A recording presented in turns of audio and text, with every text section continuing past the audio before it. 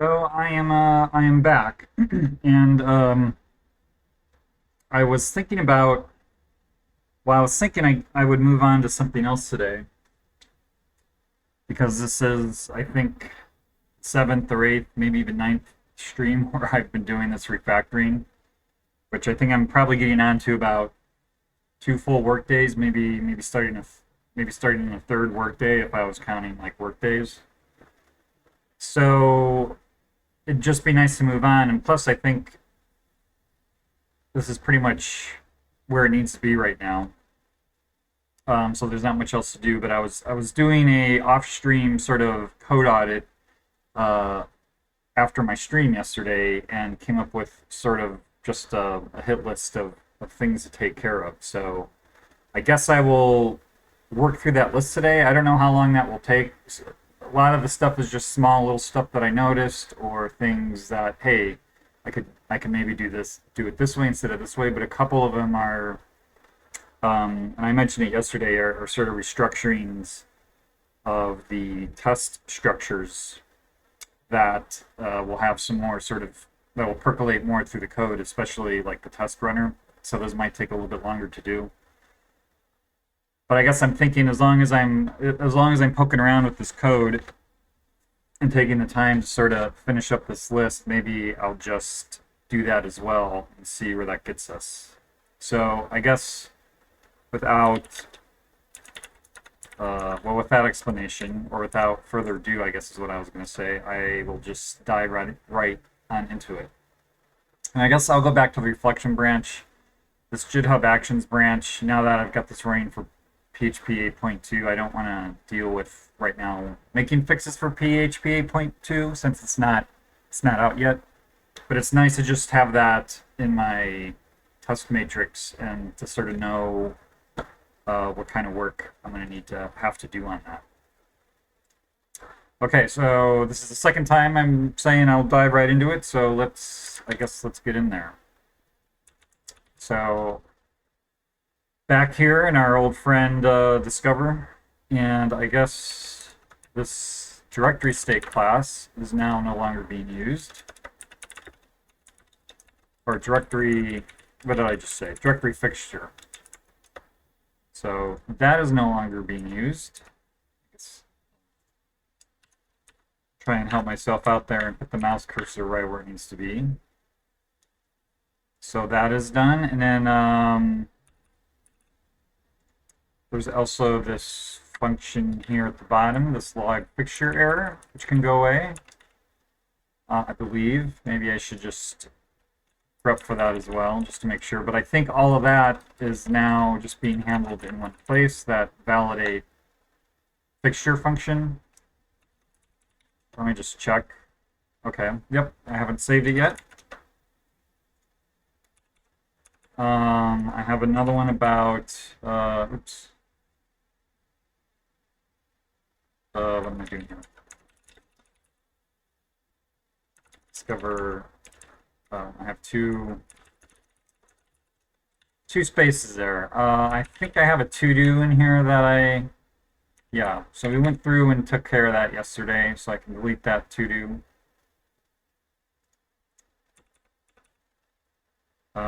So as you can see, this is all very fiddly stuff that I just noticed, and this is usually why I kind of look at my JIT diffs when I'm done with the coding session. But I was kind of tired of looking at the same code yesterday at the end of the stream, so but that's okay. That's what version control is for, I suppose. Now, this one is, I don't know, this may be me just being paranoid now because of what I keep saying about reflection or getting closures off of reflection classes potentially failing. So I feel like I just want to change that to is callable instead of function exists. Like, let's just be really sure this is something that shouldn't fail.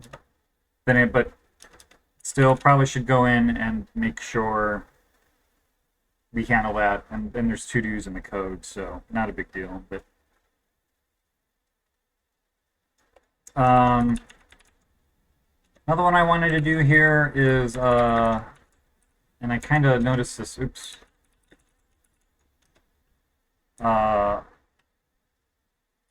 Some of these structures, I guess, that have, these arrays of whatever, aren't initialized to arrays.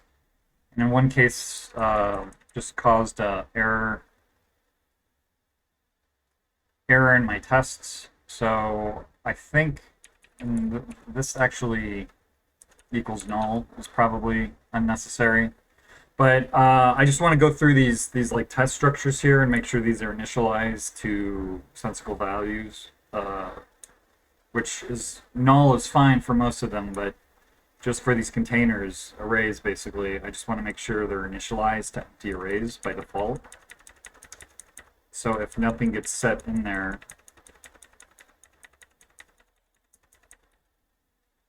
bugs aren't going to, or errors aren't going to stop or start popping up on us.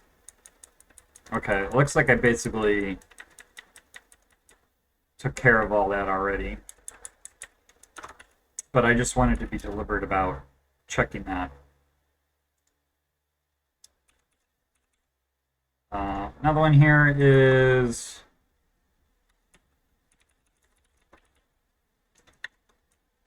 down here. So as we discover tests in a file, we're setting them to this array so that later on we can actually go discover those. And then down here, we just do this check for if we have any tests, but we should be checking if any tests were saved to file as opposed to the original tests array, because, well, I guess it's not really the case with function tests, but with discover class here, if some sort of error goes on, we could get a null or a false or something back where we don't end up saving it to the actual final tests array. So what we want to end up checking is whether we have any tests left after attempting to run discovery. So I think I'll just run the test suite on that. That all looks good. Another thing, where are we here? So, sorry.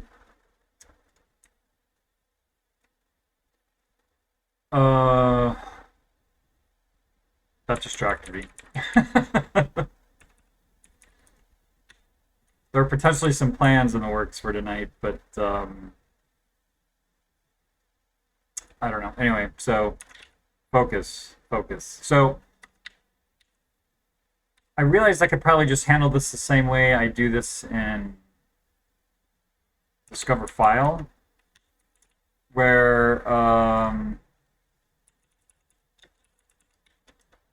we just initialize this test run group.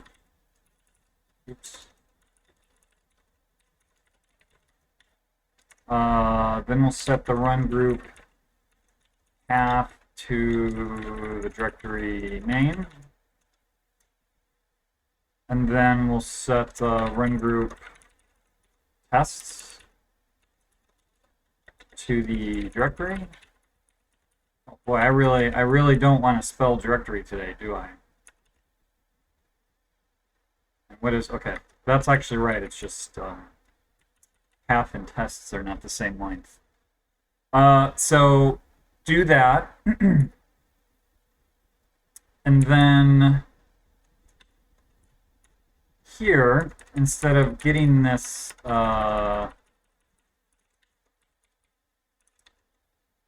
this list back,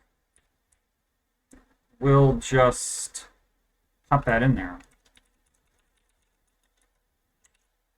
So then what that means is under here, discover directory setup,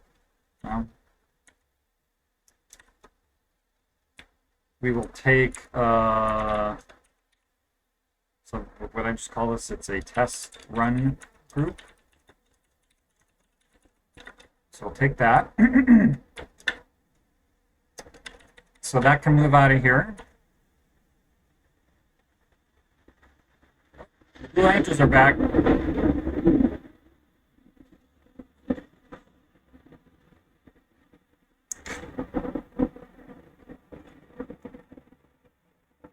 Well, there you go. Life from the big city. That's really pretty crazy. So I mentioned in an earlier stream, it is the Air and Water Show this weekend in Chicago, which is where I live, and so they've been Blue Angels are a part of that, which is a U.S. Navy. I don't know if they're like a fighter squadron or just uh,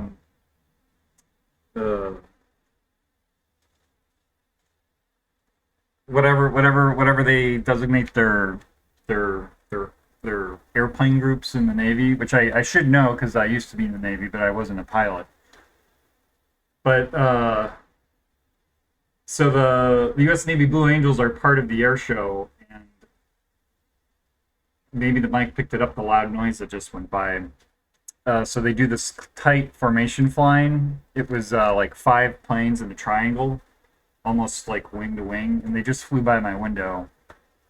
And in the process of looking at them, I spilled coffee everywhere. So mission accomplished by the Blue Angels, I guess. And actually, since that totally threw me off, I think I'm gonna go top off my coffee, make sure I don't have anything else I need to wipe up. All right, so let me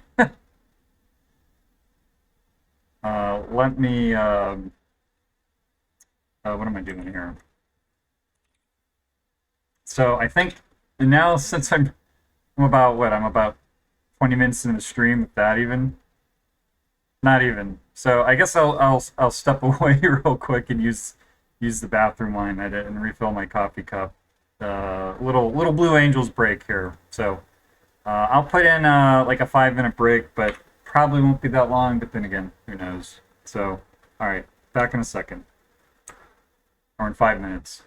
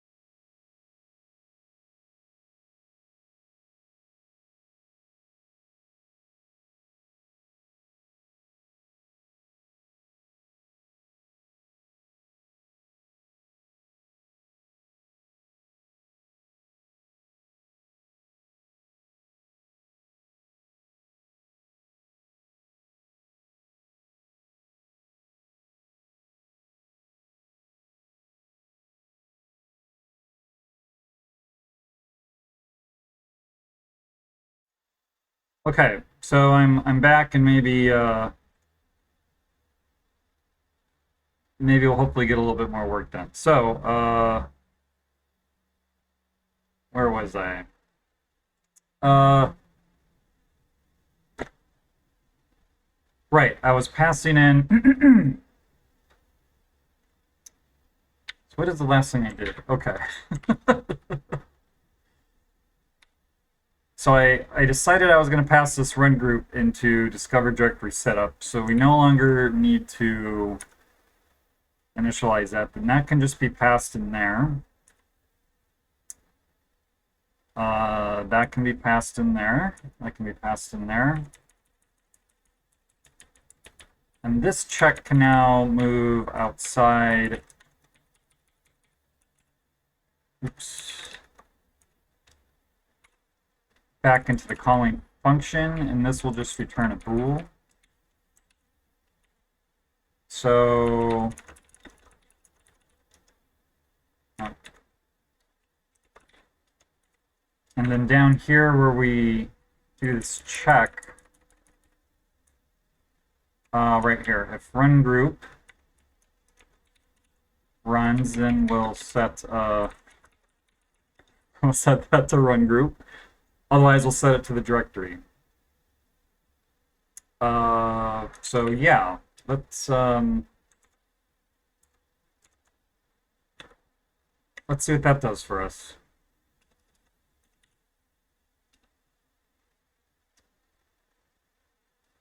Oh, that's right. I've got my quick exit up here. Oops. Like when you're homing in on the search and then you mistype something, like you can see the thing getting closer. Like I just need one more letter, but then you type the wrong letter and you're in a totally different part of the file. It can be a little unsettling at times, you know.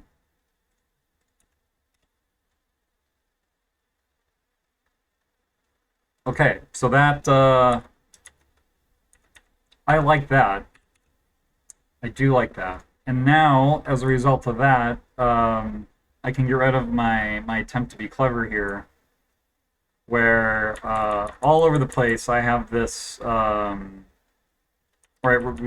as we go through this discovery process, I'm trying to, well, not trying, hopefully succeeding, but keeping track of whether we're still in a valid state here or we came up on some error. So throughout all of this, I'm doing this.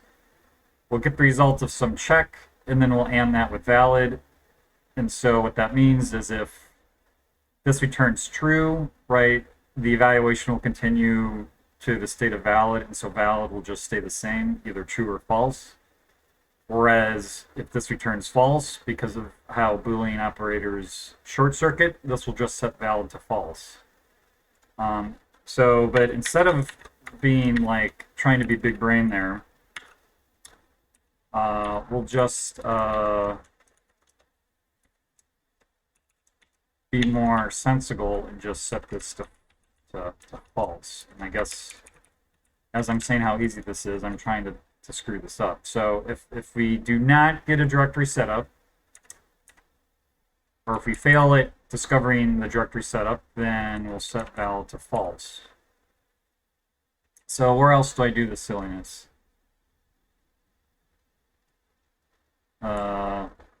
Suppose like I should maybe just search on and. So here, like, so if not that, just set valid to false.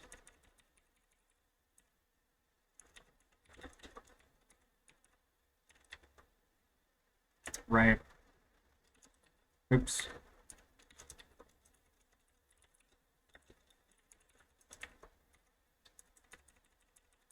Because, right, this is doing the exact same thing. If valids,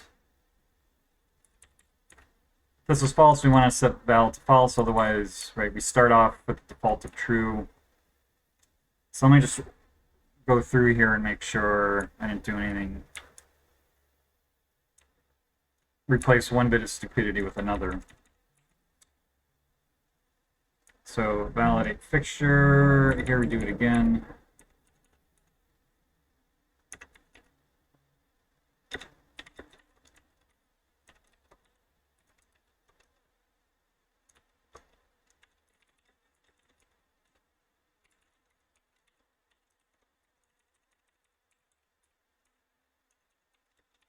Oops.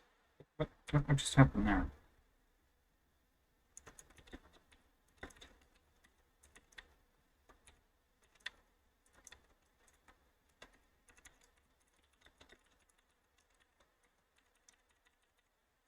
Okay. So let me just quickly step through this. If the function we found was actually defined on the line in the file that we found it, set scene, set true that we've seen this. Let's create our string lexer, and then eat setup, eat an underscore. If we find the word run, then we want to eat the underscore and then validate that fixture. If it doesn't validate, we set that to false. Otherwise, we just want to validate a setup fixture, and if that doesn't validate, we set valid to false. Otherwise, check to see if this is a teardown, potentially eat an underscore. Again, if this is teardown run, try to eat another underscore, and then try to validate that fixture. If that does not validate, then just set valid to false. Otherwise, just validate a regular fixture, and if that doesn't validate, set valid to false. Okay, that was in directory setup. Discover file. So same thing here, except this is going to be and function and valid. So so if not names, if you don't validate the fixture, set valid equal to false.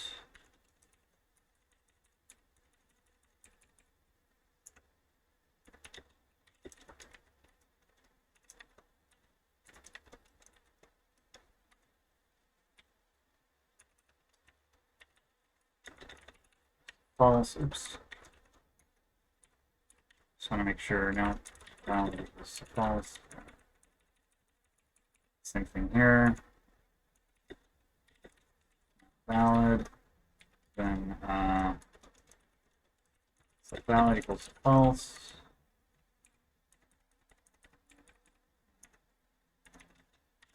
Not valid.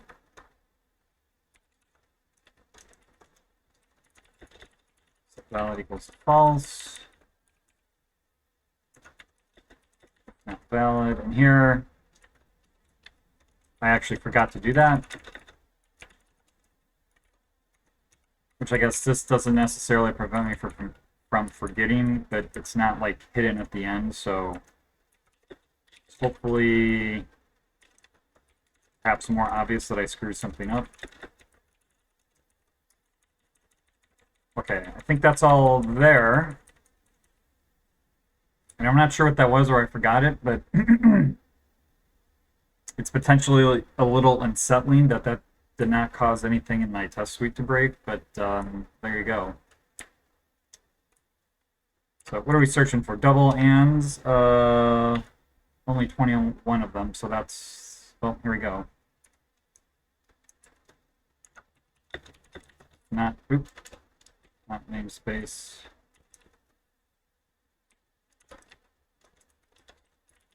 Valid equals to false.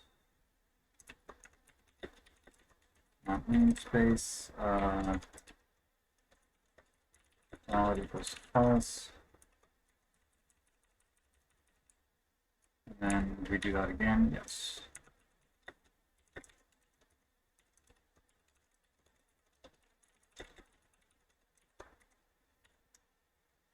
So, oops.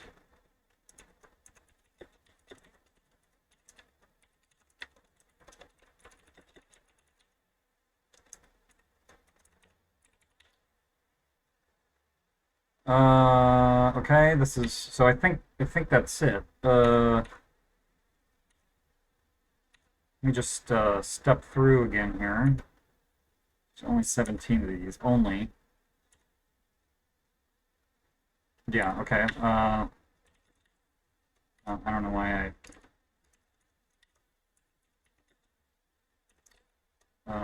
then valid equals false. And just return valid. File path. Callable in file path and function. Valid. Not namespace. Valid equals false. 10, 11, 12, 13, 14, 15. Okay. That should take care of that. Uh-oh. And that's no good. Unclosed. What was that? Oh. I don't know what PHP stan is doing here that... Oh, it says right here. Okay. I guess I just need to read. Well, what is not unclosed? Okay. Maybe I was...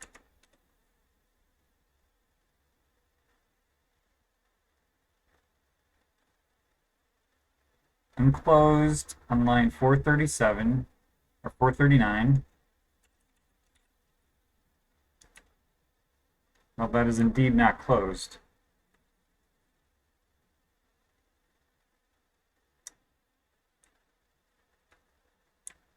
And that would be right here.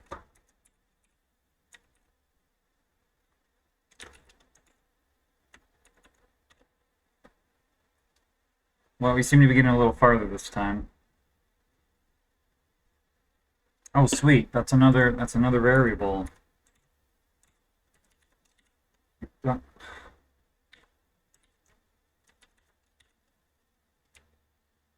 Don't have to unset.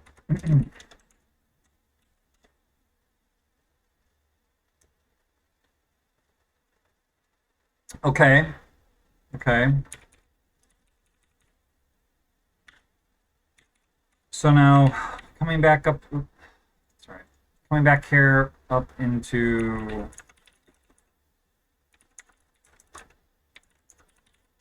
this is going to fight me here, into discover directory where we check for duplicate setup files. We can actually use the this validate fixture function here. So let's just do that. So actually, what is it? If namespace validate fixture, we're going to put the state logger, the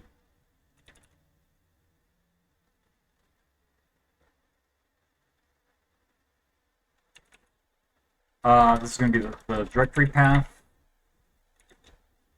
and the new,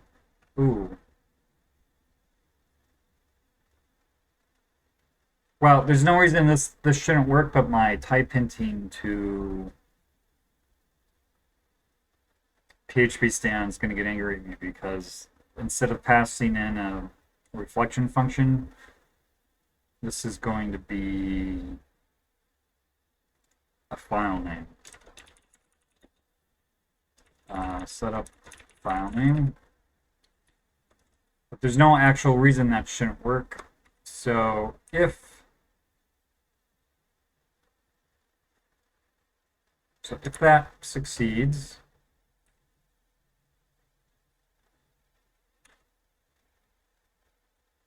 that setup file name will be set then.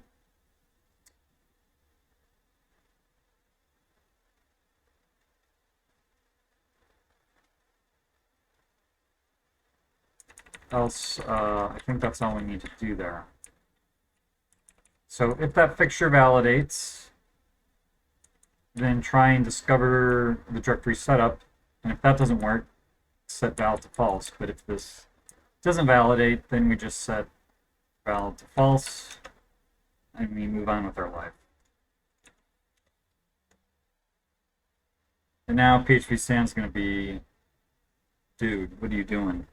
So I wonder how fancy this will let me get. Can I do abstract function or string?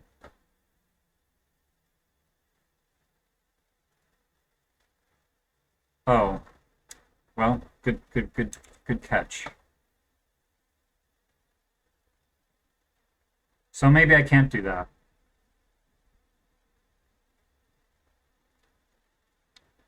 So I guess I just won't. But it was a valiant effort, I feel like. So are we back to working now? Yes. And actually, that reminds me, this file path, this doesn't actually need to be a file path, um, because in when we're discovering classes, I use this function, and what we're right, this is more the source, like where the source of the error is from. So, oops, call that source. So we can do that.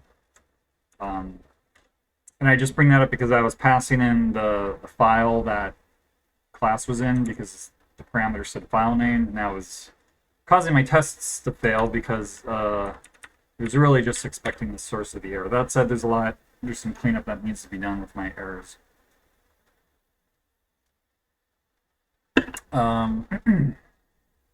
So while we're down here, I've got this kind of mild bit of nastiness, and I think instead of, it's probably 6 of one, half dozen to the other, but this will just be, oops, run info teardown. This will be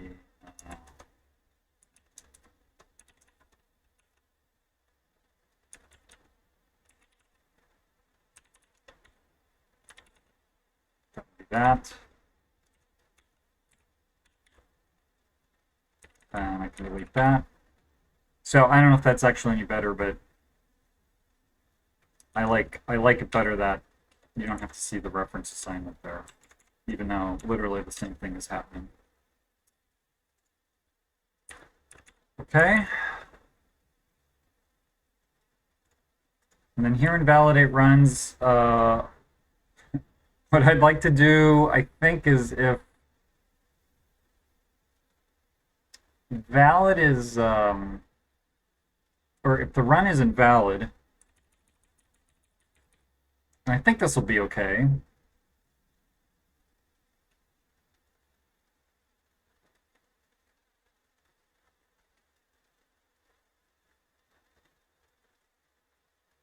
Well, what I'd like to do is unset unset run group runs run. Oh wait, I guess I need the index actually.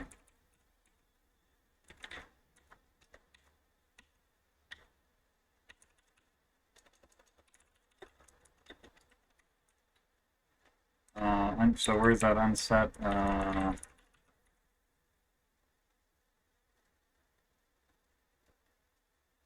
Yeah, because let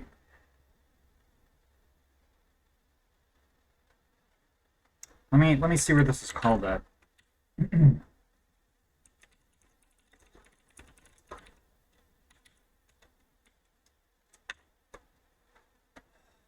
So if it's invalid, we just set that to valid to false. And if it's valid, we set right, valid to false. Okay, this is in discover directory setup.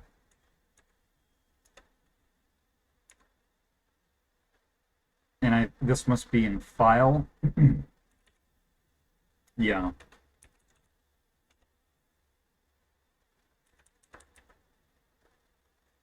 So if we're not valid, then I think we just bug out. and return null. So I don't think that's actually necessary. And it probably doesn't matter one way or another. But if we don't need to do it, let's just not. And also, I'm just a little bit wary of changing the array that we're iterating through as we're in the middle of iteration. So just gonna say not gonna do it.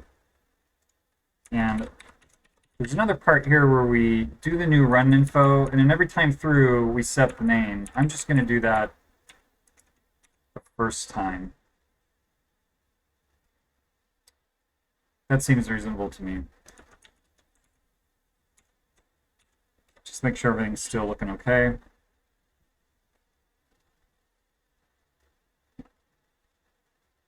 Okay, now here in our string lexor.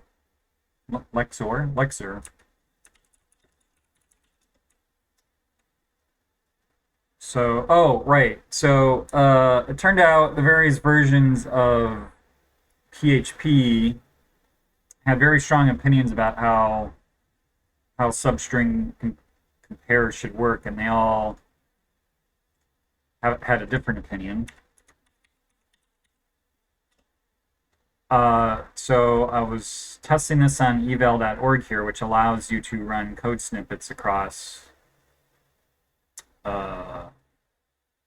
many numbers of versions of, well, basically all back to 4, I think. Well, anyway.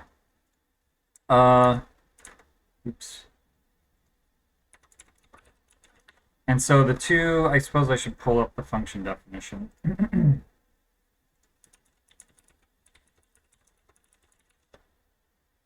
The two cases that nobody could decide on what to do about is if offset is equal to or greater than the length of, I guess, haystack, or if length has excuse me, has a non-numeric value, even though currently you can see it defaults to null, which means go to the end of whatever's longest, the length of the haystack or the needle.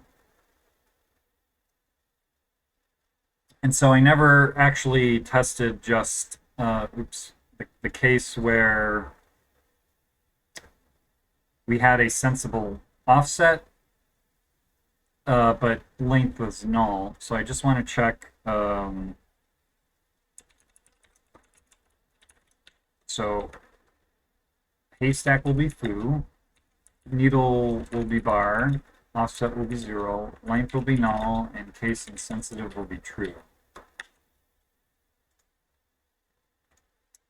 And the reason why I care about this is because since this is a test framework, it's important to me to support PHP back to 5.3. Less because I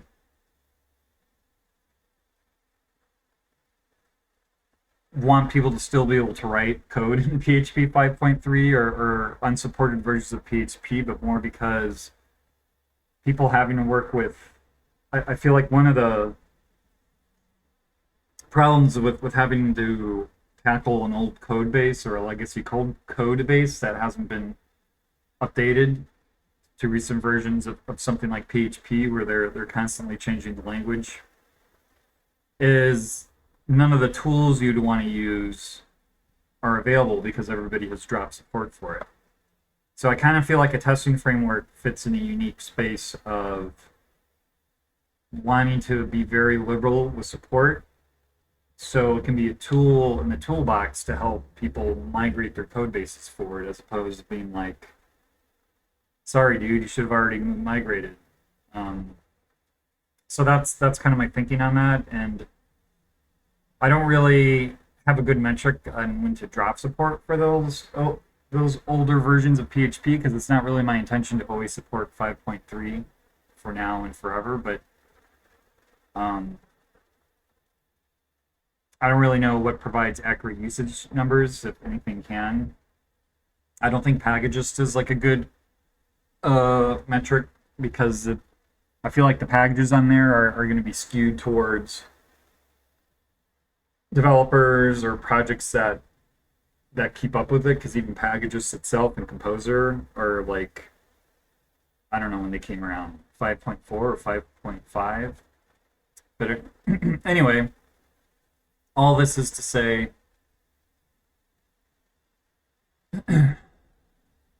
I wanna know which version I need to support. I need an accurate. I need to know accurately which version of PHP this does not work on, so that I can change my code base appropriately. So what's going on here? The answer to this should be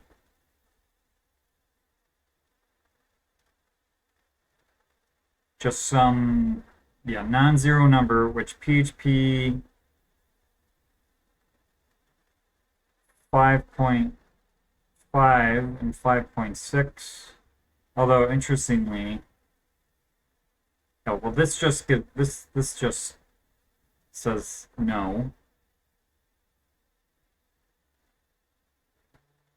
So 5.3 and 5.4 and 5.5 up to 10.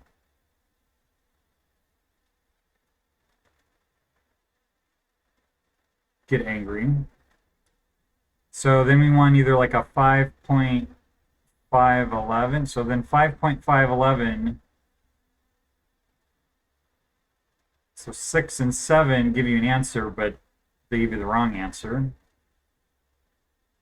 I guess because they think length is 0. And then 7.0.11 and up give you the right answer, which is bar is, oh, foo is greater than bar, right? So that should be a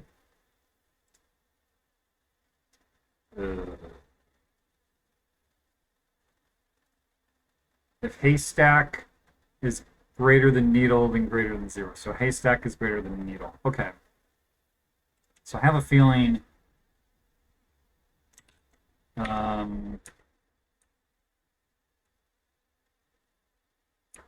so 7.3 explicitly handle offset. Okay, that's a different problem.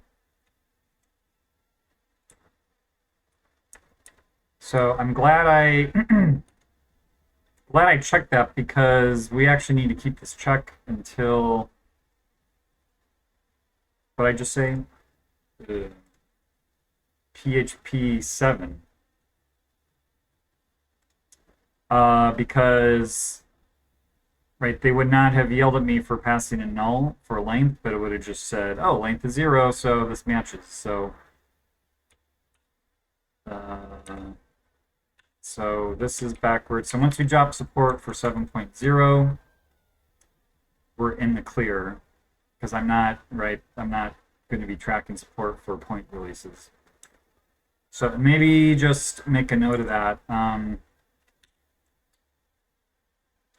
PHP up to 5. Up through, throw an error if a non-integer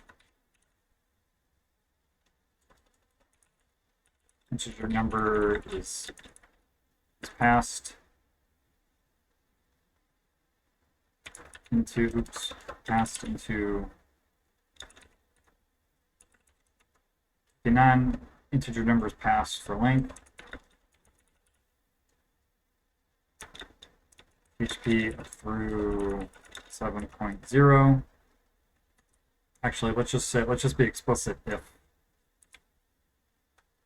null is passed for length, PHP up through 7.0 through an error.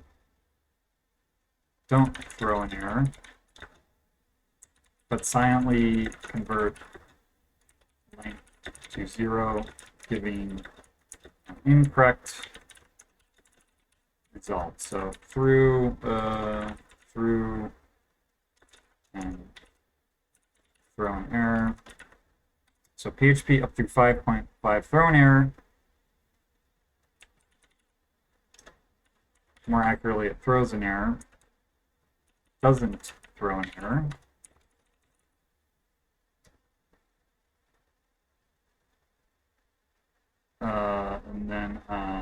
PHP up to 7 doesn't throw an error, but silently converts.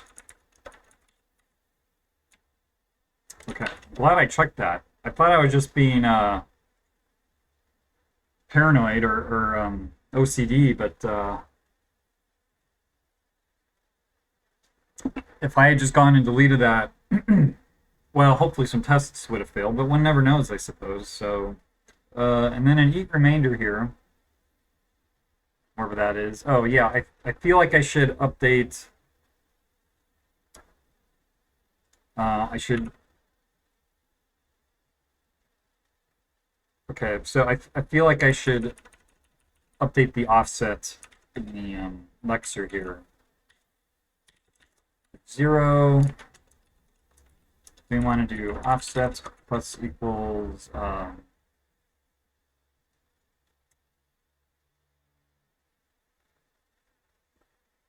but you know, let's just equals this. That's right, an object here, offset equals this length, and then result equals true.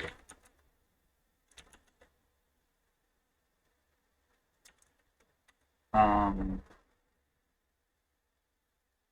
think I need to set else result equals false.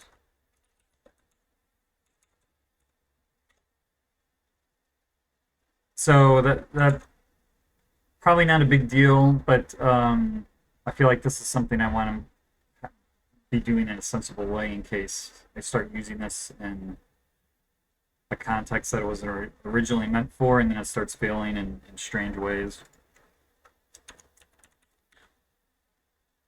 Okay, so now we start to get into the stuff where there are more sort of structural issues. And the first one is these to-dos about fixing handling of test structures that don't actually have tests in them.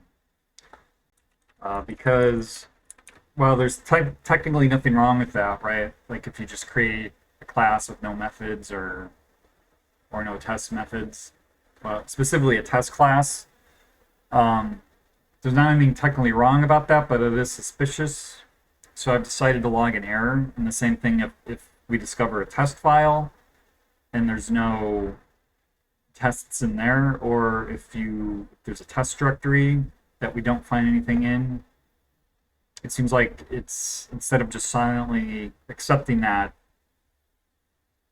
providing some sort of feedback to the user that, hey, you're telling me there should be tests in here, but there aren't any. So I started implementing this logging error. But as the comment here says, the problem is we probably need to distinguish between the fact that their discovery basically went more or less as normal and we didn't find anything, or there was some sort of error in the discovery process, which could have potentially caused no tests to be found because something else is broken. And if it's that later case, we don't also want to then be like, hey, idiot, there's no tests here because something else was wrong, which prevented us from finding tests. So we want to be helpful, but we don't want to beat people over the head. So I didn't really have a good way to do that, or I didn't have a good idea of how to do that, but it occurred to me we could just be a little bit more, we could be very PHP-esque here and return, oh gosh, I picked the longest file to scroll through. We could if we find something, we can return like a test structure. If we didn't find anything, we can return null. But if we didn't find anything, well, if we didn't find anything and we didn't have any problems during discovery, we can return null. But if we didn't find anything and there were problems in discovery, we can return false. So if we get false back, then we know, okay, some other error happened that could be causing problems, so we don't need to create another one. But if we get null back, then let's be annoying to people. And I apologize, but I'm gonna check my phone real quick. Okay. So I feel like for this, let's work our way up from the bottom. So discover class is going to return null or false or class, and I feel like this might be worth documenting. Return a class test if tests were found.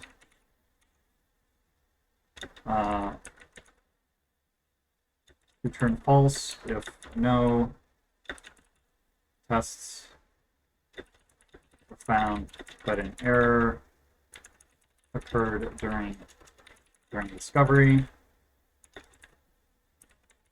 Return null if no tests were found.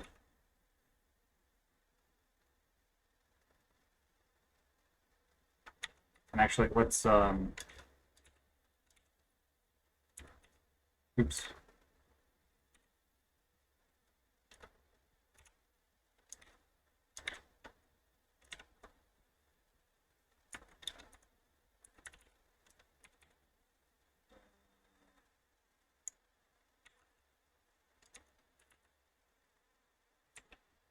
Oh, this is going to be annoying, I think. Yeah, it's going to want to.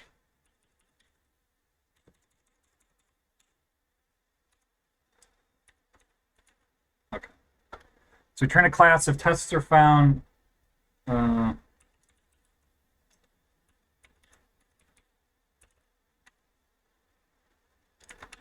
me guess. That's going to cause. Yeah. I dug my grave there and then laid in it. Turns false if no tests are found. If not, gosh, if not. Oh boy, what? No tests are found. Returns false if no tests are found, but an error occurred during the discovery. So as a result of this, I now, right, I think I need to change the logic on this. And this is the sad face is going to come out because I want to call this class, I guess, because we're going to want to set the result to one of those three values. But I'm calling this class. And I'm kind of running out of good names to call things, so I guess I'll just give this a pretentious name like reflected class. Because we used that earlier.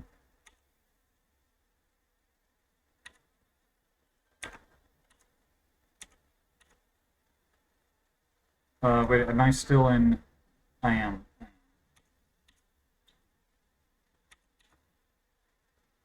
This is tear down object. Wait, and you know, with that name, so let's just run a little science experiment here for loose definition of the word science. Yeah, so I was debating doing this yesterday, and now that I've done it. What is going on here? Okay, I'm already doing a backwards search.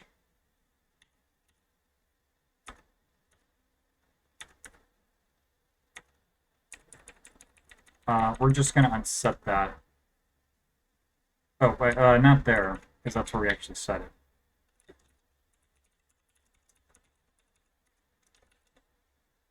So that actually should not have broken anything yet, but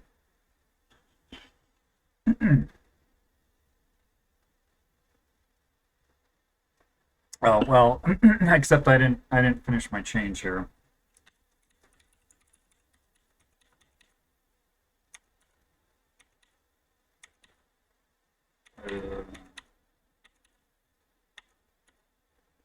Okay.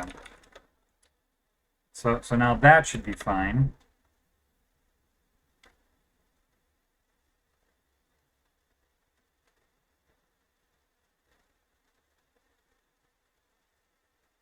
Oh, that's right.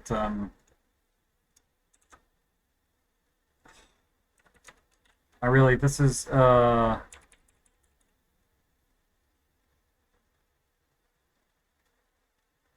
wait, what? Discover class has permanent or reflective class.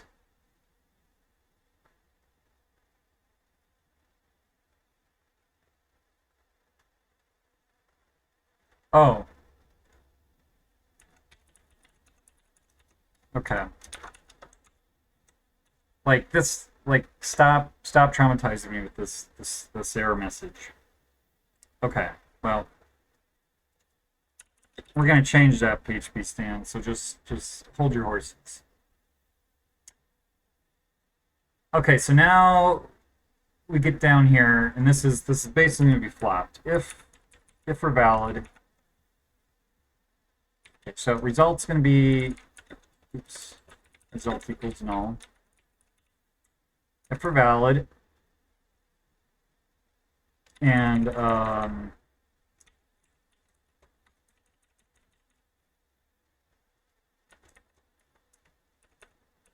else result is going to be false here. Return result. Okay, but if we're valid,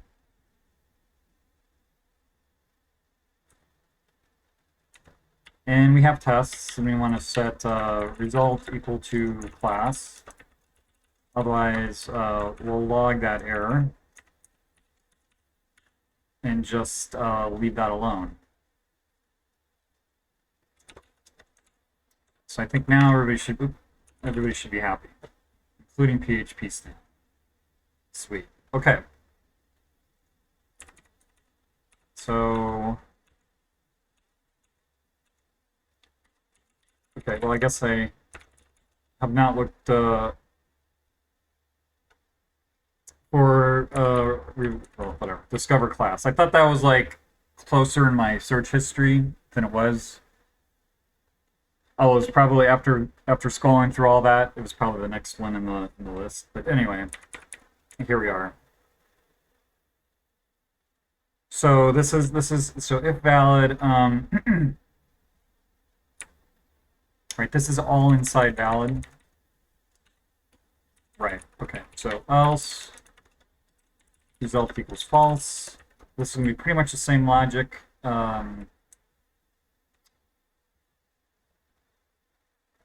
Test equals, so if we got a test, else if test equals false, then we want to set valid equal to false. No, we want to set result equal to false, I think. No, we want to set valid equal to false. Otherwise, right, so if we got a valid test back, shove that into the test dictionary. Otherwise, set valid to false. And then here, this can't ever fail. So if we have tests here, and if we have a run group, we set result to run group. Otherwise, we set it to file. Otherwise, if else if we're still valid at this point, then we're going to log this error and set result equal to null. Oh, we don't have to because it's already null.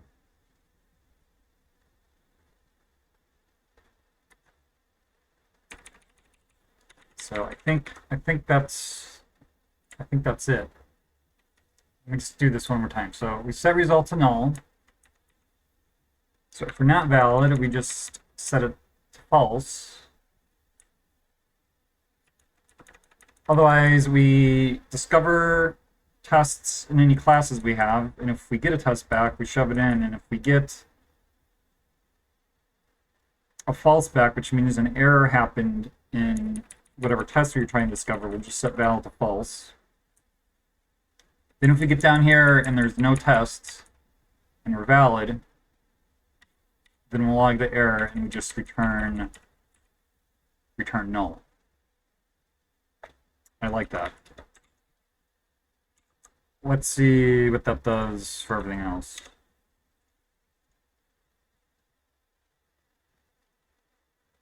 Oh, well, I suppose I should read null or false. And I guess returns a test class of tests were found. Returns a test class of tests were found. Returns null if no tests were found. Returns false if no tests were found and an error occurred during discovery.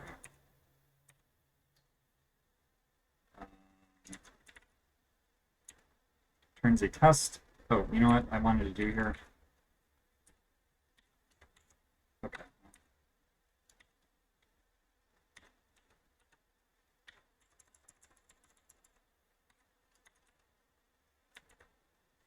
Okay, returns a test if tests were found, returns null if no tests were found, returns false if no tests were found, and error occurred during discovery. Okay. So now the next level up is discover class.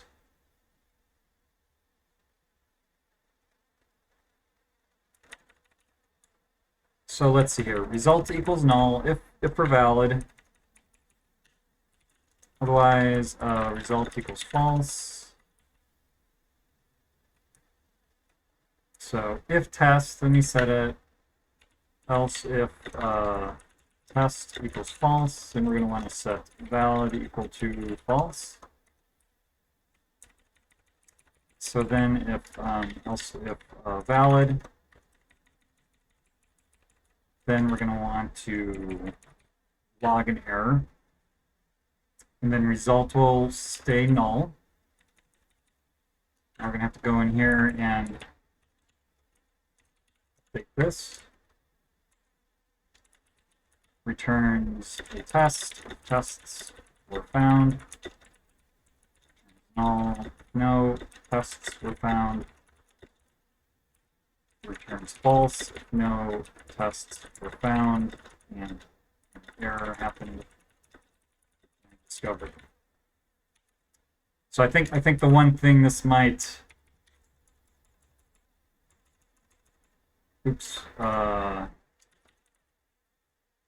boy, maybe I should just, I don't know. Having this all squished over here, I don't know how much I like that, but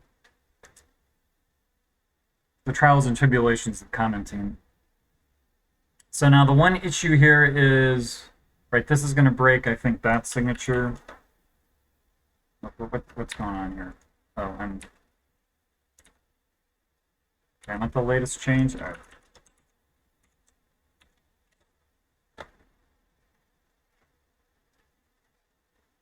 So, yeah.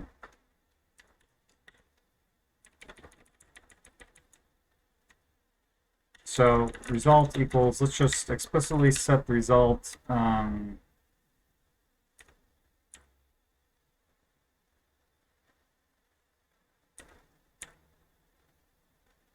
then return result, otherwise null. Although I wonder, you know what? Screw it. Let's just keep it going. I'm not quite sure. I don't remember anymore what happens out here, but I feel like it's useful to maybe pass that information back to the caller. Tests are found. Returns null. If no tests were found. Returns false. If no tests were found and an error occurred during discovery.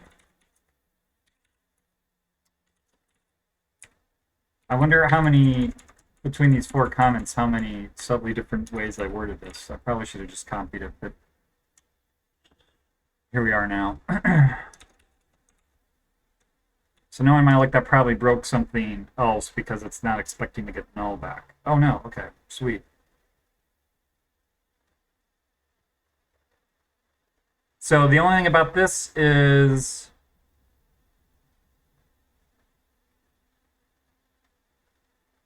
I feel like one of my test results should have changed.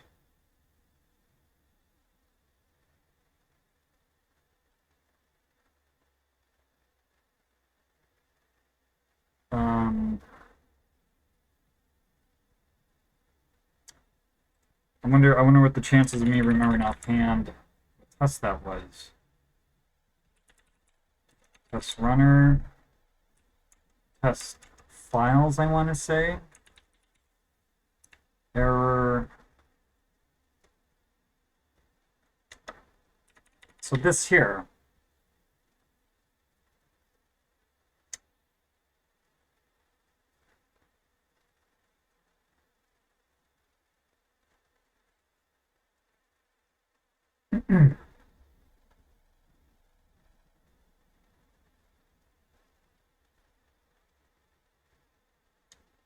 So I suppose what I could just do is comment that out. Right, that will get that test failing.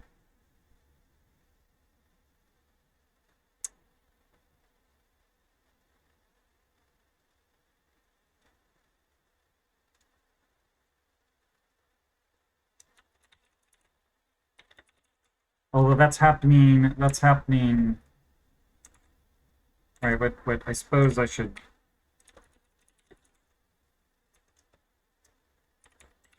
So edit test runner. What do we got? Resources. It's gonna be files and file error. And what's in here? Just test. So this is an error in. See, now this is what I don't know how to do without screwing myself up. I want to delete this buffer, but I don't want to close that window. So I need to up my Vim foo there. But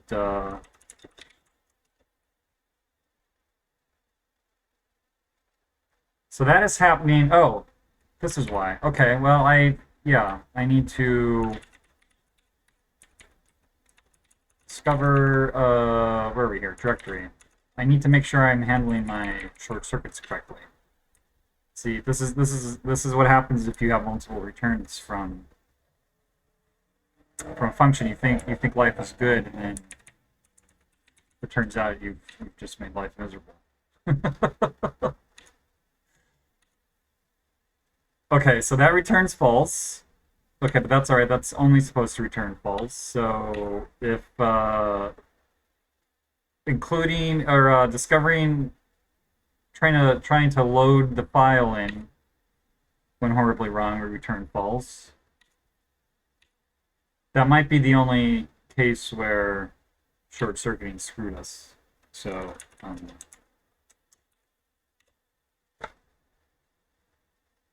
okay. So I'm kind of irrationally happy about that. But I feel like that's pretty nice. Okay, I think, well, my cup of coffee's empty. And the clouds are rolling in. I think it's going to be a rainy night here. But I'm going to refill my water. What time is it? And it is Saturday. I don't know. It might be a little bit early to open a beer, but I'm at least going to refill my water, stretch the legs for a couple minutes. So I'm going to take a short break here, and I guess like a 2-minute break. 2 is good, I think. So AFK 2. Yep. So I'll be right back. If I can figure out how to switch screens here.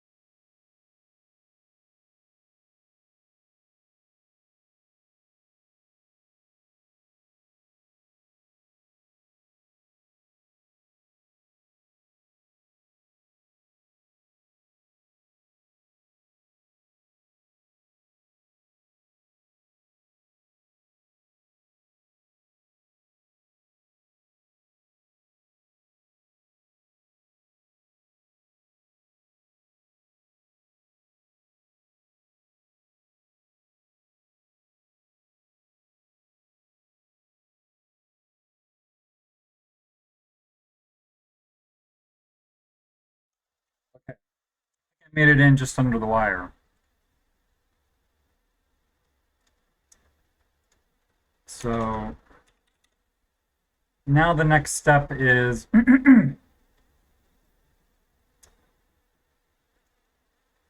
oops, well, the next step is to minimize OBS.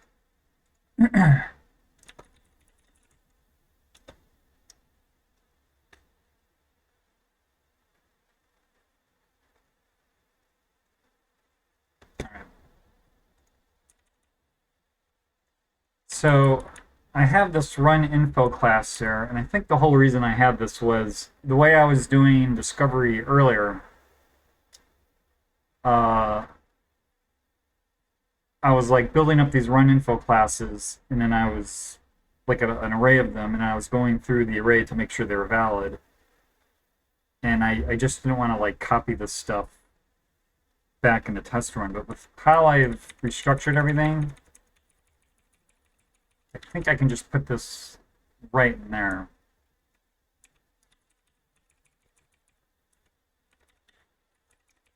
So, but that will undoubtedly break a bunch of stuff. And I guess I'll just run that and see what happens. Not as bad as I thought.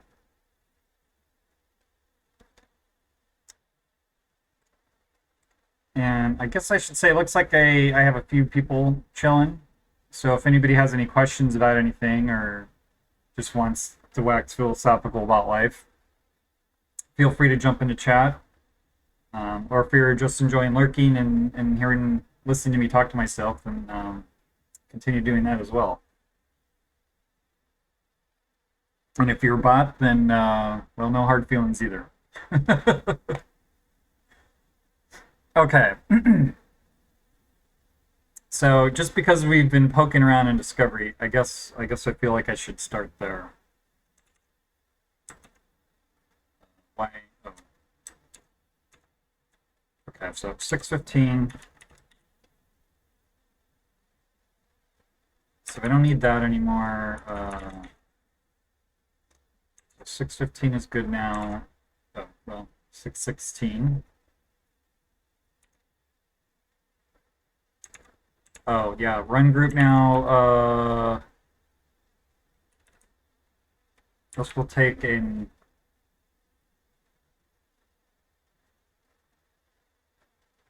What's the problem here?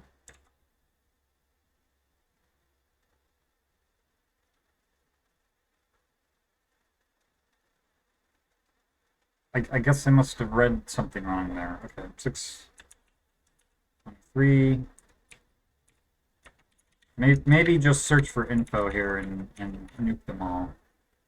Info, info, info, info. Okay, but that is then going to be run info. So this is going to be test run. And let's see where that leaves us.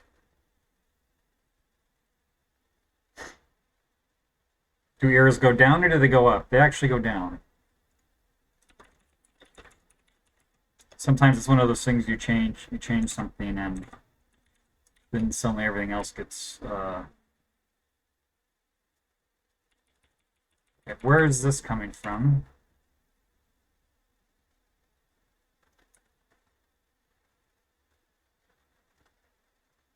So do we just have run? What is it? Run. It looks like we do there. So what is this? It's an array of what? Numbers. Okay.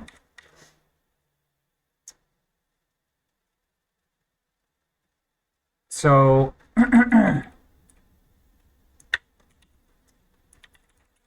as long as I'm poking around in here, let's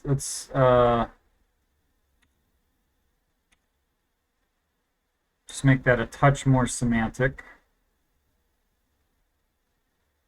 And maybe I just go through this file and do that everywhere. There I am.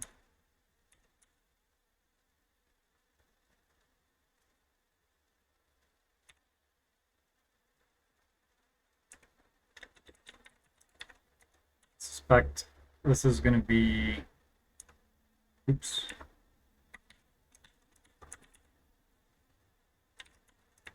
Oh, I don't, okay, if that's what's happening, then I don't actually need to initialize that.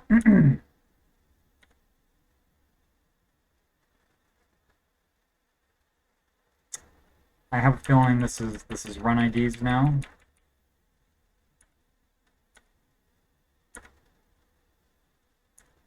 Six. Well, maybe it isn't. If we're accessing a property on there. But let's just see where that gets us. 195. Run. So where's run coming from? This is an array of function dependencies.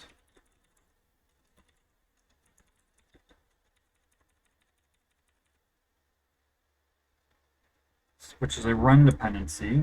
Okay, so that is a run dependency. So then the run dependency will, oh wait, run.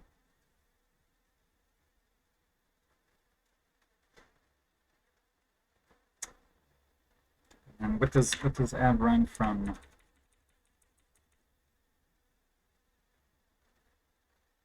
Yeah, okay, so that makes sense, I guess.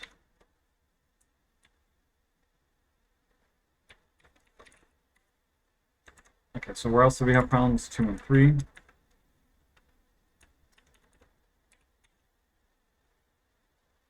And this is again a run a function dependency. And then 262. So what's going on here? Oh yeah, this is what we were originally doing. So this is going to be now run, run, run.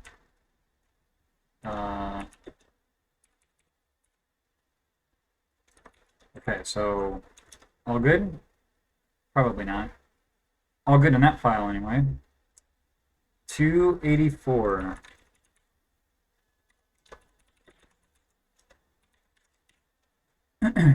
Info. All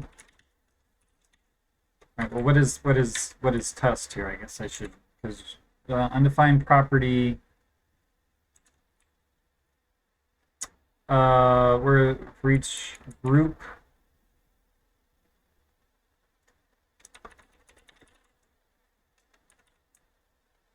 For each group, right? This is a test run group, so it's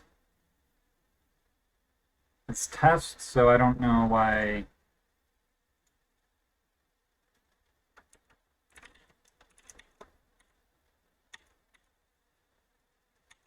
Oh, I guess that's why I was getting that weird error message, because I asserted that there's an info there, and PHP stands like, well, okay.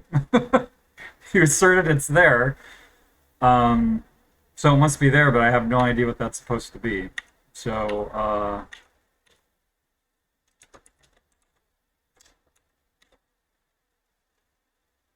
it was just garbage in, garbage out. Okay, now, so 838.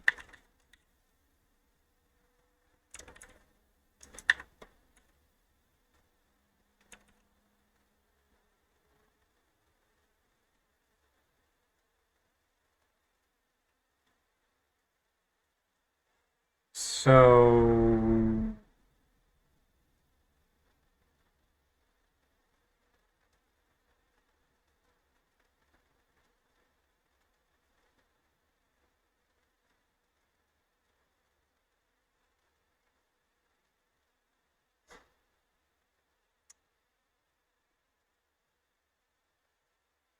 So what are we doing? We're pulling.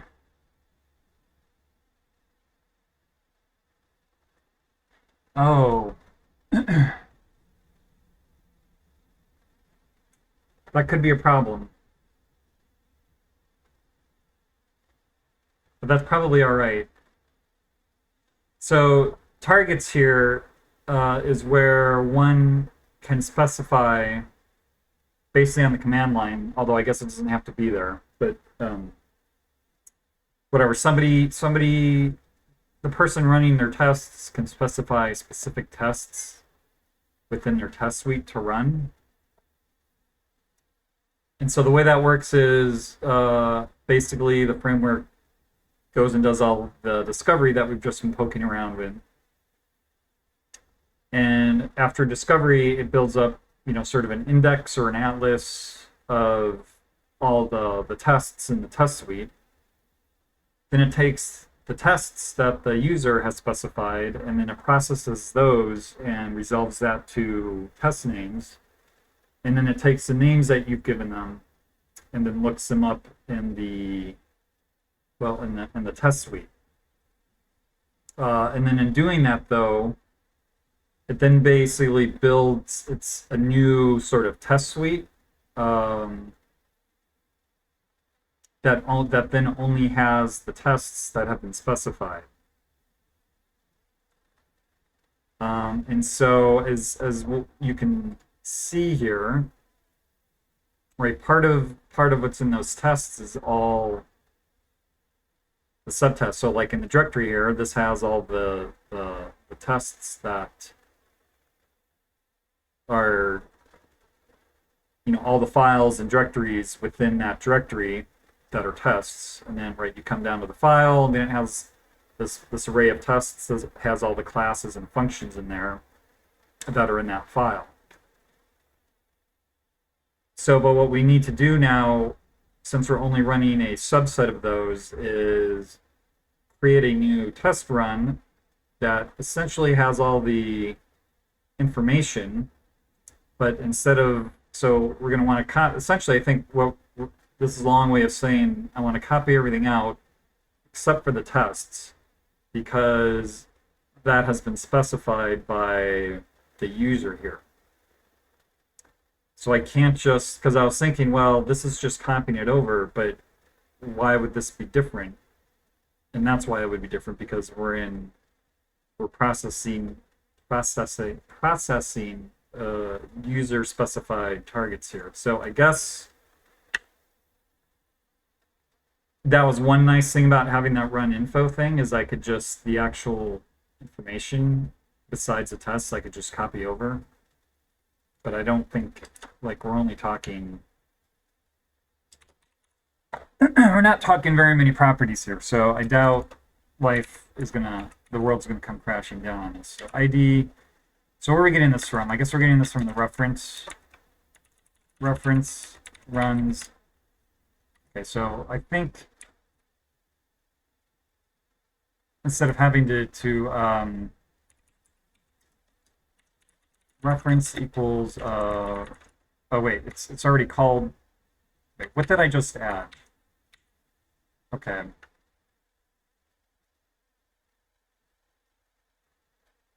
Well, this is like I said, this target processing code is some of the most complicated code in the framework. Even though it's probably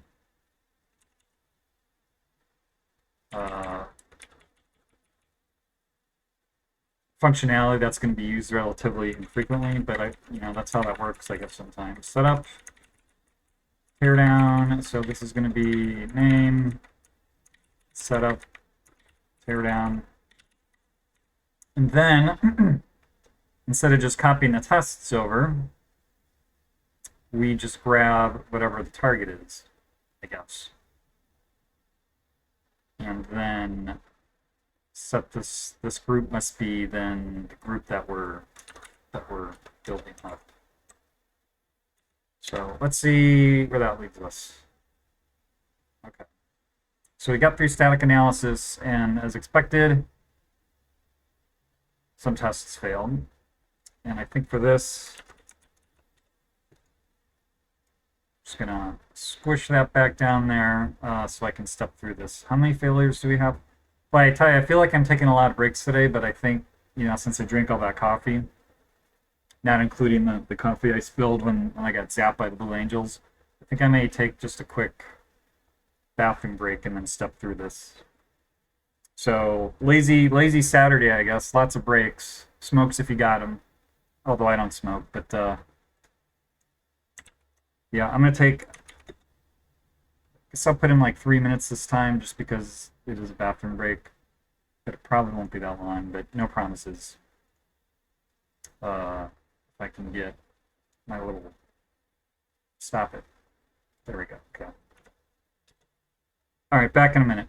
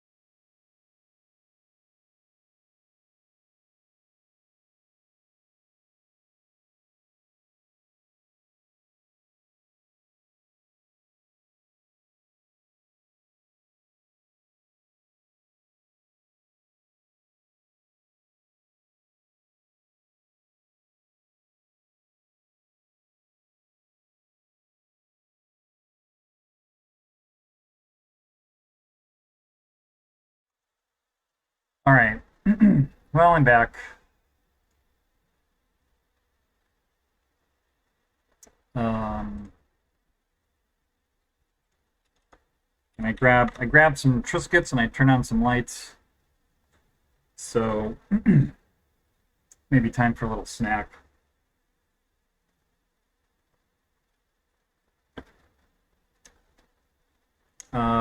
Looks like there may be a few people chilling out. If you have any questions or anything, feel free to jump in and ask, or if you're just enjoying watching me and lurking, then feel free to continue doing that too.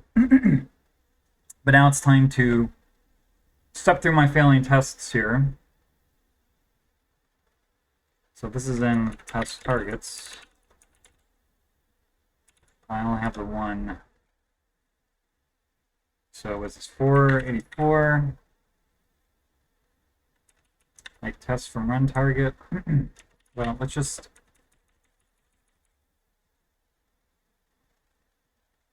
So this is going to be pretty much the same thing. So where is what did I call this, test run? Yeah. So we create new test run here, and then this is going to be ID is ID, and then everything else is just going to be copied over name, setup and teardown, name, setup, and then teardown. And since I'm calling this out to a function, well, that didn't actually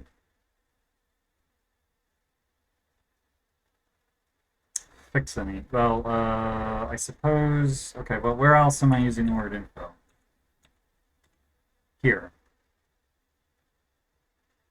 So I guess this is going to be the same thing.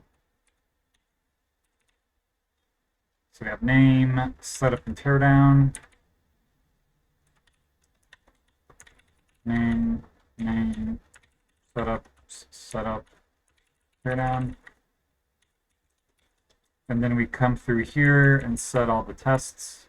Oh, and there's an info back here. Oh, that's the last one. Although I would have thought, oh, I see. We're handling two different cases there. Okay. That took our errors down to 2. And then now this is in test runner. Test dependencies. So where are we here? 257. So what's the problem? Undefined array key.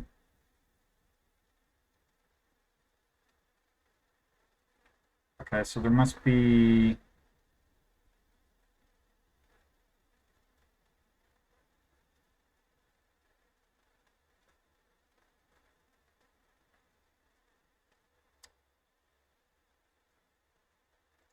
do that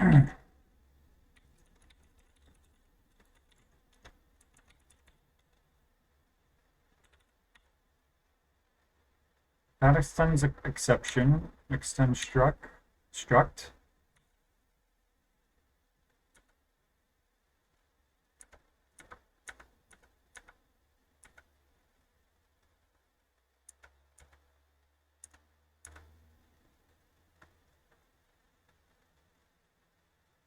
Huh.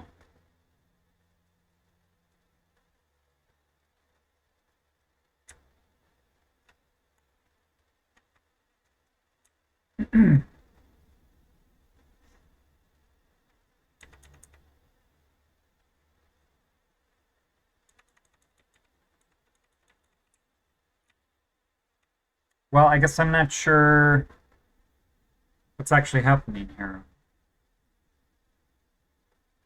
Everything does extend from struct here, so unless that's not where the actual error is happening. So, well, okay, we're in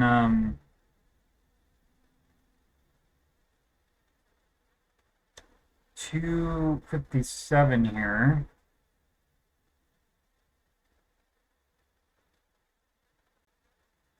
That looks okay.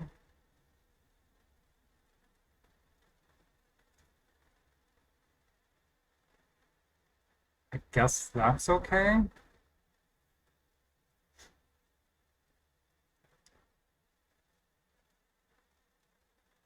All right, so let's go to run tests.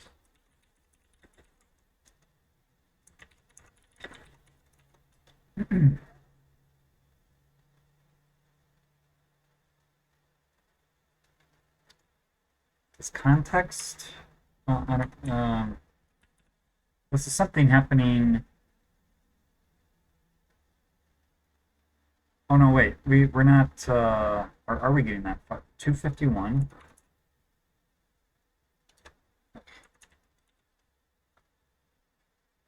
Build tests from dependencies. Which happens where? So I think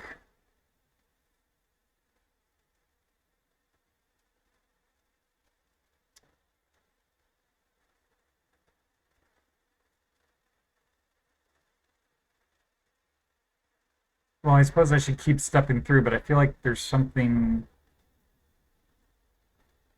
going on here with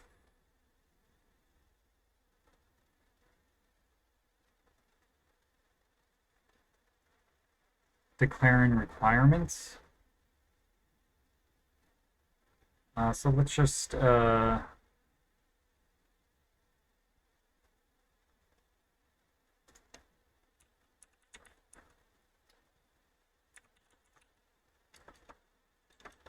let's just search on dependency.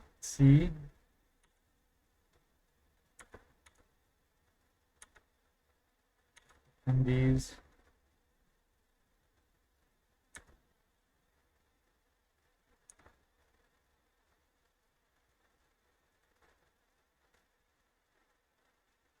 What is run here?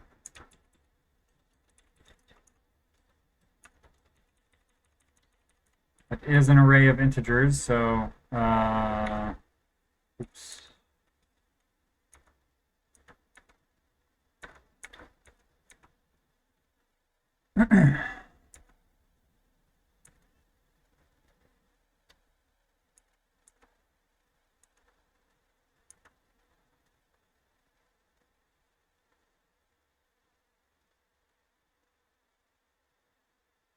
All right, well, let's just keep stepping through here.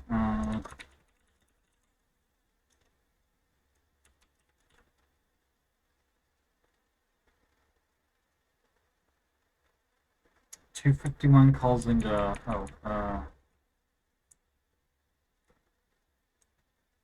here.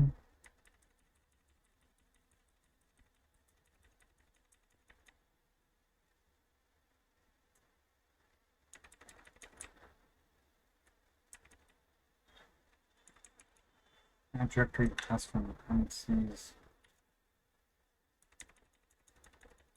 Did I do something silly here where should run IDs even being used in here? We're just passing that on, it looks like.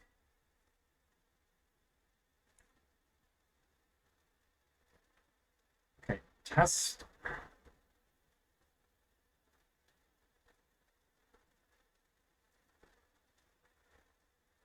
Where is the actual error happening?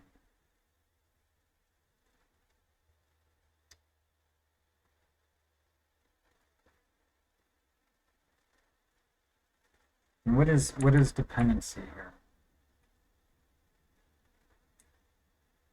It's an instance of a method test, so it could be method test or a function test.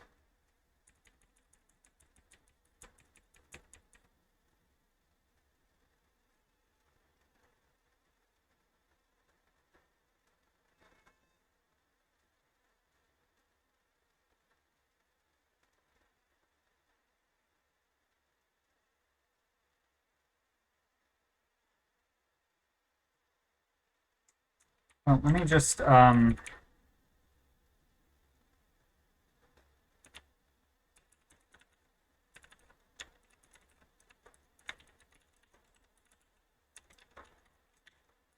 me see what that is.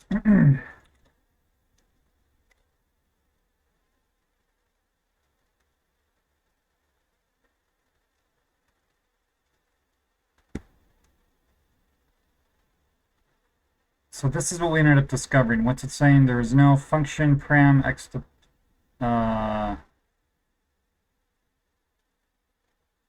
exapen param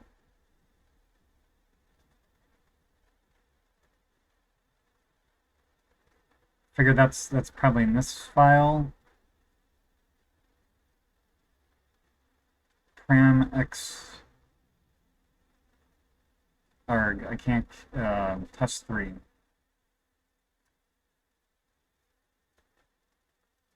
So there it is there.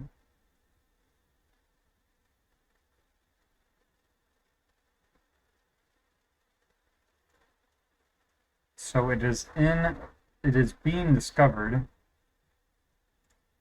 Let me just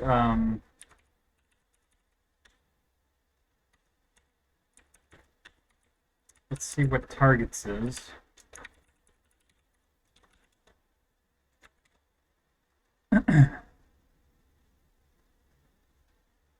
So there is param extend param test 3, and that points to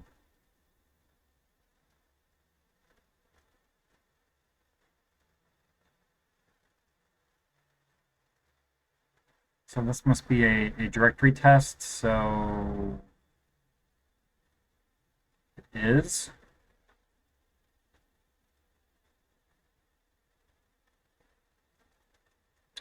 Um,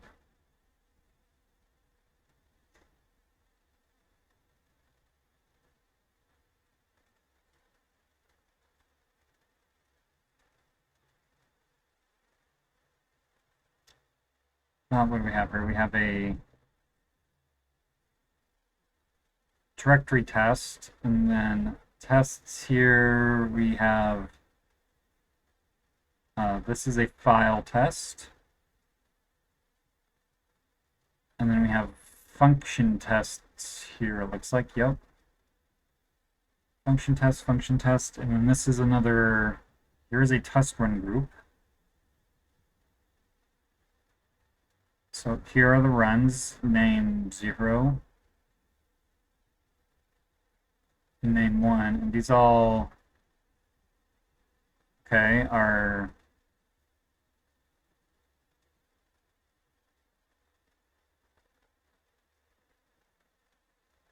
and then test just points to basically, right, these are all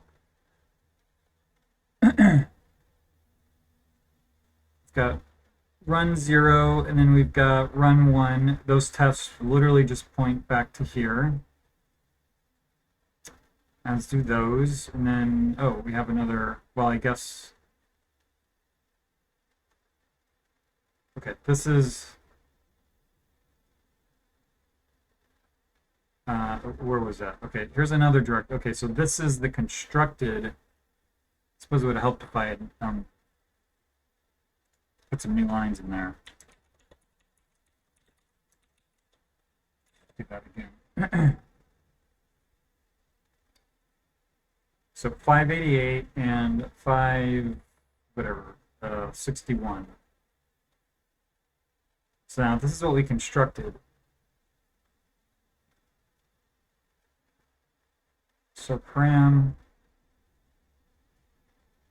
you know what, this has got to be, oops. Let me just do a quick diff on the dependency and make sure I didn't just do something stupid.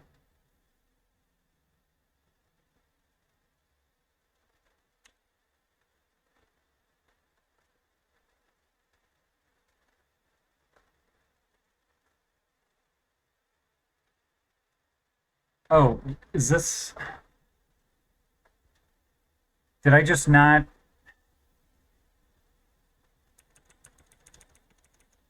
I think I just did not copy everything over that I needed to. So where the heck is this? Add run, where are we here? Add run from dependency.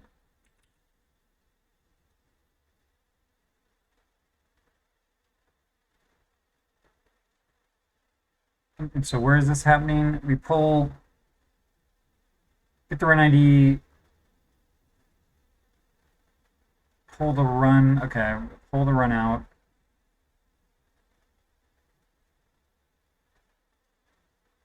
And down here.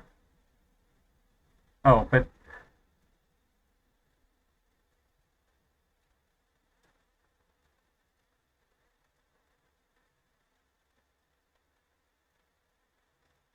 wait a second. Wait a second. Yeah, no, we can't. Doi. Okay. There we go. I did do something stupid. So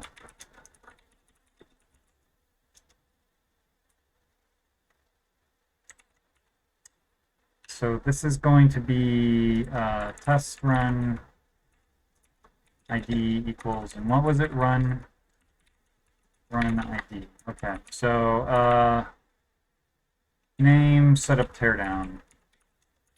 Name setup teardown.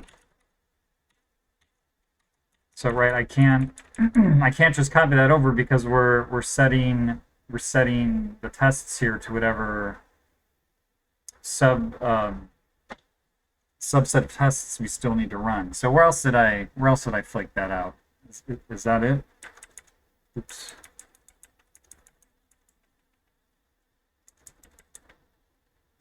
That amazingly that may have been it. Is there anywhere else I create a test run? I guess that's it.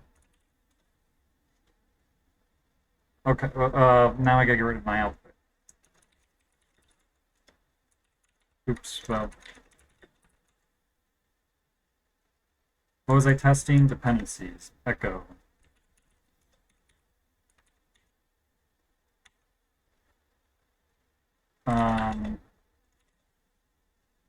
Okay, well, so it always helps to not do stupid things.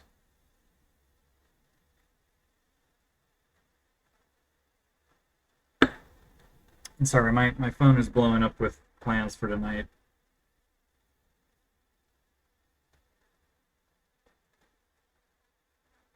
And for some reason this is slightly annoying me, but anyway, I won't get into it.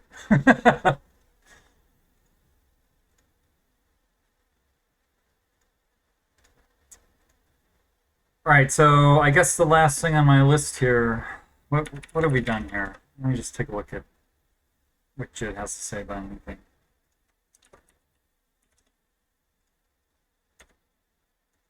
So it maybe is the case I should have been saving stuff, but this is all just part of the big refactoring.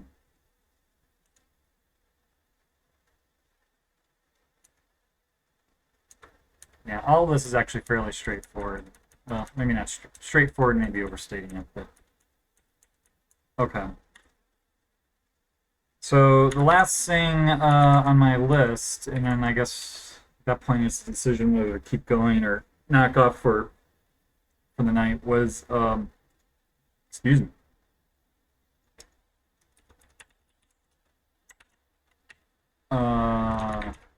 I just closed everything, so this is going to be. So as part of discovery, we support both just individual tests in a file, or tests, functions in a file that can be a test, or kind of like in more standard or other frameworks, right? You're going to have a class that is a test, and then that class is going to have methods. So, but we also support just straight up functions in a file. But then also, right, you can, in a class, you can define a setup and teardown function. And those functions are run before every test method. Well, the setup is run before every test method, and teardown is run after every test method. And similarly, in a file, if you don't want to make a class, you just want to write individual functions, you can define a setup function and a teardown function. And that setup function is run before every test function, and then the teardown function is run after every test function. And so in our function test structure, in our method test structure, we hold a reference to the setup and teardown functions, basically methods functions. But the thing is those are going to be the same for every function or method. So it just makes discovery a little bit annoying because and there's probably no way out of this actually. Well, for different reasons. But anyway, the point is like it's probably just better to just hold these up in either the file test and in the class test, as opposed to storing them with each individual method because they're going to be the same for the entire class or the entire file. And then, so just for discovery, we can hold those and those. But then when it comes to running the tests, we're actually going to need to pass those in.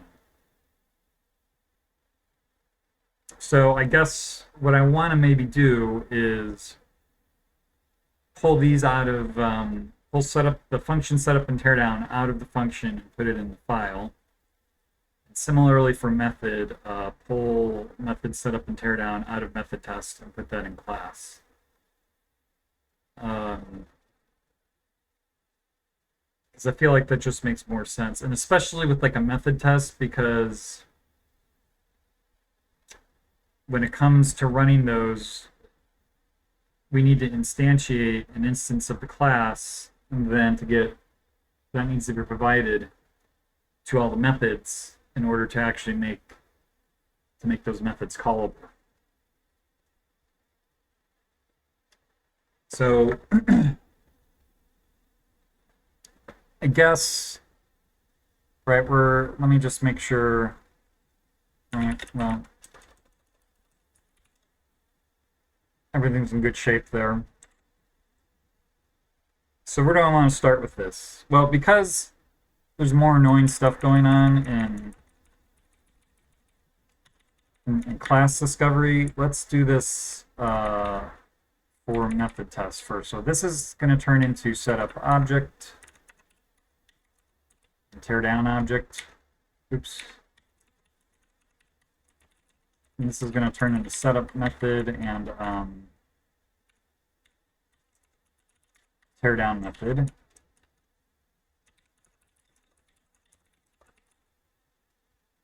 Oh.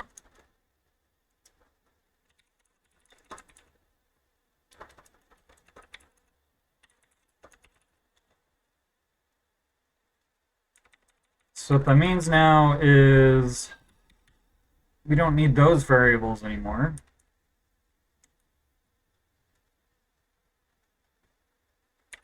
We don't need to set those anymore.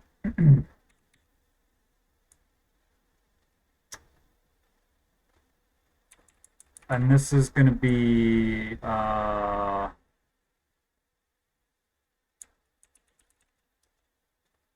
what do we call this class? Setup method. What did I have? Okay. And this is going to be class setup object. Oops, object. And this is going to go into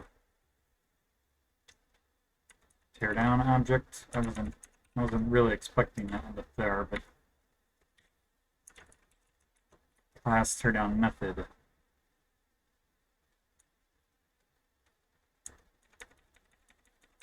So then I think that solves that. So let's see what that ends up doing in the runner.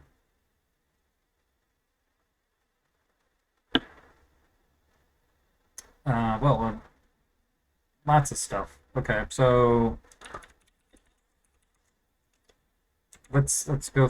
Let's hit the runner last because I feel like that's going to have the most.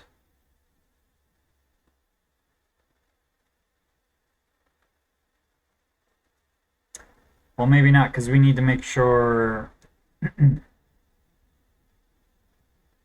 Well, no, that's not true. right? Because these are just, we just need to copy these over. So set up object, object,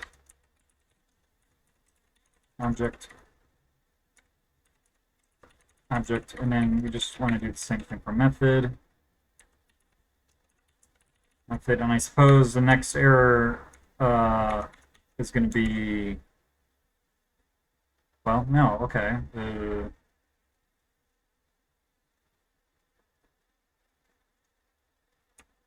Are we not making a method test in here?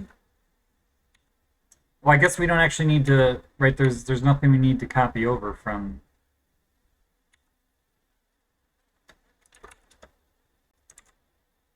We can just copy the method test over directly. We don't need to like copy stuff, right? Because the method test is basically the lowest level of test, so everything in there.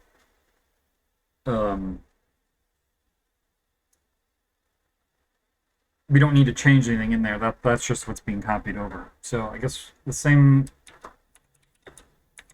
basic thing is going to happen in targets.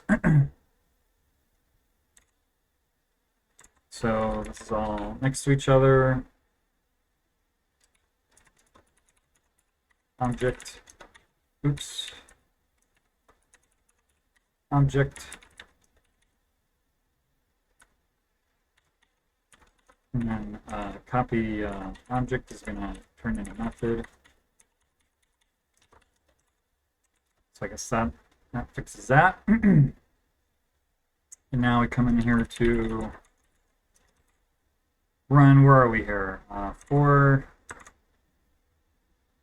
439. Setup object. So let's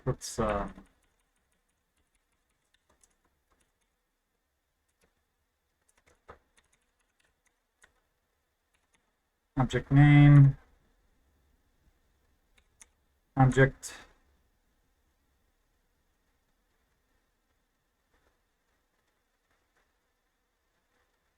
sure, okay.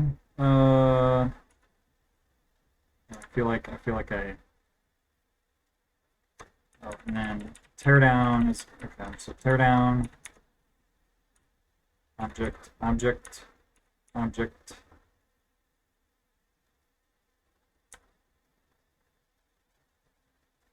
So let's see what that does. Okay. So now, except here,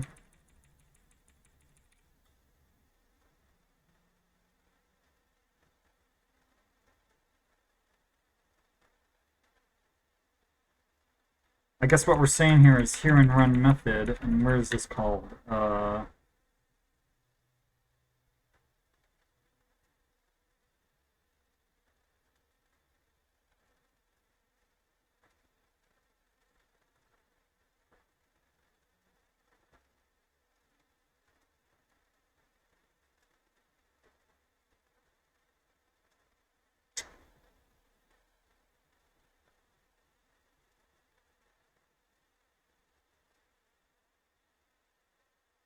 Well, I guess the cheesiest way to do this is to just pass in. All right, pass in the object. We pass in the test. We can pass in. Where are we getting this from? Class. So method, and then class. Method. Excuse me. And then in run method, we'll just oh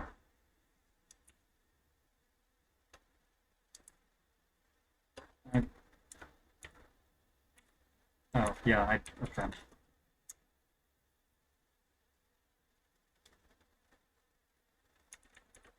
So this is going to be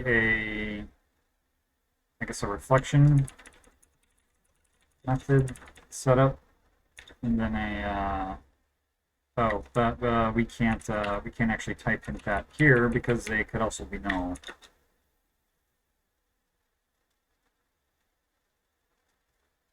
And then tear down.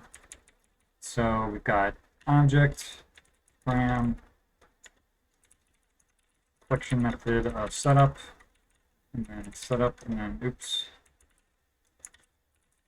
tear down. So where do we have setup in here? If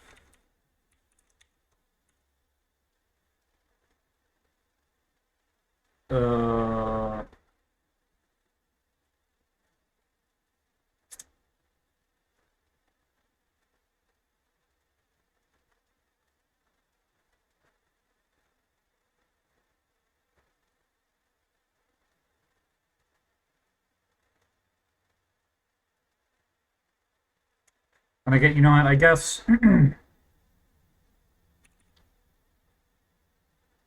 let's just pull this out, to be honest with you. Right, because this is the other thing here too.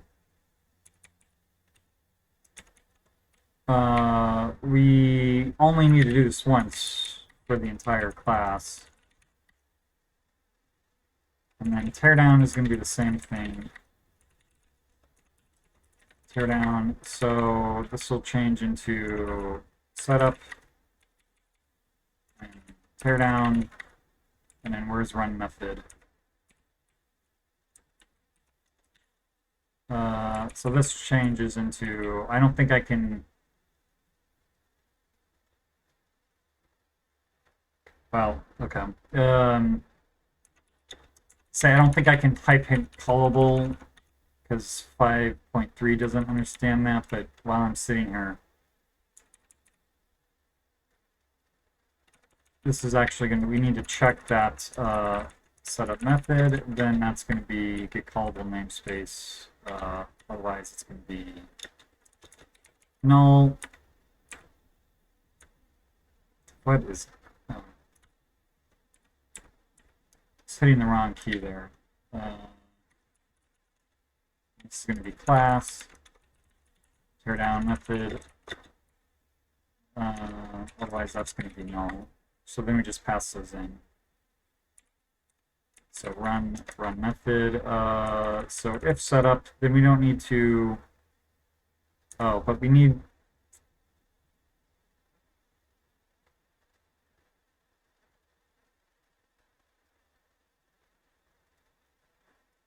We need the name of the setup function.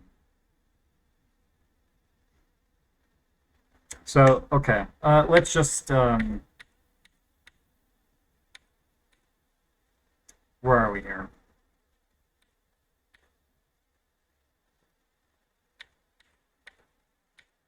Okay, this is gonna be kind of cheesy.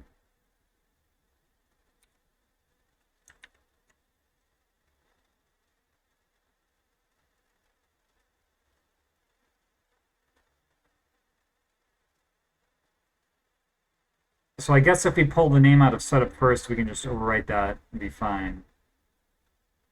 That still seems a little not ideal to me, but you know what? Let's just do that.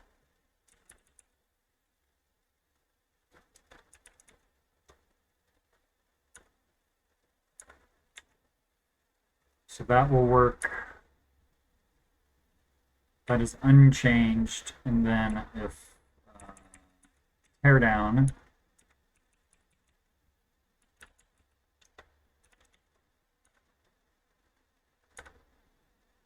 teardown. So I think that probably works.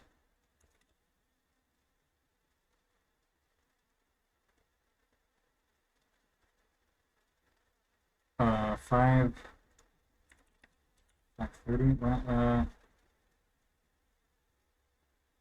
Where's testing it from? Um,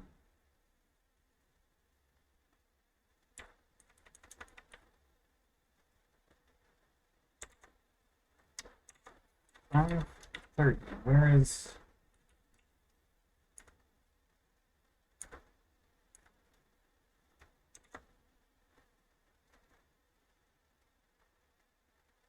Am I?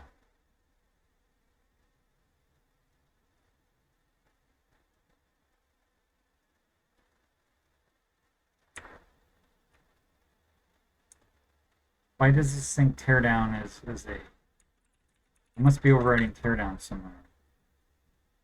Yes, I am. Okay.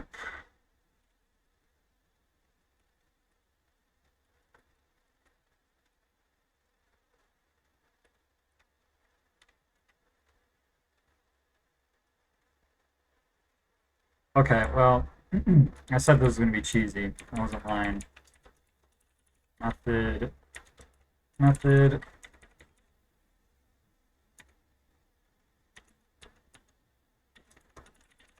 method, method.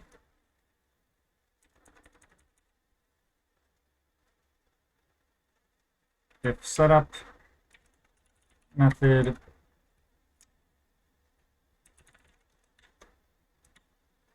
setup method, oh boy.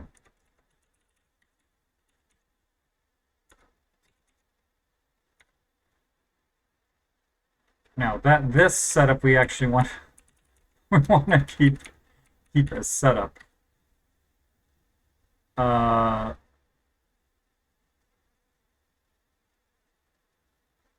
So setup method name for test name, then we actually get the setup function there. For the callable, I should say, and then we try and run it. Okay, so no overriding teardown anymore. So teardown method for test name, and then we get our teardown callable from the teardown method. And I think that will take care of that.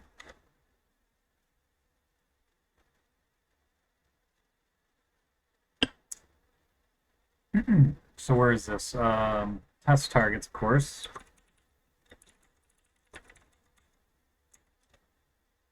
This these end up being usually I find a little bit trickier, so it's nice to have them side by side. So this is happening 607. Or is it? Test.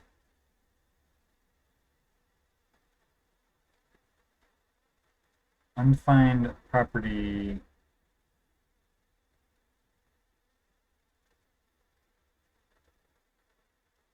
Am I on 624, I guess. Yeah, so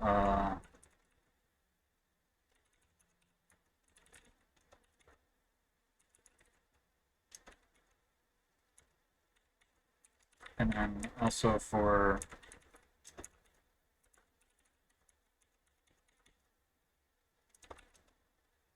that might fix everything. Yep, okay. I don't know why I'm diffing this. Okay, let's now do the same with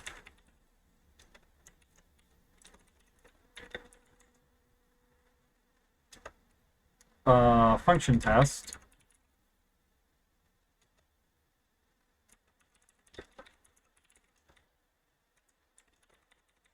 So bye-bye. And this is going to turn into file, function. I wonder if I had this way before. This, I don't know, typing file and function here seems vaguely familiar to me, but it could just be having memories of a former life or something. Who knows? All right, so let's start off in discovery here. 342. Oh, you know what? I think I have, yeah, those can go away. So let's just see where, so this setup file.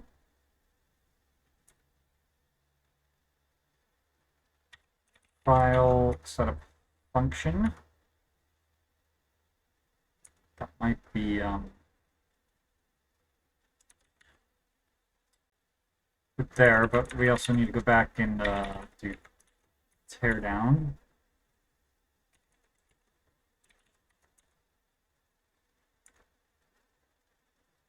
And that may, yeah, that's right. Let me take care of that. Okay, so dependency. This pillow behind my neck is supposed to be like helping me just chill here, but I don't know. I keep leaning forward.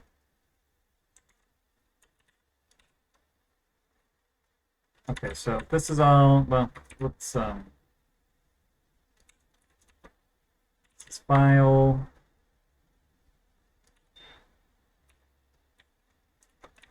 File, this is also going to be file.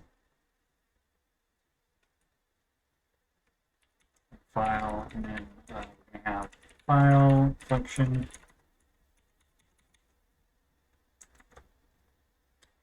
And 361. This is a file test.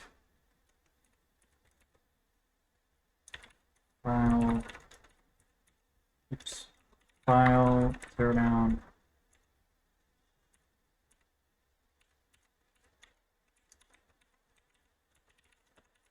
Oops, function, not method.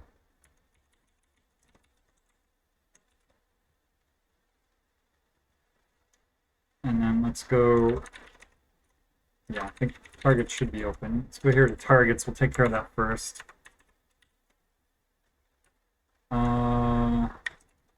File.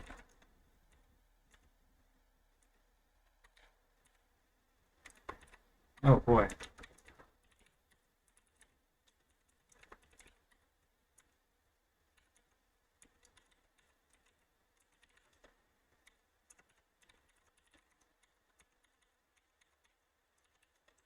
And then where else? That might be all of it. I think it was just those 2 lines. Now, in the runner,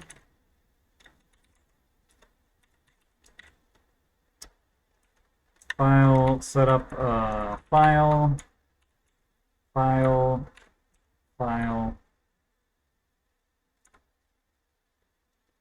tear down, file.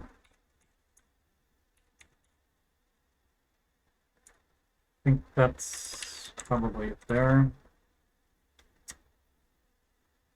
554. This is where we're going to have to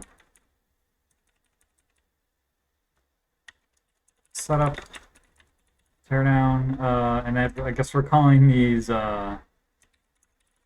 function because I think the same thing, we're going to run into the same mess that I ran into the last time I tried this. So we'll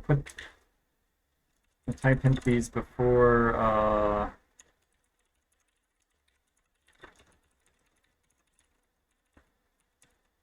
run there. So if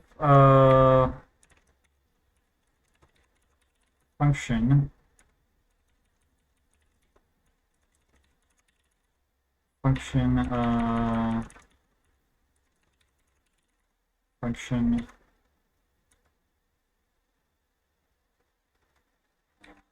and then tear down.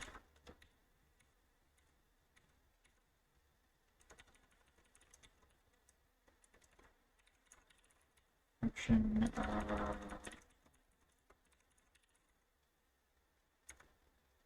yep.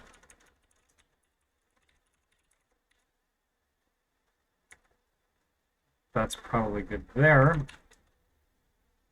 So this is going to be what? Run function.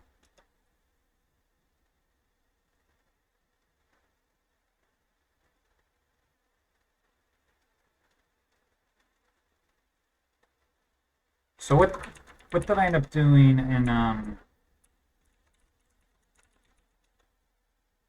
okay, I just did that. For some, I guess because I was trying to be a little bit more fancy there, I thought I was doing stupid stuff, but so this is going to be test Now this is going to be file. File setup function, and then a file teardown function. Let's write everything.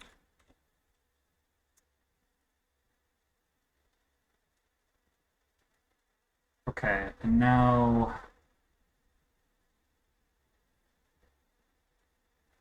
make file test. So this isn't set up.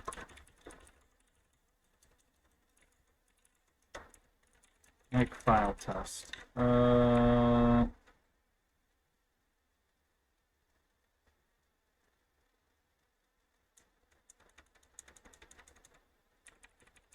What is happening in make function test?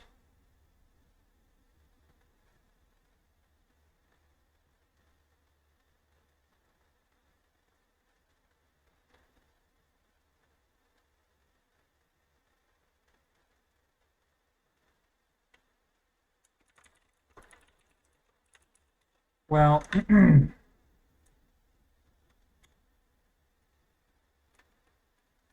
so luckily, I don't think I'm actually. I have these functions in my test suite to sort of manually build these test structures here for me. And I think luckily I'm not actually setting set up and tear down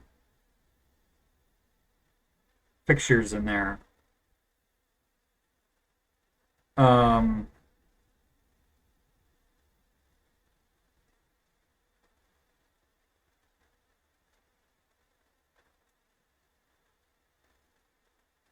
Well, because this would have caused this would have thrown errors because we no longer have this in method test, but also B, I'd have to restructure all those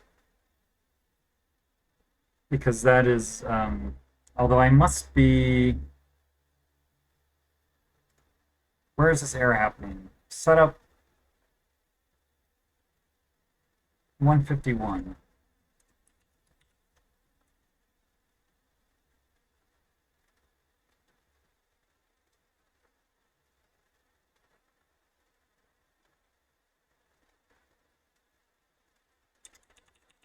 Although that is going to be a problem here. Well, the point being, right, I'm going to have to sort of restructure, because the way this works is I basically create a dictionary that has the structure of, I think in this case it's right, we run, it depends on where the test is happening, but we run discovery and then that gives us back some sort of structure of tests, and then I hand in an array saying, here's what we expect, and then these functions go through and actually build the actual structures up, just so I don't have to do it manually every time. And so the fact that now I'm moving these setup and tear down fixtures for functions and methods up to a higher level, that's going to change the structure of those arrays. So I guess it's a good thing I don't do that a lot because I'd have to go through and change a bunch of tests. So what I guess what I'll do here is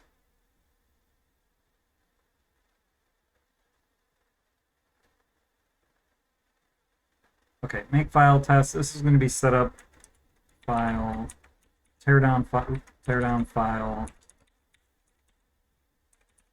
I don't know. Let's put group up there. I guess it doesn't really matter. Function. Then we'll merge that in, and then let's assert, just so we can catch where we're doing this. Let's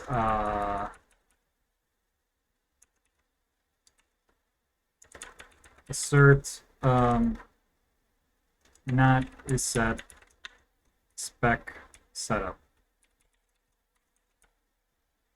and we'll do the same thing here.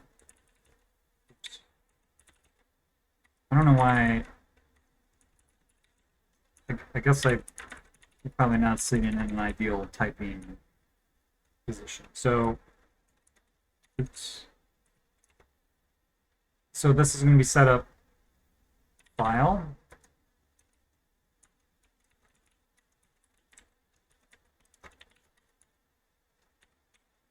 And then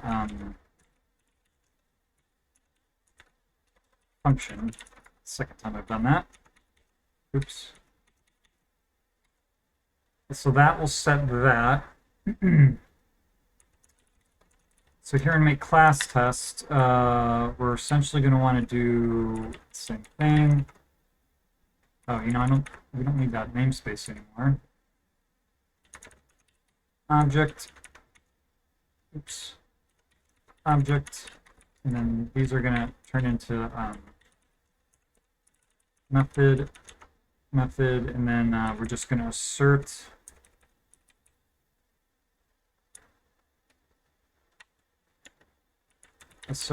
and that is set spec setup, and then the same thing for tear down.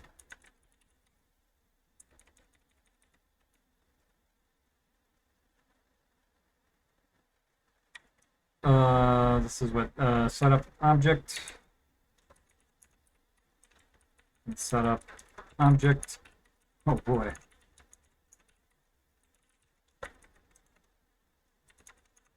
Object and then tear down.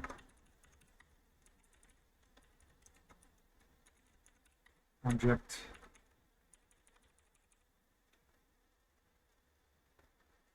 And then we're going to have to do this again for method.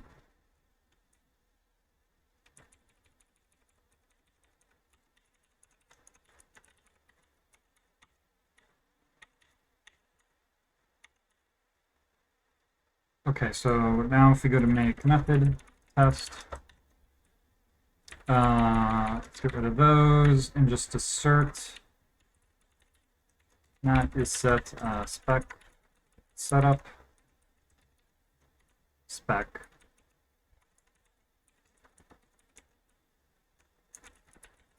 tear down, and then looks like we already, no, we did not.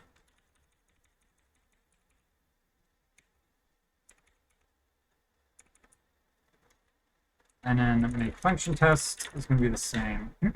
Oh, I was there. That's going to be null. That's going to be null. And what's going on in method test?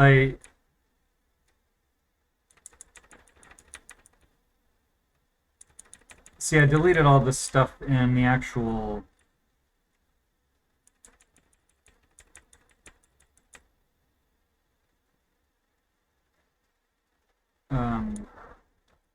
structures here, but since these are just arrays, it's not. So I'm sure all these tests have got all this garbage sitting around them. So, but anyway, here we are, back to make function test. We're gonna assert that spec doesn't have setup or tear down, and then this is just gonna get nuked. So let's. Oh, I guess I should not have deleted namespace out of there.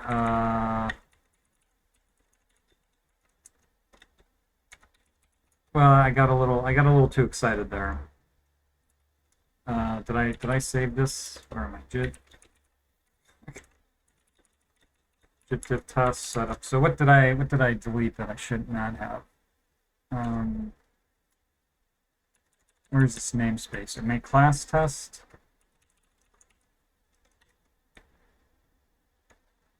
So yeah, we do, I guess, need to. I just do this array merge so I don't have to have all these checks. If it's set, I just slap some defaults in there. Oh, and I guess this was an empty string. And then where else did I? Let's make method test. Make function test. Class definitely does not need to be in there. Well, where did?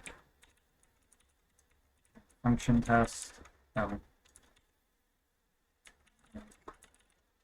Okay, make method test actually doesn't need it. Okay, so I think that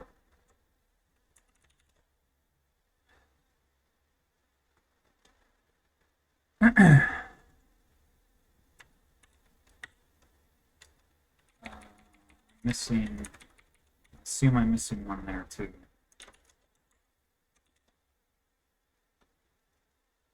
Okay, 14 errors, not undefined constant. Boy,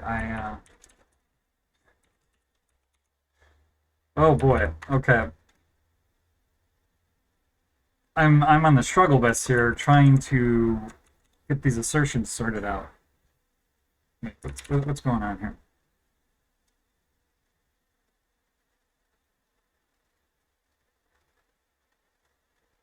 And so somehow I'm still like where is this? Oh, we're in process user targets now. Okay.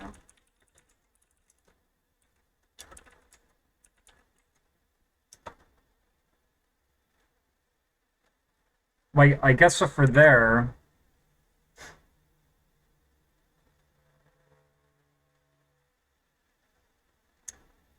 I guess we're not actually right. No, no. Well, let's go through process user targets first, just to make sure. Of course, now that I say that, I'll probably forget to go back and take those out.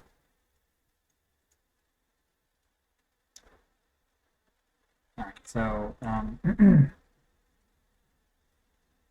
591. I think this is largely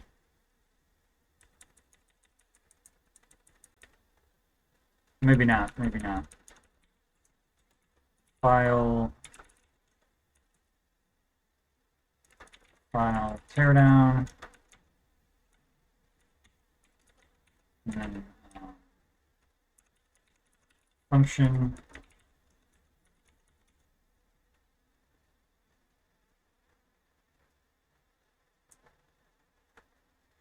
So make we're gonna have, oh, I guess I already took care of that. So maybe that's okay. All right, let's go back here in setup and tear out all these assertions. And that's just how many do I have in here? Okay, not too many.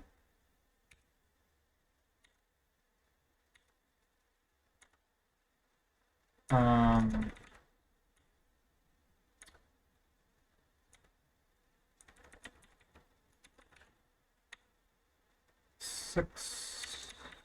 Get rid of those. So I think 1, 2, 3, 4,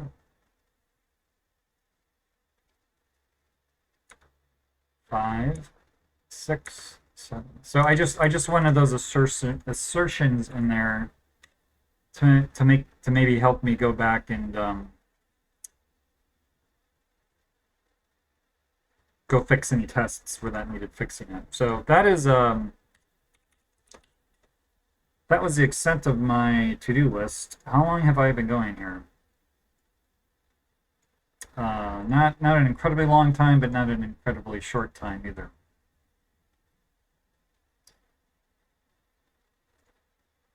So let me, I guess at this point, I'll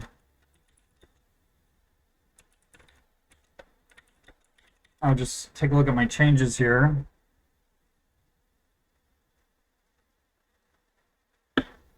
I know I usually like to do this because it helps me sometimes go back and like take out to-dos that I just completed and forgot to take out, or stupid stuff, but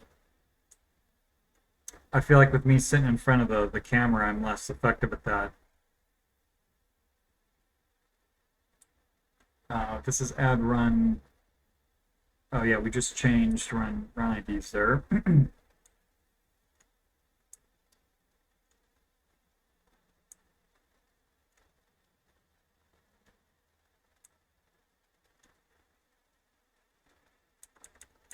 So it looks like there may be a couple people watching, and I don't want to like force anybody to not lurk, but I'm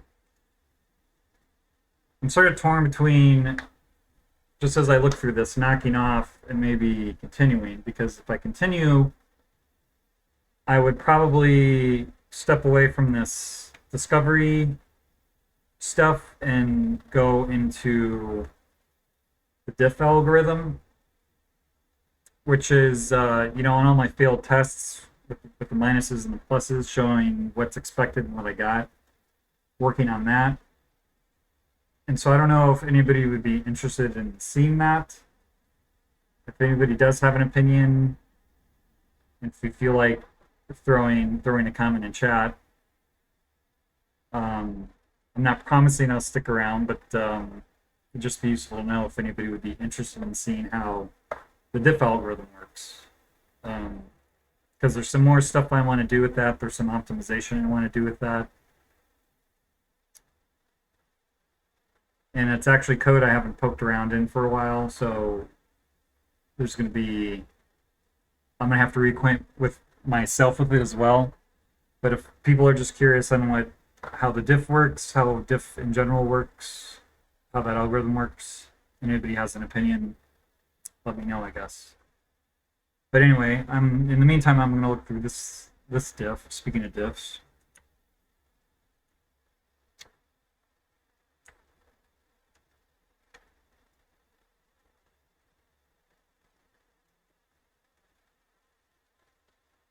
Right, so we set the run group. Okay, we changed all this silliness around.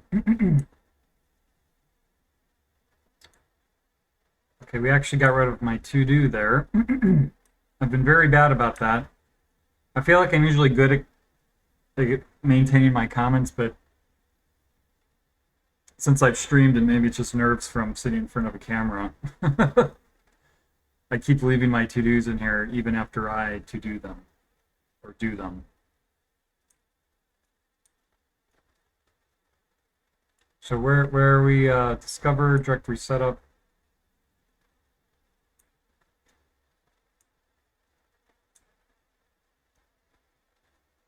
And then, okay, fix that.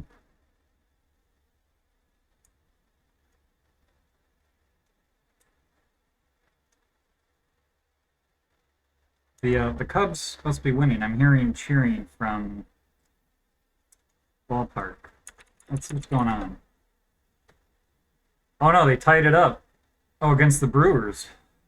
What do you know? Okay. Well, that's why I'm hearing cheering, I guess.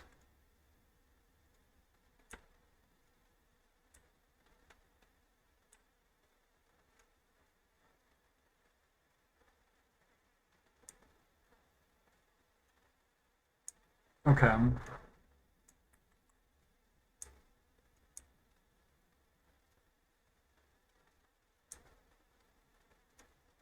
So yeah, this is, I don't know why I got so, I feel like I always want to do this.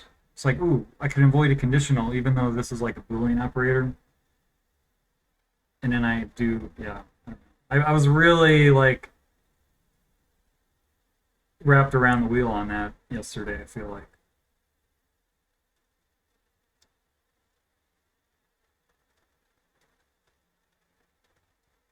I guess I must be handling that correctly.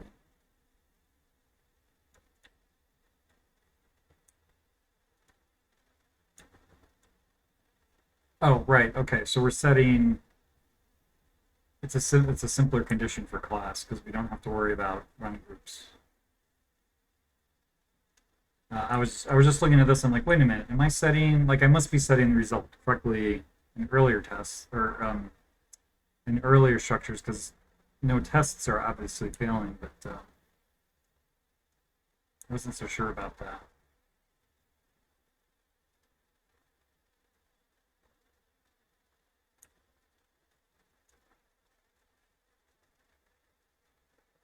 Oh, you know what? So I don't need to, where is this in Discover?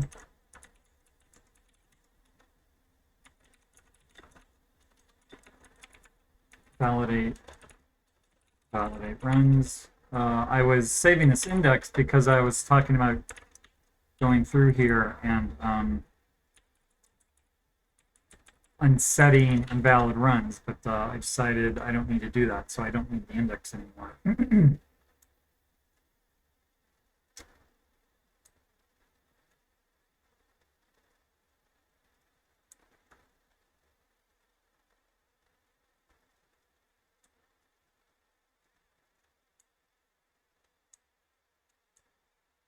Okay, and this is all just fixing names because I've collapsed stuff. All right.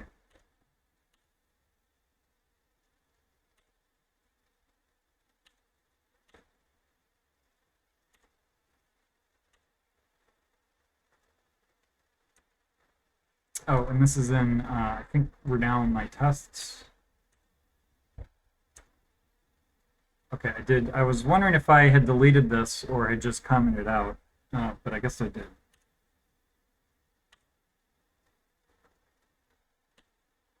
Okay, so quit out of there. So git add more cleanup with test discovery.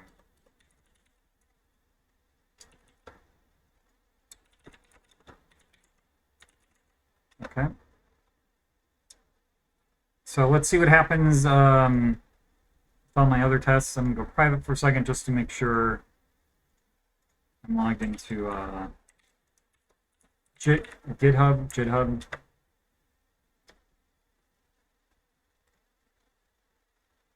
And it looks like I am.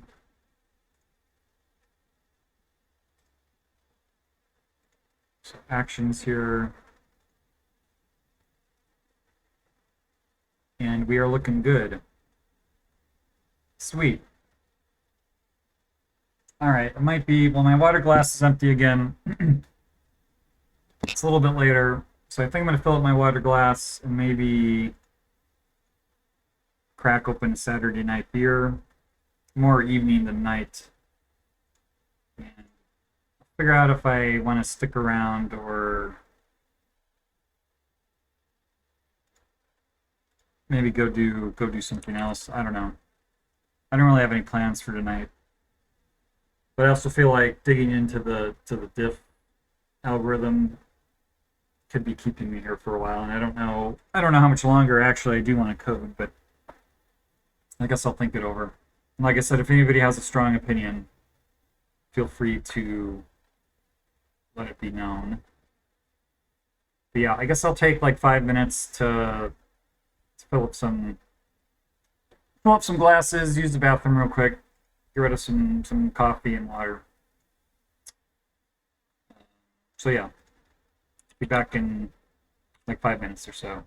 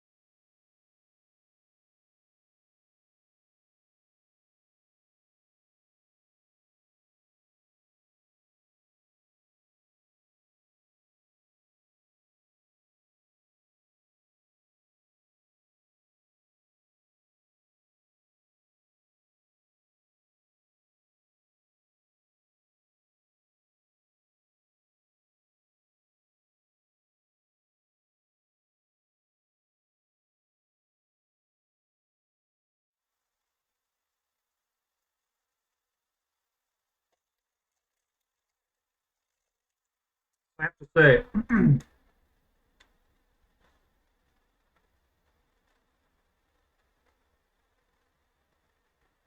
maybe especially being from Illinois, I am a sucker for pumpkin and pumpkin beers, and I also enjoy a good Oktoberfest. But when you see that first package of like pumpkin beer and Oktoberfests show up in the store, like in mid-August, you're kind of like, no, summer's not over yet. Put the put the fall beers away for another couple weeks, you know. At least let me get to September. But that said, I am now drinking an Oktoberfest Sam Adams, which I don't really like Sam Adams, but they seem to be able to make a drinkable Oktoberfest, so.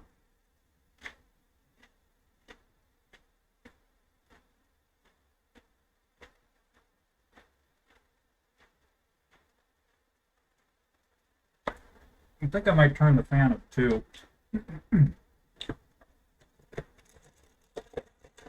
Had some weather come through earlier. And I apologize for talking with my mouth full, but I don't know what's worse. Sitting there watching me eat or hearing me talk with food in my mouth. I suppose I could watch the VOD and form my own opinion. But we had some weather blow through earlier, and it just really, I mean, it's lovely out now, but the humidity is kind of starting to settle in, and I try not to run my air conditioner. Just, I guess I don't actually like air conditioning. I just think, I mean, I don't enjoy humidity either. You know, you walk into those like cold rooms that are just permeated with air conditioning, and I don't know, that feels much better. Plus, I don't like being cold. But I guess I'm just not never happy because I don't like humidity. I mean, I don't mind being cold, but not when you're supposed to be warm. Anyway, I guess one thing I could do is check out the to-do list, and I wish my little taskbar down here would just go down.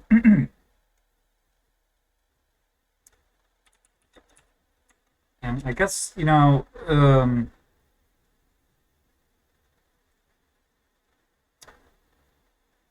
let me just go private again. I don't want to dox myself pulling up bookmarks or whatever. But what am I trying to do here?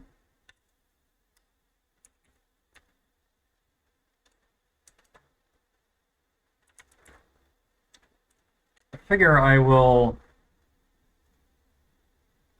just again, I'm not sure.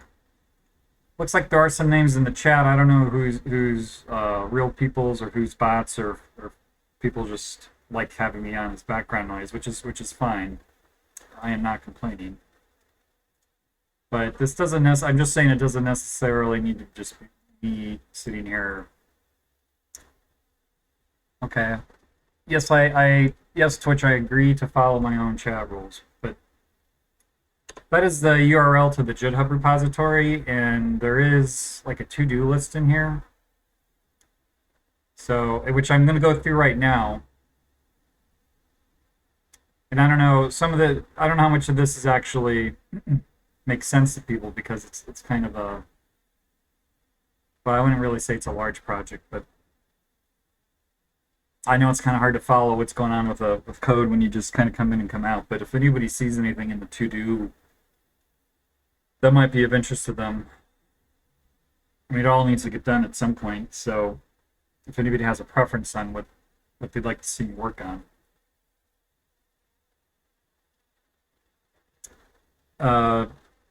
But I think I'm gonna just look through this and see if there's anything that jumps out at me, or maybe something that I've actually already done.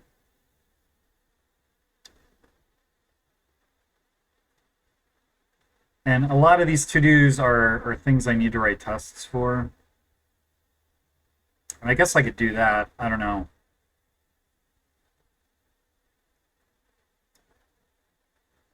But let's just see what else is well, that could be interesting. All of this will keep me in discovery. So I have a to-do here where like, did I ever go unprivate? I did. Okay. I'm gonna go private once more.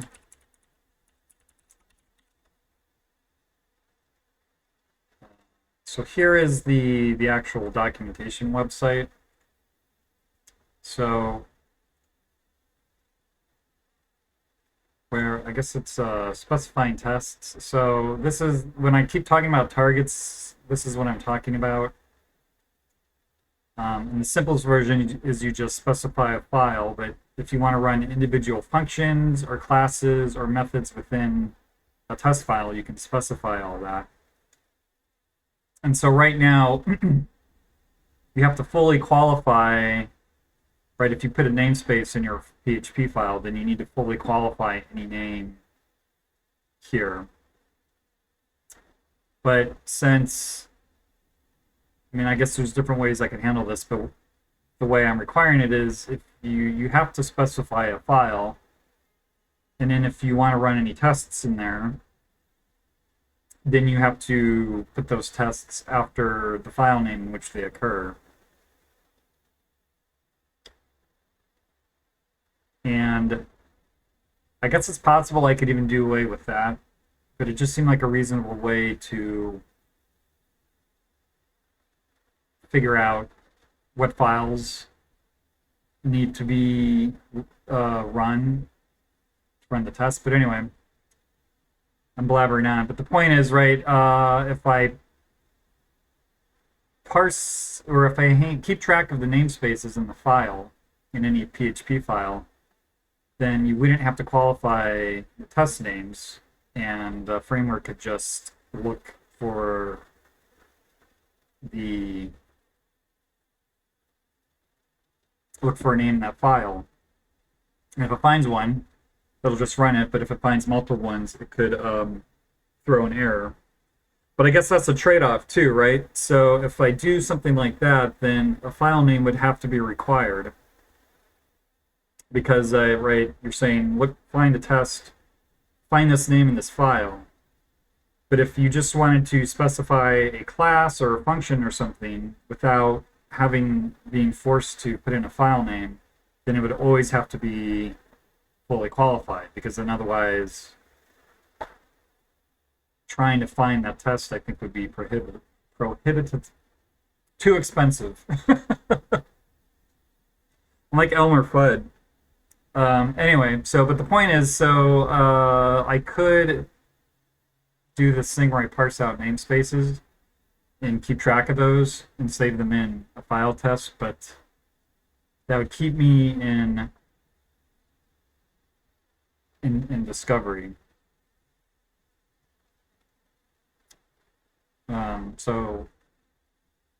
Which I kind of feel like I want to break from all that.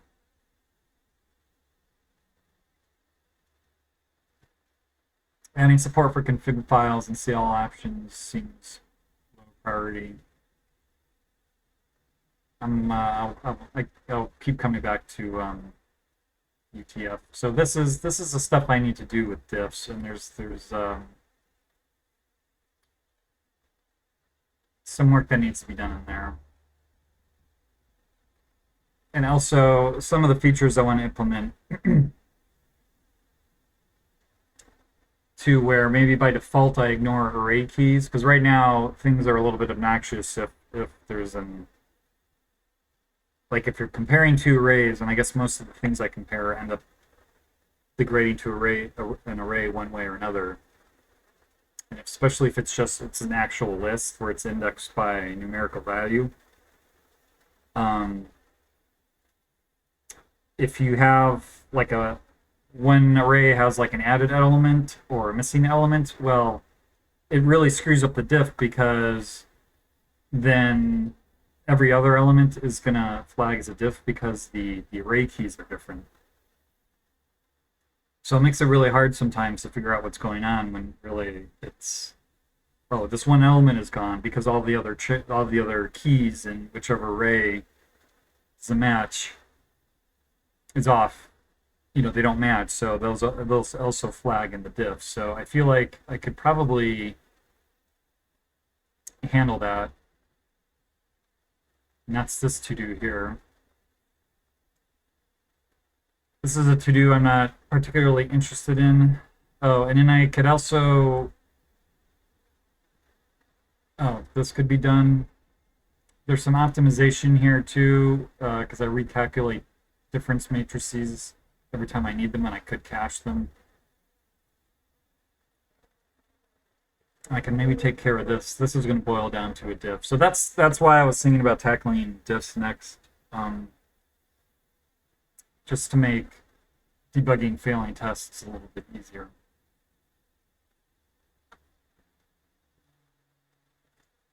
So I guess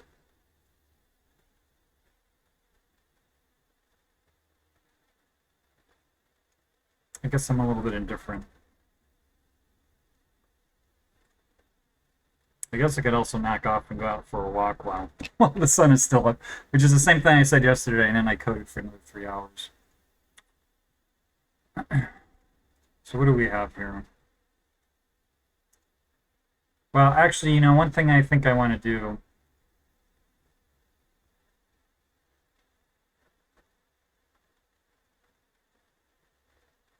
Although, if I'm going to call it done on this body of work, maybe I could just squish down all these JIT commits, which seems like busy work, but so if I was going to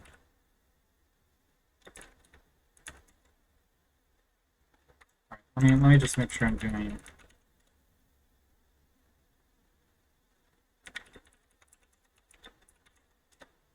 All right. So what are my options here? I feel like every time I do this, JIT has added more options. So use commit. So these are whatever a squash. I'm just going to squash all those. That's also going to be squashed.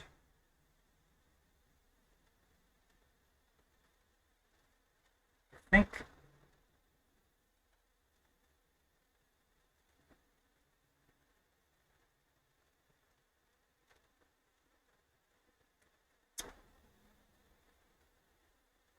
Okay, I'm gonna have to go to I guess the website for this. So reflection. Let's go to. So what am I interested in here?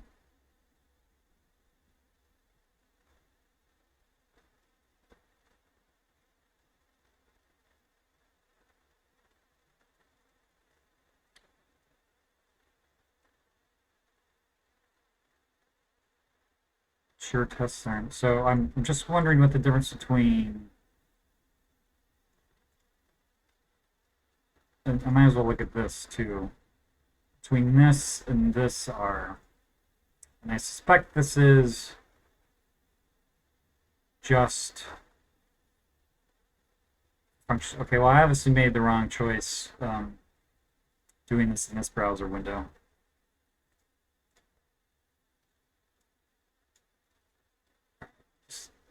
Can I just copy all of those over? Okay. No.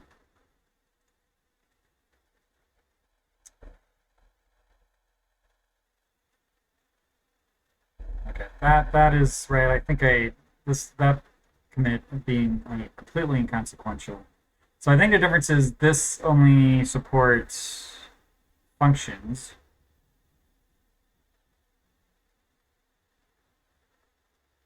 Where are we in here? Who knows?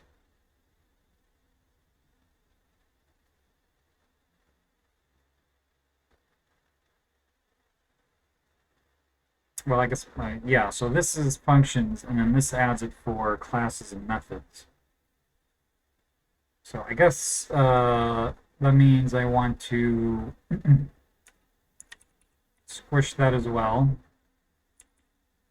But I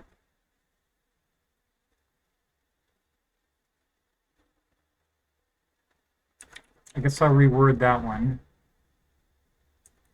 And I think cleanup attribute implementation was just realizing I didn't need an attribute class and updating my changelog. Yeah. So we'll squish that in there too. And then we'll actually squish that in there. What is ensure tests aren't rediscovered? I think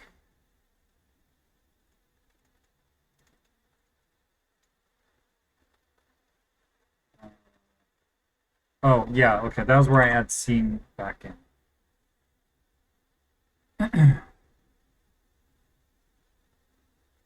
So we'll squish that in there.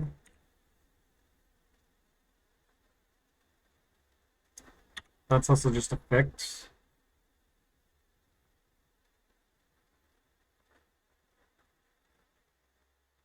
What is fix?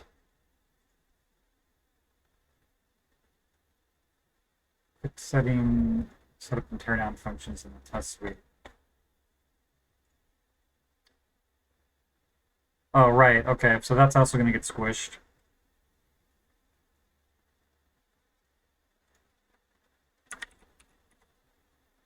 And then where was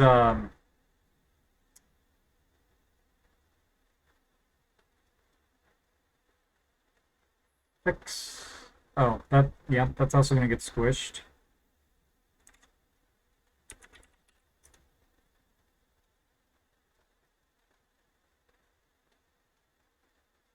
So then maybe squish all of these too.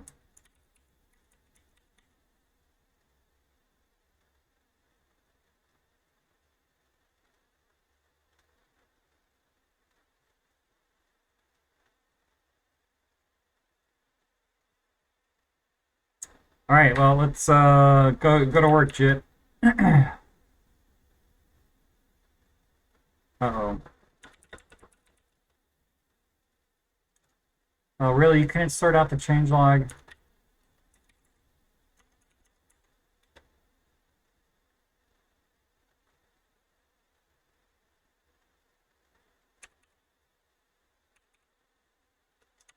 I guess instead of putting a version number on there, as long as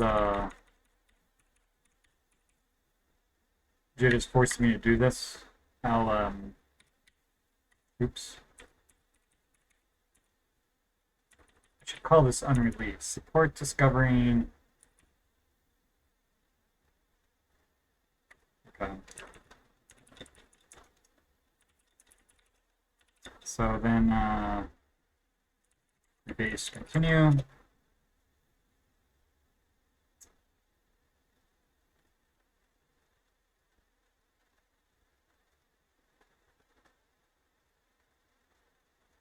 Oh, I think I was sure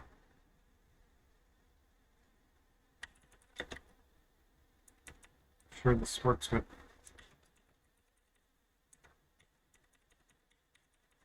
So I think that is what I want that commit message to be.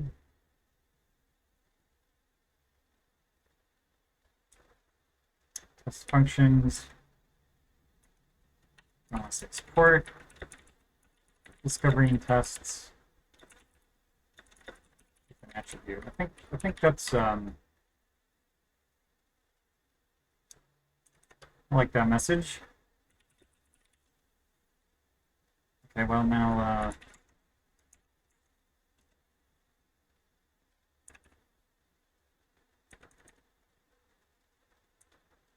feel like there should be more.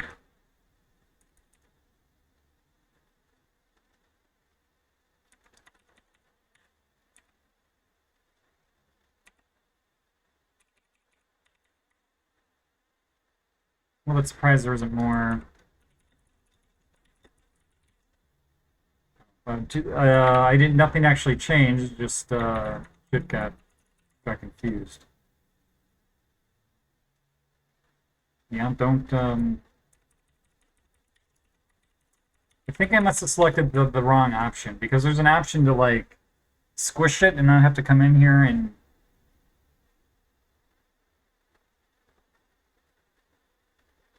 fix up the commit messages.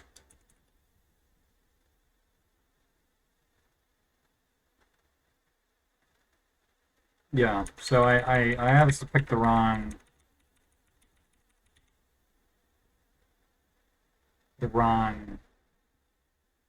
rebase option there. So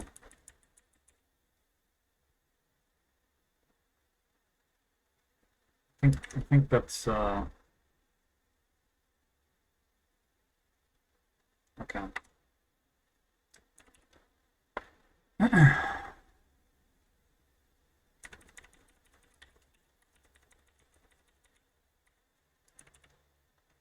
Okay.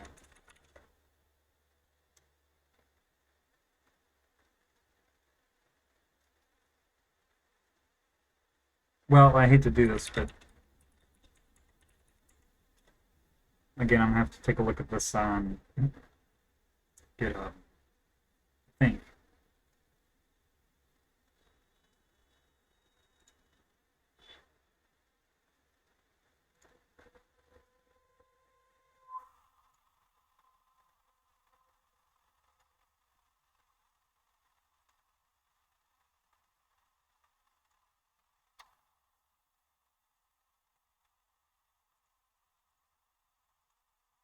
So let me just take a look at these.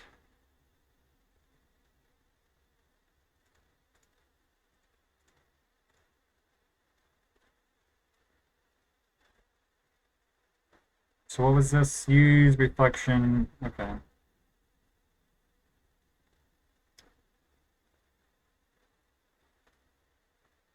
That was basically the whole commit there, GitHub.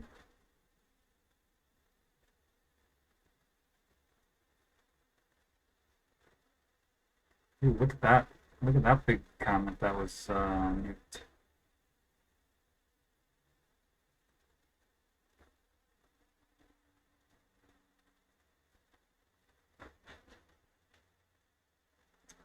Okay, so to support discovering. So most of this just, that was actually very simple. What did, oh yeah, let me,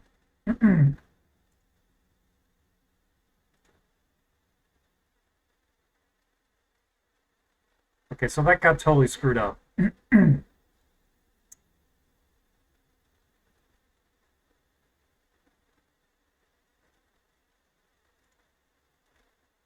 Because that changed the change log.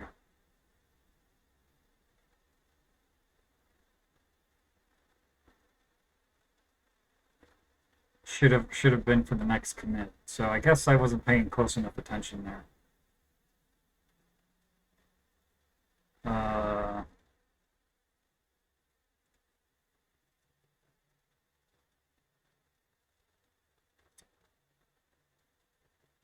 Okay, and this is just, I think if we go to tests, where are we here? Tests. Yeah, this is just replacing all this stuff with reflection.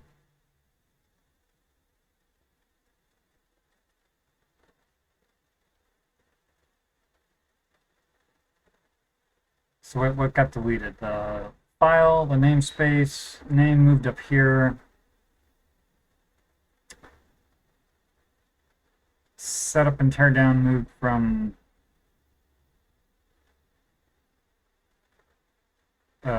this is very confusing, to reflection methods. Oh, and we changed the method tests. And all that got deleted. So yeah, that's fairly straightforward.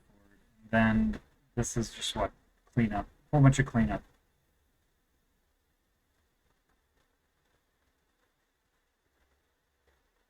Okay.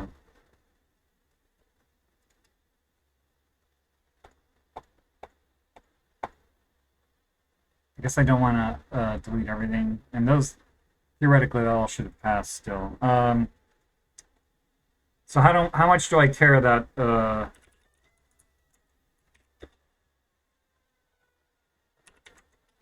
the changelog got screwed up there? guess guess I'll stop for editing.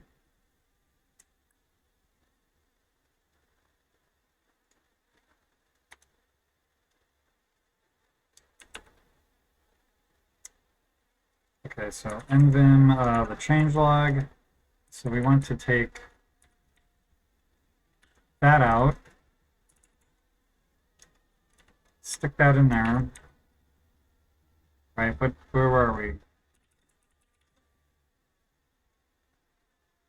Use reflection.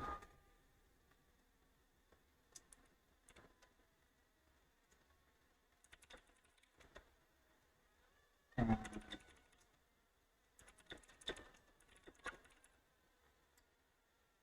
so what do I need to do? I added that to the change, and then here rebase. Continue, I guess.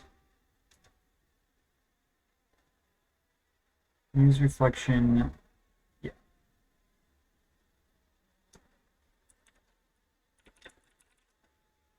Okay, so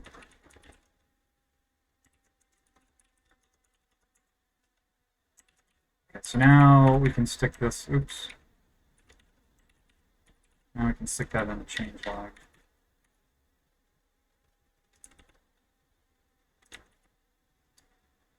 Quit that out of there.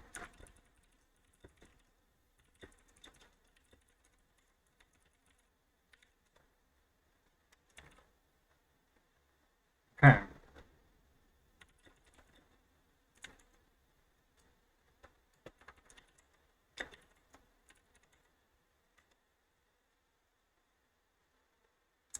Let's see if we can bring GitHub down with a force push. By the way, never actually do that. If at least for a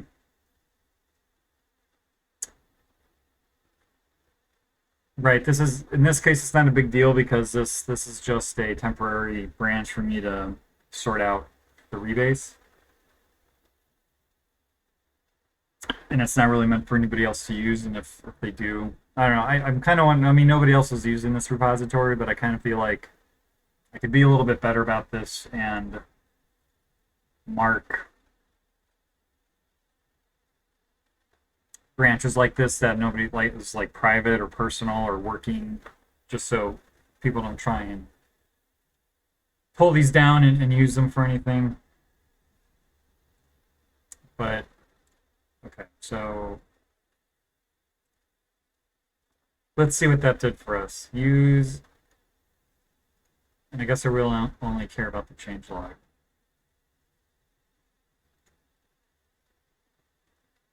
Okay. So with that,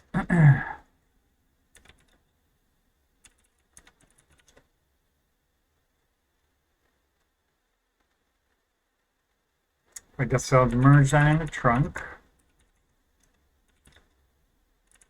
Chip merge rebase. We'll delete that branch, and then we will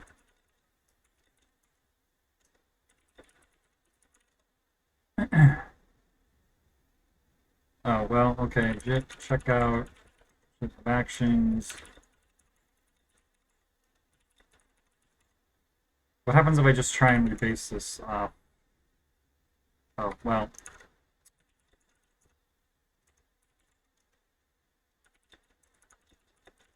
It would help if I, wait, what's going on? Oh, I did actually go to the right. I thought I checked the rebase branch out from trunk. And let's rebase that off the trunk, and let's see if we can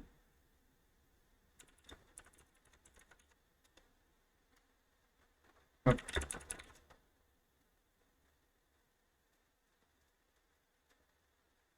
Okay, JIT, rebase, abort. Let's just JIT, rebase, trunk. The only thing...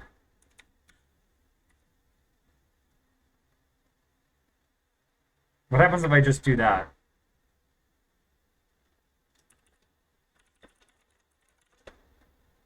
Okay, yeah. Oops.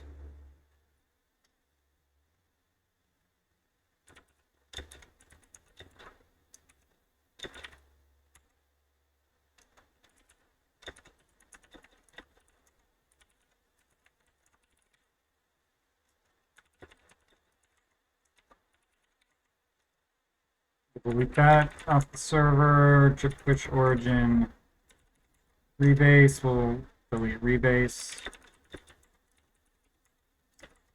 We'll delete reflection. So what are things looking like? Oh, this update. Okay, well, alright. So I'm on what now? Actions. I guess we might as well just push trunk up.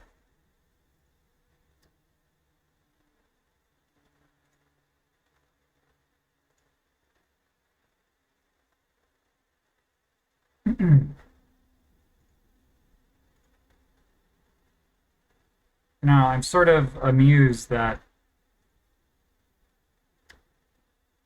GitHub can't figure out, like, it's already... Right, so, yeah, the hash is the same.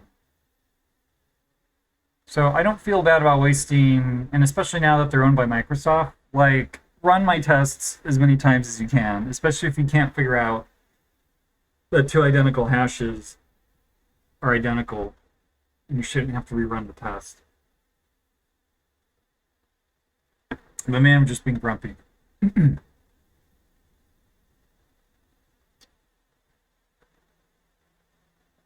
Okay.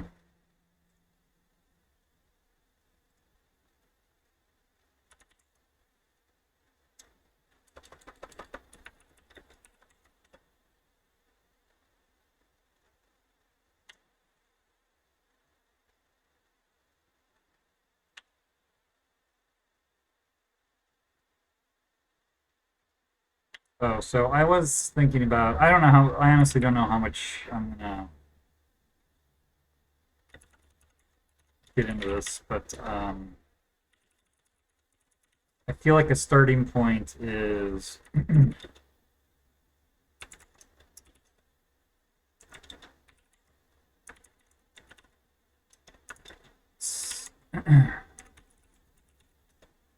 there's a bunch of junk in there that I need to clean out. So what is it? It's a load Strangetest, I think. So we're gonna add in diff and format.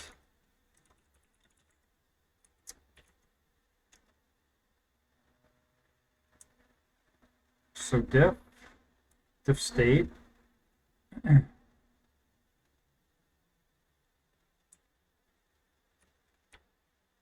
Not so sure about. Okay, we're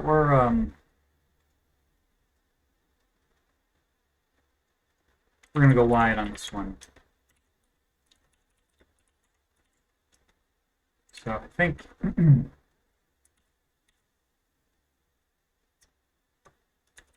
that is gonna leave there. Diff is gonna leave format. Diff state definitely doesn't need to be in format. And this is probably now going to be a non-underscored. Yeah. Diff. So did I already delete?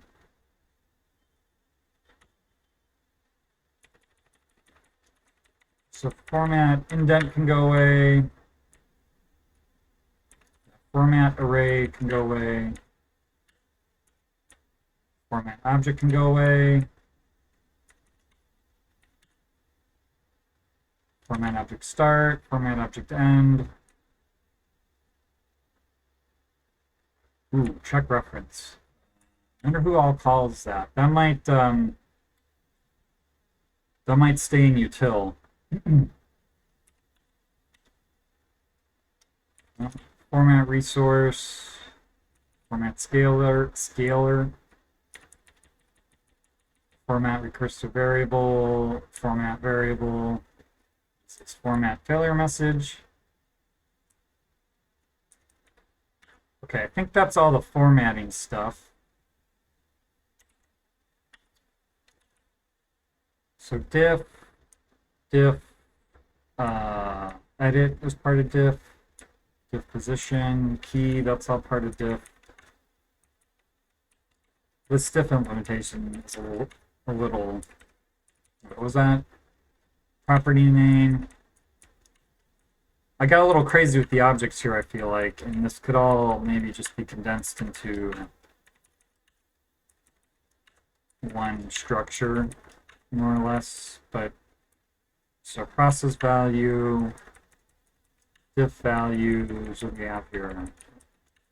Longest common subsequence, LCS array,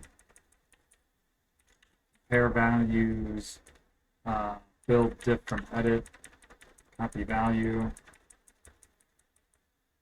insert value, delete value, string, insert string. This is all diff stuff.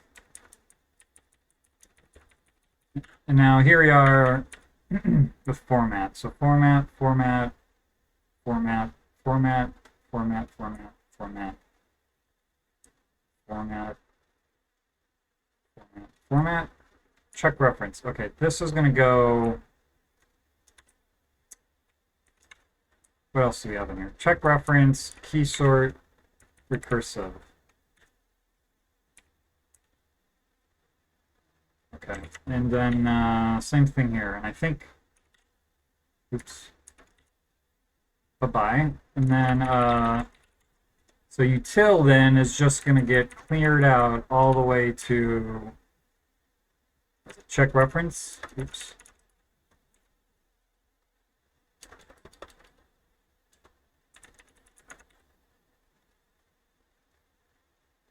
Oh, it was stopping because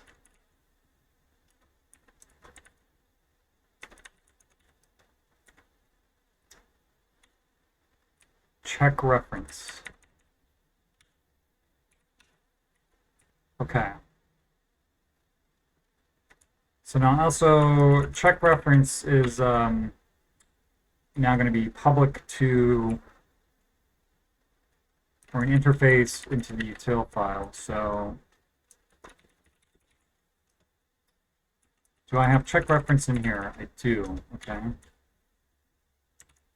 And do I have check reference in here? I do. So let's see what happens. Theoretically, that should have changed nothing. Other than sort out stuff.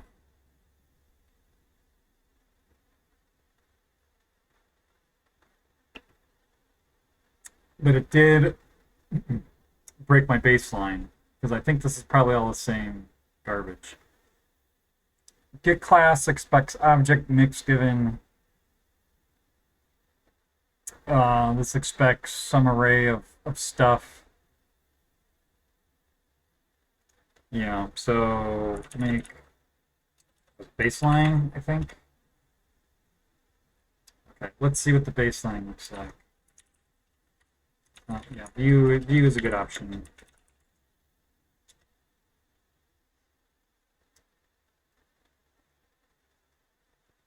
Oh, well, this is okay. This will be sorted out, and this may potentially be sorted out. It'll be nice if we can get to a point where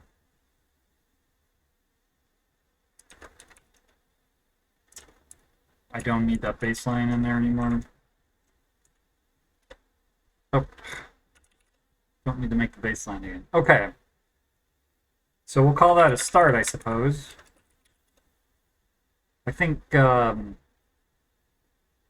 sorting that stuff out into different files is probably a good way to go, because I feel like there's something else, like there's more stuff I'm going to want to put in util and diff, and like how big do these files end up being? Well, format's only 200 lines. Diff's probably much more than that. Yeah, diff is on its own is almost 1,500, but that might get shrunk down. I don't know.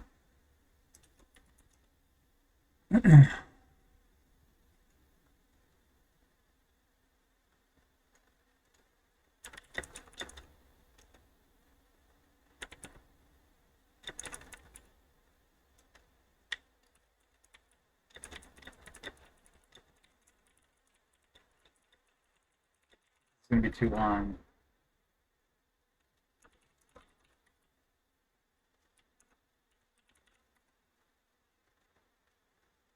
Move diff and formatting into separate files.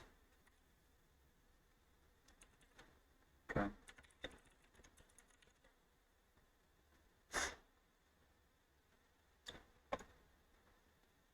So what was I feel like some of the stuff is stupid. That's an assertions.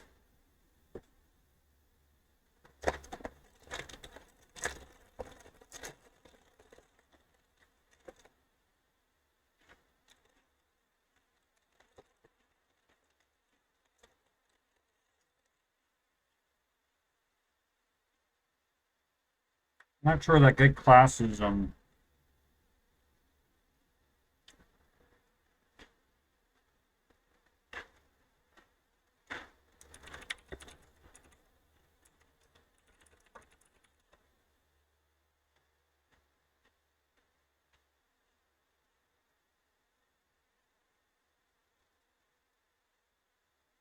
it's just complicated.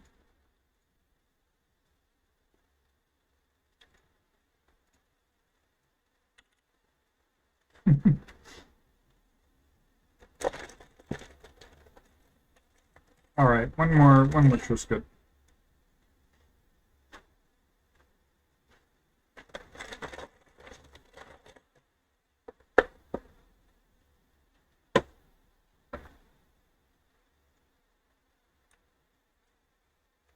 So maybe a reasonable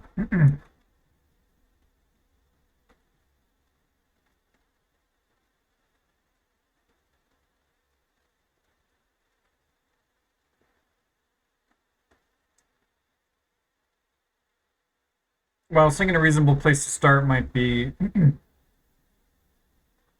to start caching matrices.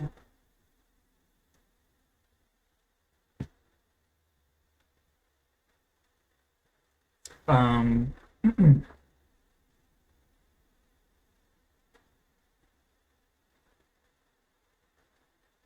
because the matrices are how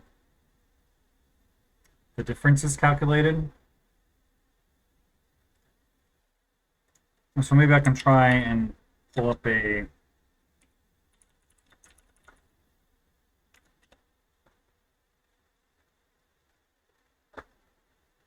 so basically the way it works yeah, so you're calculating one is calculating a difference from GAC to AgCat. And you essentially create a matrix like this, and then you fill it with zeros, and then without getting too much into details, as you walk through and compare stuff, you,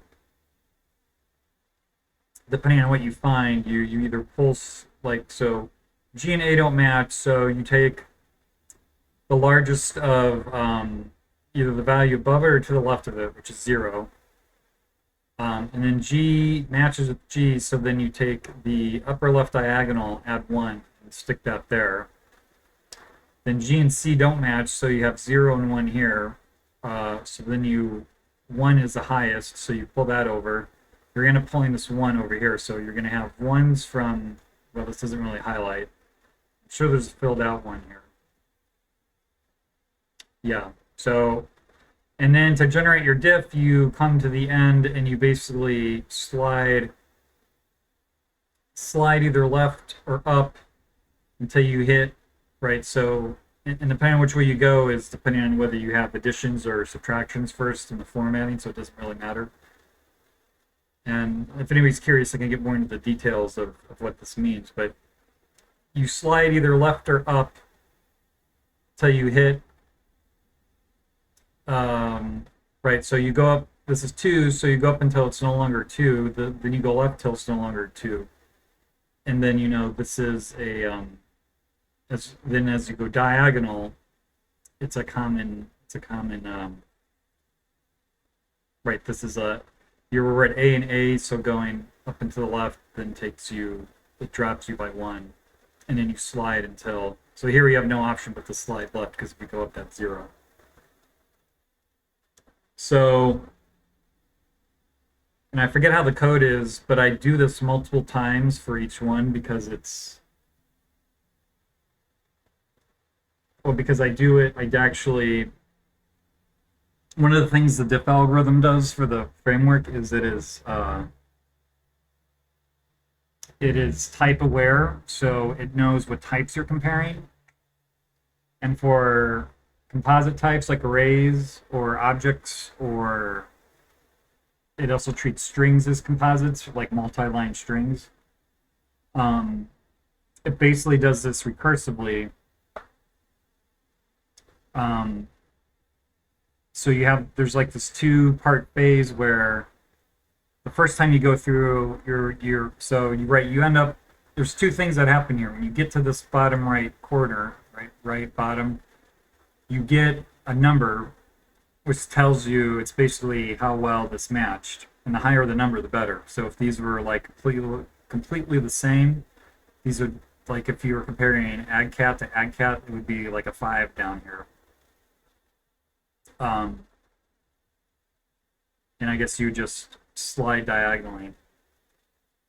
But anyway, so that is the first thing you get, is you get this number, but then the second use of this matrix is you can actually then traverse it to figure out how to construct the difference. So my algorithm, there's like this 2-phase process where, okay, you go through, you calculate the numbers, and then based on the numbers you get, then you actually have to generate the diff. So I'm doing this like twice basically. So, and I lost my train of thought, to be honest. I think the Cubs may have won because I think I hear singing. They did. Okay. I guess the wind is carrying just right because I've been hearing cheers for a while. And they got two free innings of baseball today, so the crowd should be happy. Well, if they're Cubs fans. Everybody likes free baseball, right? So, so yeah, that was what that led to. So these matrices, I was thinking that might be a good starting point, caching those. But now I'm looking at this loose variable. So, because I've actually,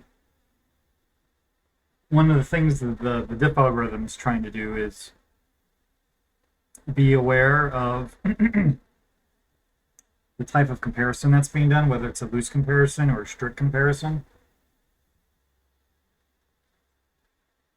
Because I think pretty much every other like testing framework out there, not that I've used them all, if 2 values don't match, they basically format them in some sort of string, and then they just do like a string diff. And so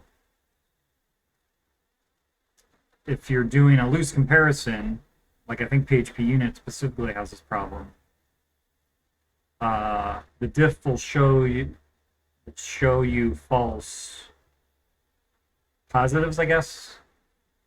Right, it'll show you things that are equal but not identical.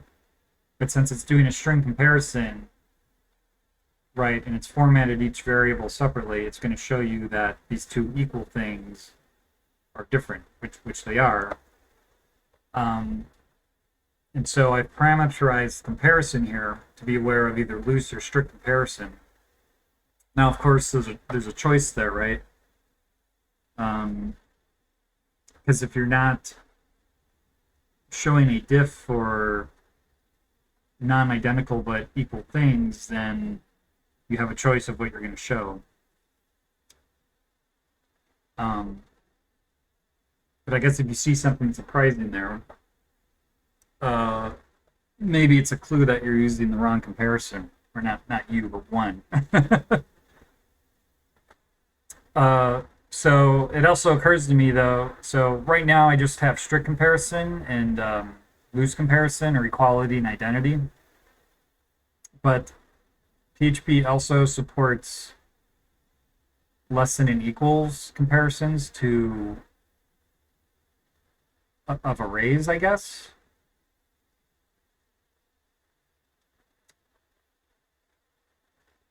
And I don't know what it does for, like, if you try and compare two objects, what it does. I suppose I could look at the documentation.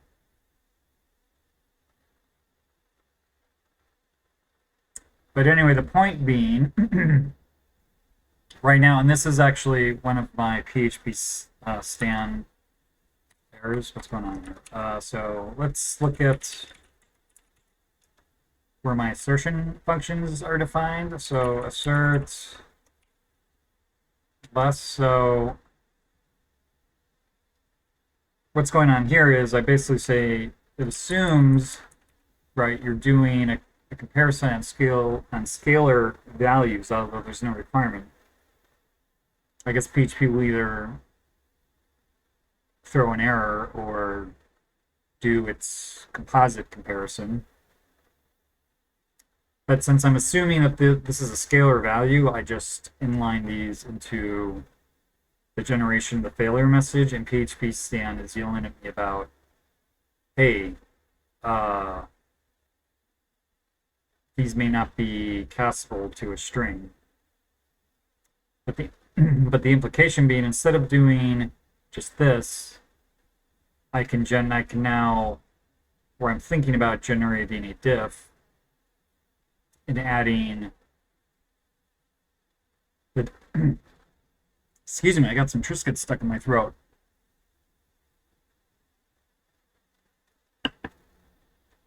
But also supporting doing these comparisons in the diff. So maybe that's a good place to start, because I feel like that's manageable, and it'll be a way to kind of walk through the code base and refamiliarize myself with it. And also, I think I can get that done within, before midnight or so. It's 6 o'clock my time, PM. So I'm not gonna be here 6 hours from now in the middle of a mess and just starting to get tired and not wanting to deal with it anymore. So do I have diff open? So do I have any constants in here? I don't. So I think the first step here is I'm going to make... So I guess our options are diff equal,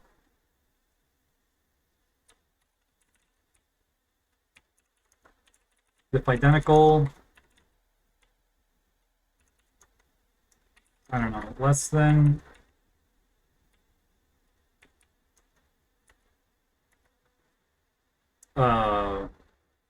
greater than, well, I guess I have caps lock on. Oh boy, I'm back on the struggle bus. So less than, greater than, and then we have less than equal, and greater than equal. And I think because I am, for people that want to write their own assertion functions, this is actually, I've got this marked as an API, like I'm documenting this diff function as part of the interface of the framework. These constants are too. So I probably want to be verbose with these. Less than, less than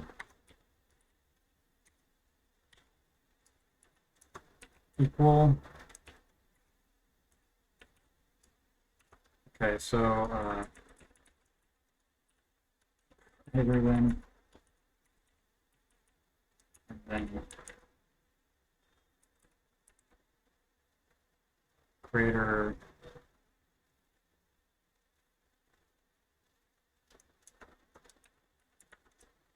or should it be greater equal than? Or can I be really obnoxious? Should I be really obnoxious? Greater than or equal? Oops.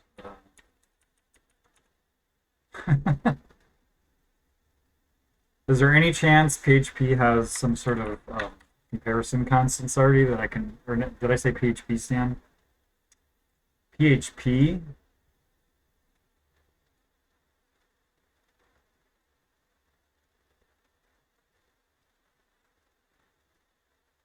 Probably not.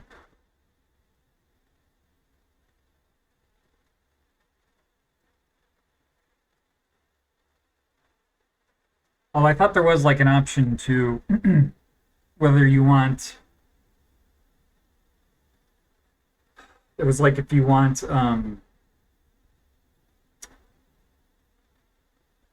just like an ASCII thing, or but I don't know. I'm not seeing. Is there not a square top? Well, there's no options there.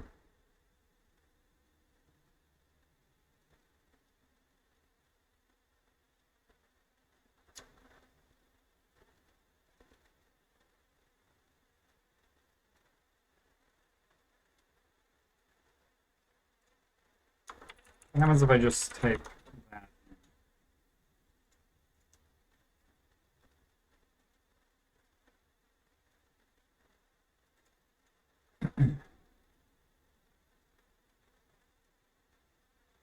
What is the docs for page less than? I don't know what that is, but I don't want to have anything to do with it.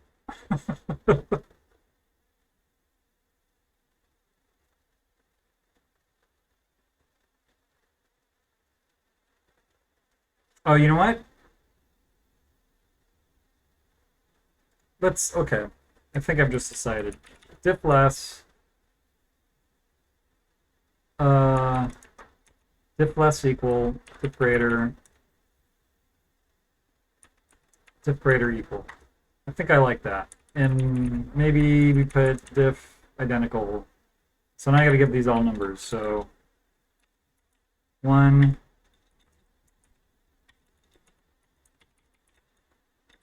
3, 4, 5. Did I close the page on? So we've got. Let me just make sure I have everything. Oh.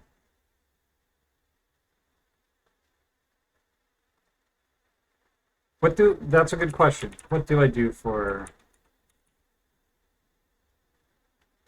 Oh, well, having the right. Oh, I already have it open over here. Insert unequal. So what do I do here?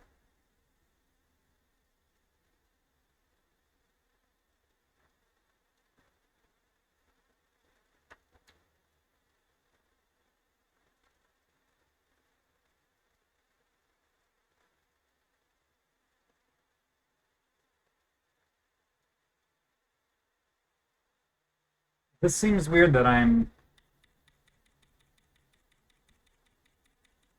doing a diff here.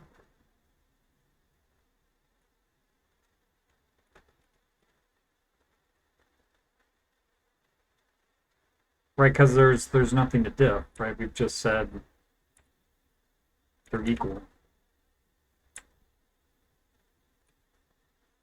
So let's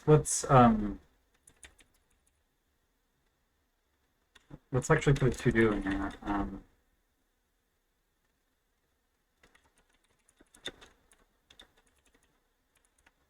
Should we be diffing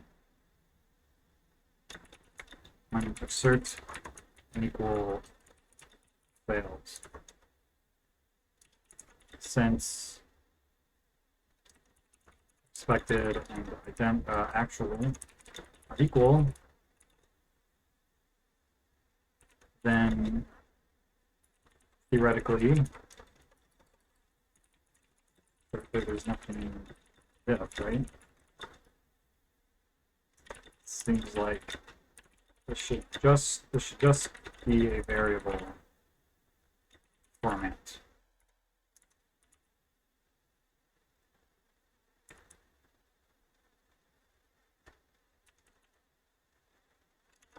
Format either expected or actual.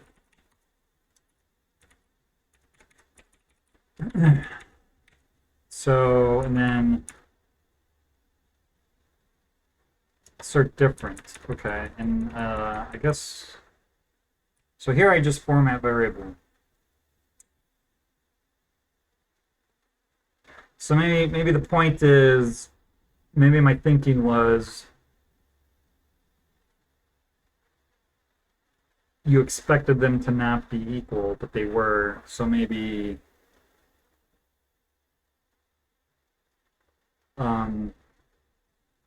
there's some sort of loose equality comparison going on there that maybe the person making the insertion wasn't expecting to pass. So I guess I could put that in there. However, since this is a loose comparison,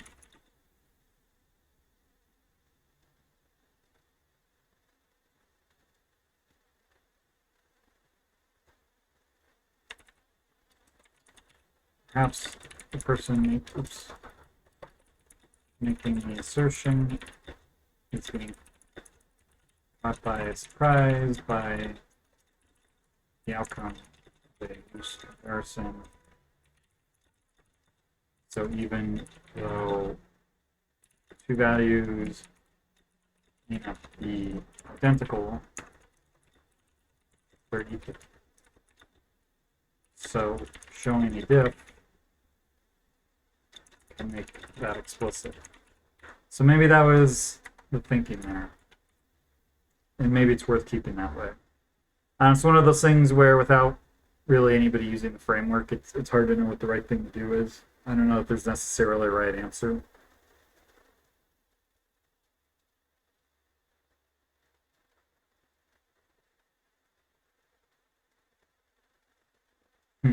Okay. So why did I go there? I was sorting out comparison operators. But that right. So since unequal is a loose comparison, that should be a comparison for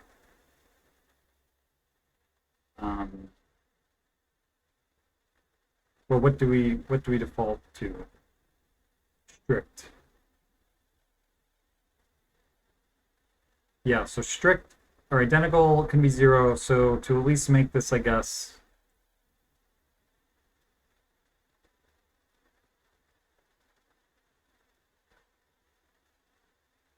because this is actually an API break, although we're also at a 0.1 release, so I guess it doesn't really matter. So an equal less than greater than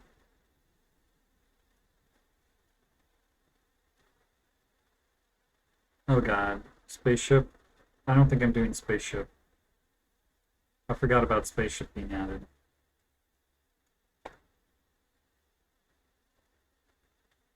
Let's are there implications for handling spaceship comparison? When was that added?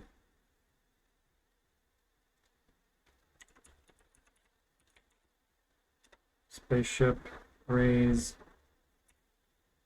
Oops.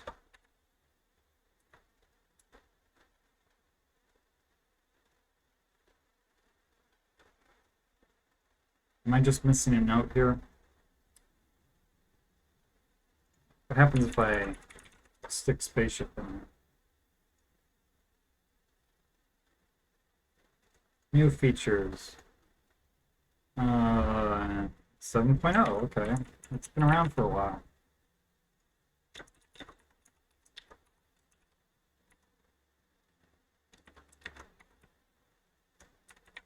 I guess we'll just stick this on its line. The spaceship comparison operator was added PHP 7. So I think we got them all. Of course, I lost my page. Where am I? There. So we got 1, 2, 3, 4, 5, 6, 7, 8, 9, 10. Minus spaceship is 9. Minus 2 comparisons is 7. So 1, 2, 3, 4, 5. So what am I? Equal, identical. Oh, there's 2 different. Okay, so that does take us down to 6. So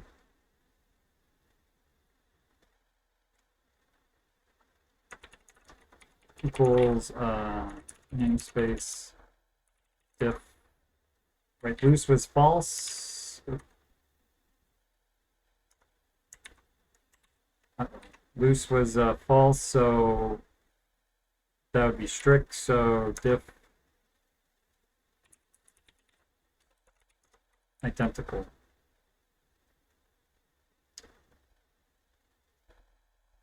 So this is going to be int. Oops. And then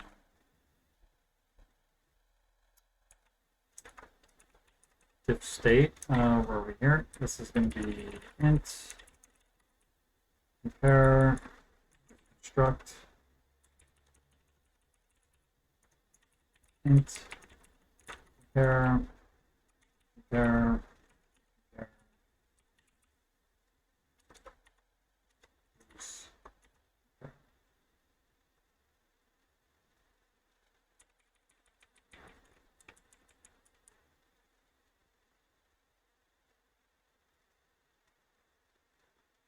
So where is loose used?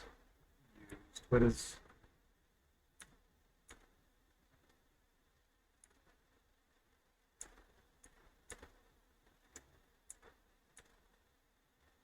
wow, 33 times this is used. Okay.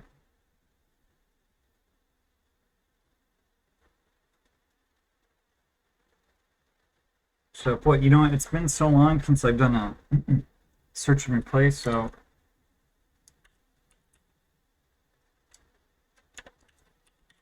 loose with compare, oops.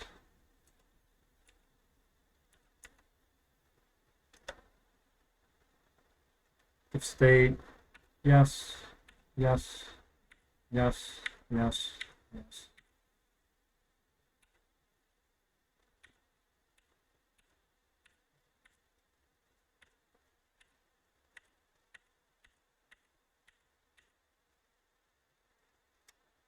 Okay, now we need to search for compare. Change that to an int wherever that occurs.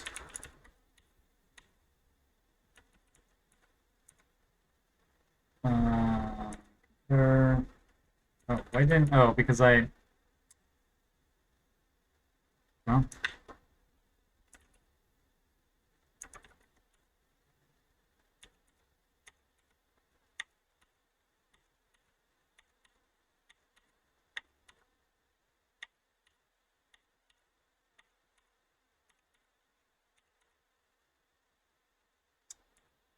So, I guess we can.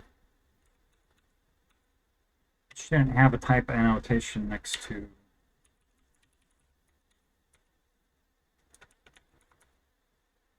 compare, compare, compare, compare, compare, compare, compare, compare, compare. I guess that's it. Kind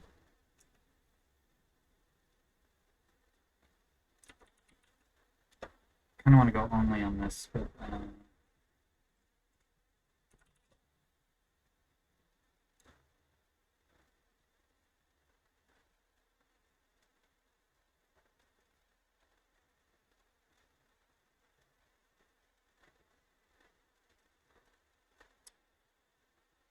so what's potentially interesting about this is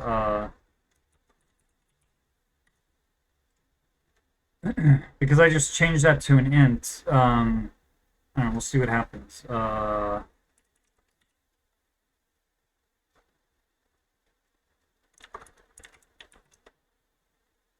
that was not the split I wanted. I have format open still. So what are we doing? Format function, format array. Oh, you know what? Most of these I bet I should be public. So what do we use loose? Because even though the comparison can differ, we're basically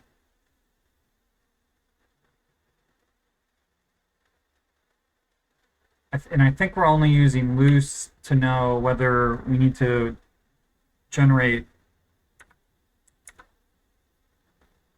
an object identifier. Yeah. I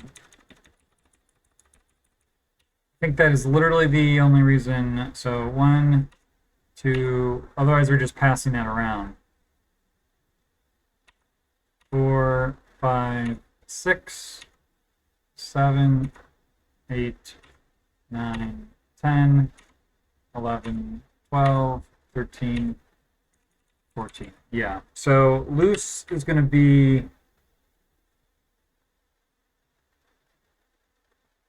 if loose is true, then that means comparison is not equal to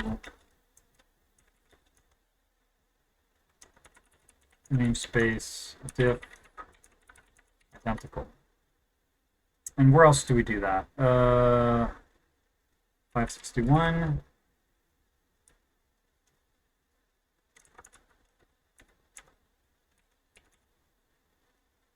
Is that what I called it? Yeah, diff identical. And then 572.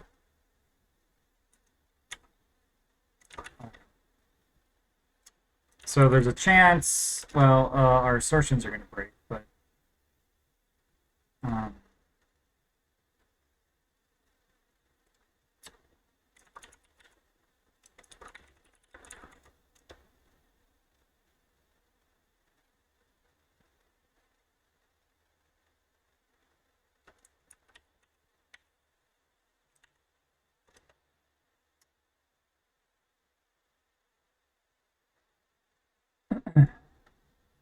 so that is a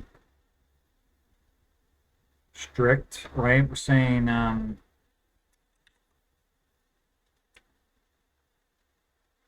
is namespace diff equal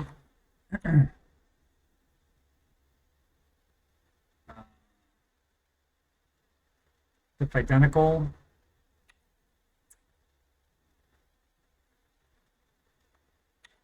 Oh, that's right. We're not generating diffs for less than equal to right now. So I guess that's it. I guess PHP Stan will be happy with that. Oh, and everything passed. Well, that makes sense actually, because we're not passing in any other value, and all we're doing is a Boolean check, I believe. Ugh.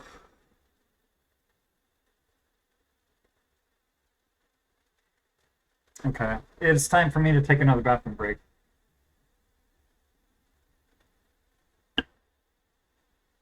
So I'm gonna throw in like another 5-minute break here,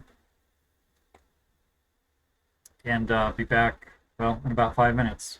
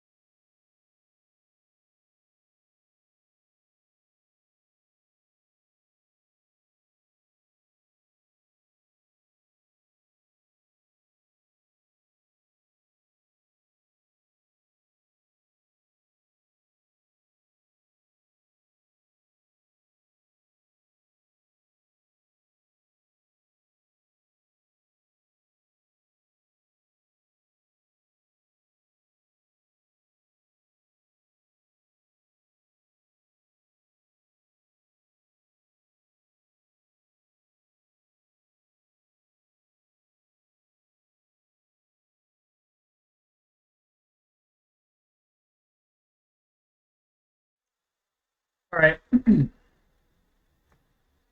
I am back.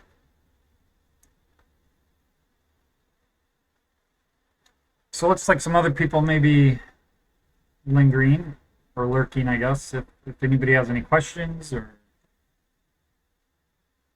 anything, feel free to jump in the chat, or if you're enjoying lurking, then feel free to continue lurking. I am going to push on here.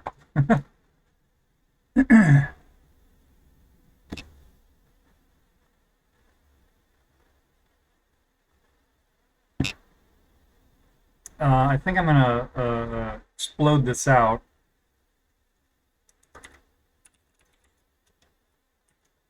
And you know, when the window goes full screen, things are about to get serious. Okay. But that was not a very serious start, trying to do this in the wrong file. Okay. So where are we using this? Gets passed in, and we save it to the state.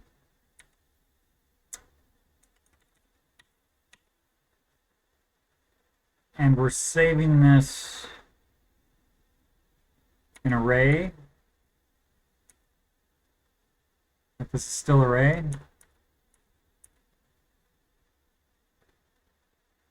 Yeah, okay, so an array.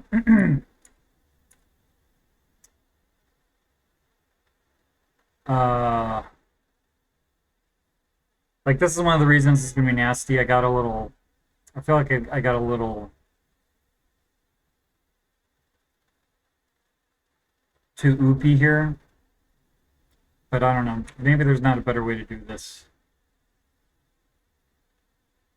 Object holds that. And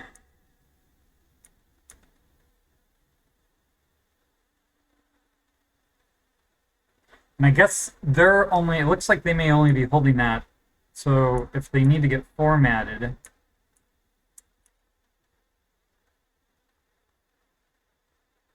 right, this is, that was not what okay. Well, I was hoping that was going to take me to the beginning of the class, but that did not happen.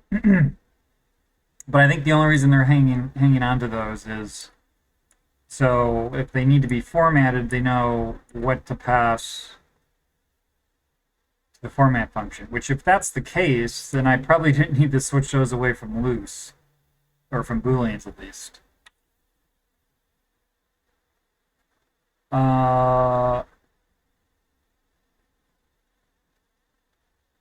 So what is this? This is processing the value. So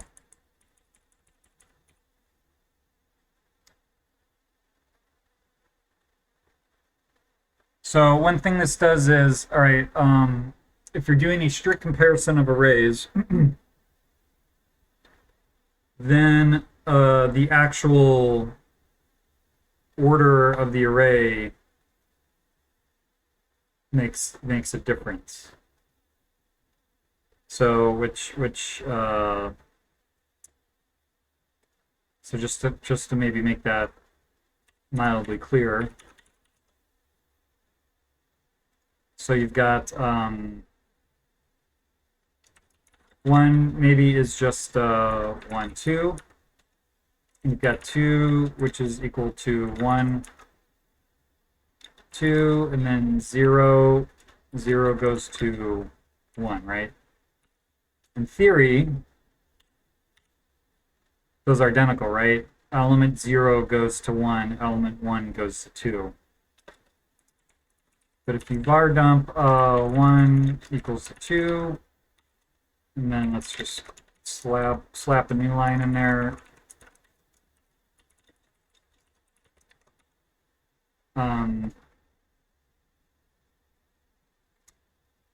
So you can see 1 and 2 are equal but not identical. So the order of the actual order of the elements matters. And so what this does is if it is a non-strict comparison between the arrays, And it's interesting, I guess I do this as part of, well, I guess, right, if diff is being called, we know we have an unequal element, but I suppose we could also do this at the time, later, but whatever. So, but the larger point being, so if this is a loose comparison, I sort the array by key um, so that you're not like the diff is included with the fact that the keys are not in the same order, because then you have to hunt and peck like, okay, what's actually going on here? So this is going to turn into if does not equal namespace diff identical, because everything else I believe is a loose comparison.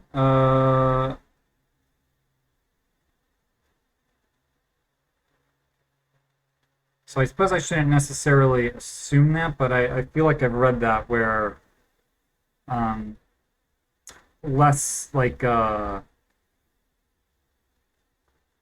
less than whatever these are called. Equality. I guess I don't feel like they're equality operators, but anyway, less than or greater than. I believe those also do loose comparison.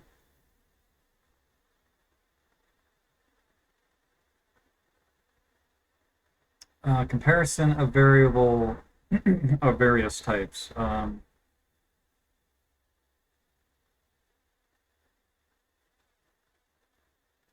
Yeah, see, here's what I'm talking about, where you can compare non-scalar values. An object is greater than anything, I guess. Whatever sense that makes. Uh,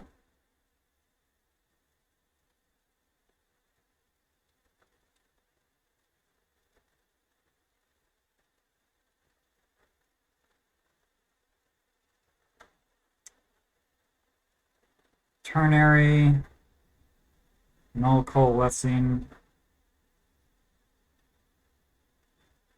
So maybe I just need to be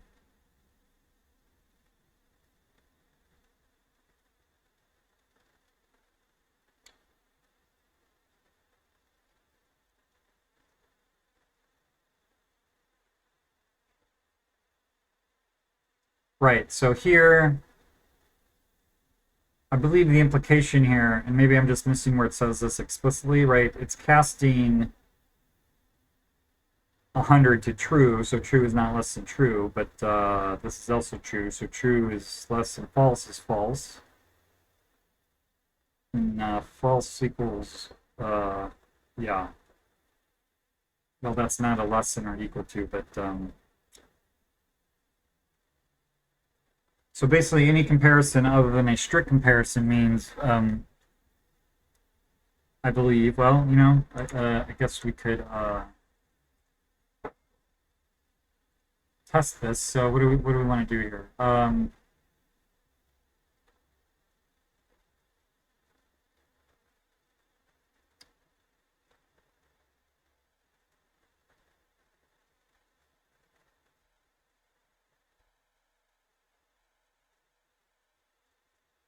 So what if we make this, maybe make this 3?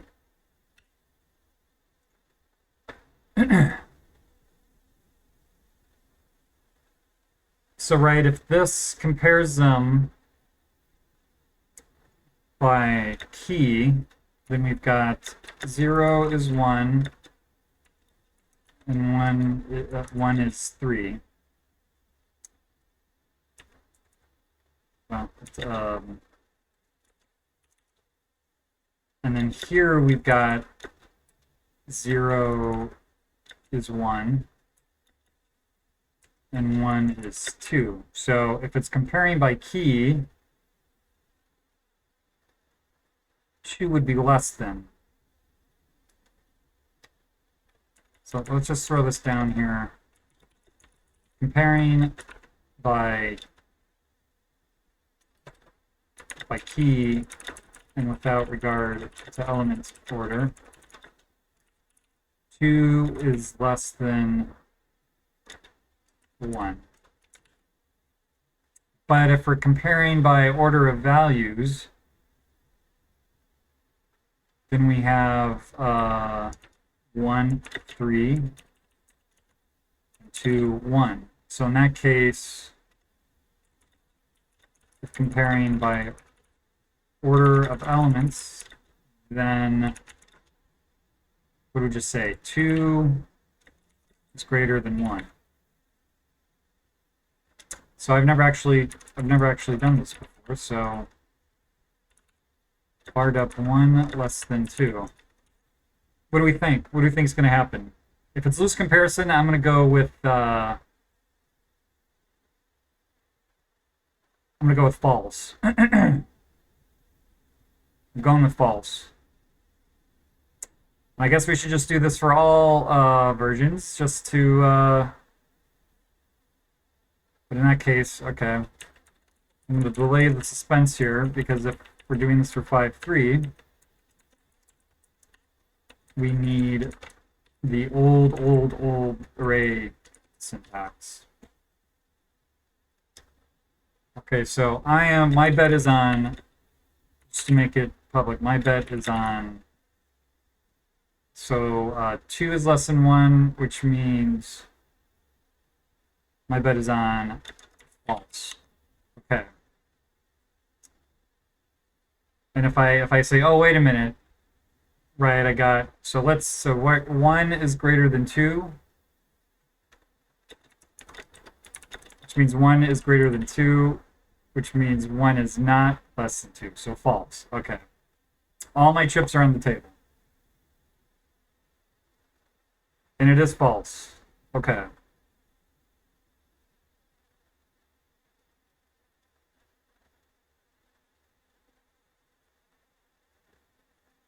So that's good. And of course, these are always false now because there's different values in the array.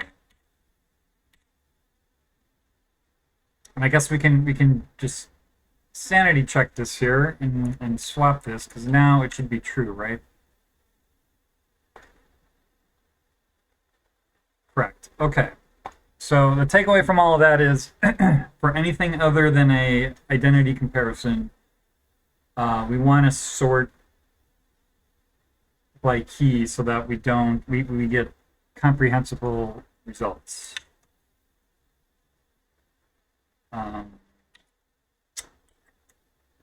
So object, and then for object though, I think we're just passing that in there.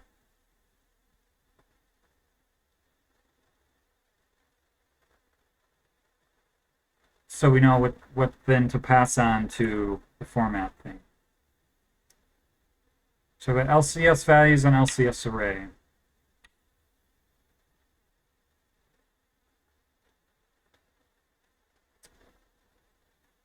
Oh, this is, okay, this comparison is making my head hurt.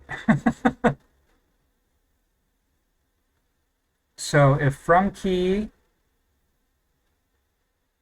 is identical to to key,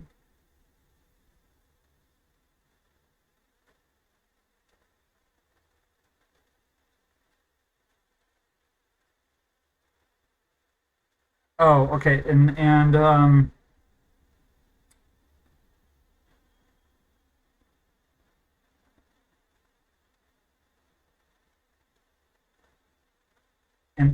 so that would be, and it was a loose comparison.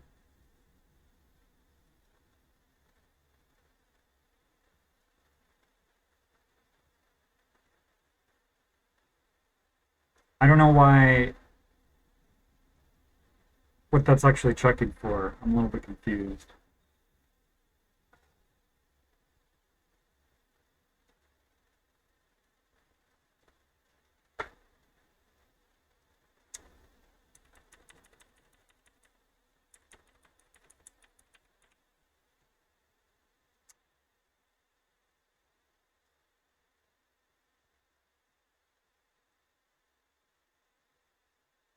So this is, what are we doing? Diffing values.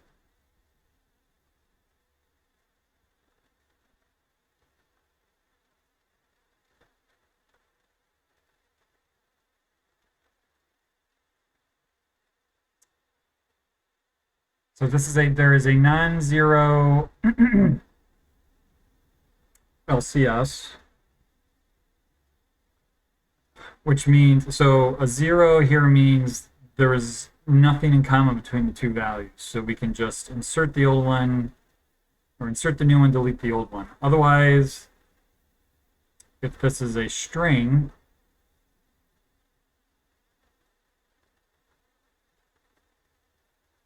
then we do whatever this function does, and then build a diff from it. Otherwise, okay, we copy. Okay, I understand what's going on, although I don't partly. So then we copy the end value because, right, if the way we're formatting objects in arrays,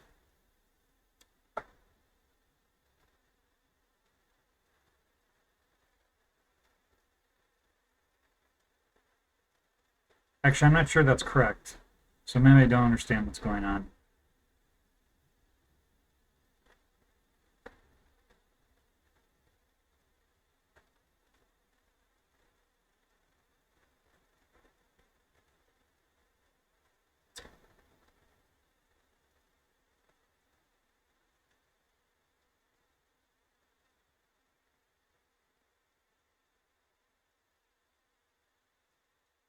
So if it's two scalar values,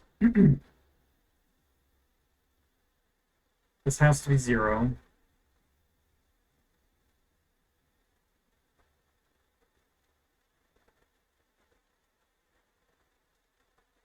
And if it's a string, otherwise, copy the end value. Like generate the diff between the sub-values. Build the diff.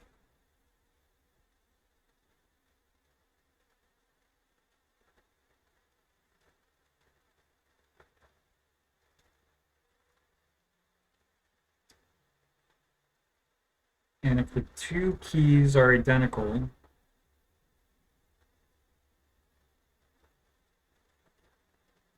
and we're either doing a loose comparison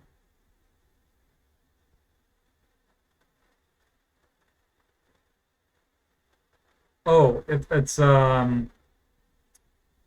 this is for the I get it now.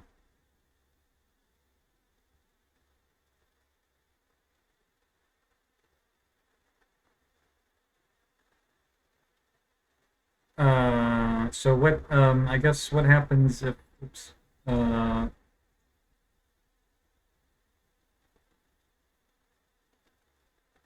okay, so different classes are incomparable. Same class C object comparison.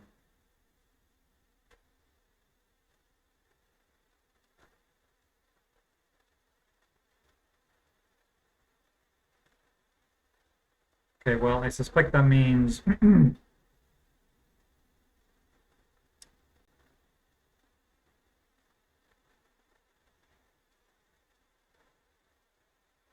okay, so it means they're doing a less than or greater than comparison between objects is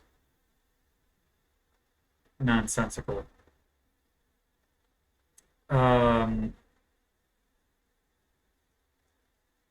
So the point being, I guess, so the reason why we do a special case for an array is, right, arrays don't really have the sense of an identity. Well, right, if you're doing a strict comparison between two objects, then it just compares if they're literally the same object, like the references of the same object.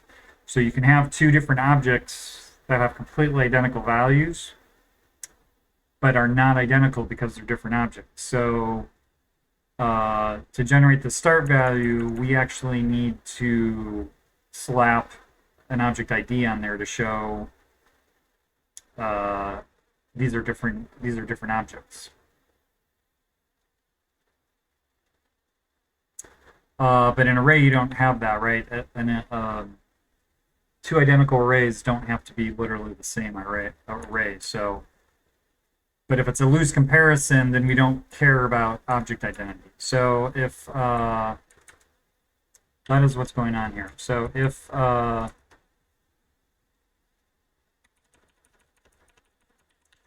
if again, if this is not equal namespace diff identical, just put that down there. So that is the same as a loose comparison. But this still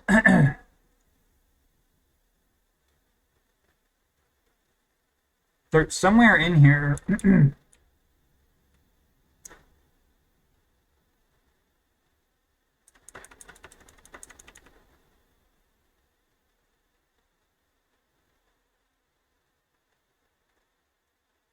so somewhere in here I feel like there must be like I'm confused and maybe I'm just being clever or it takes care of itself somewhere else and I'm just not aware. But it seems to me like there's no guarantee that from and to are of the same type.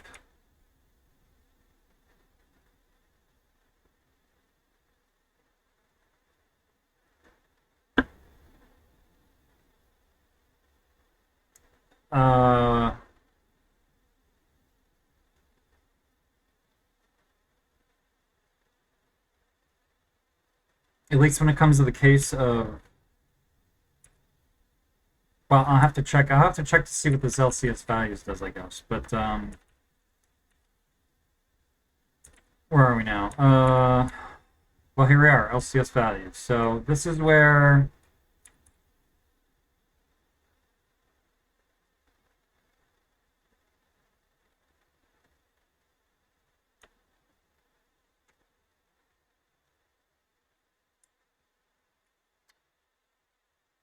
okay, so LCS, so that's what that means.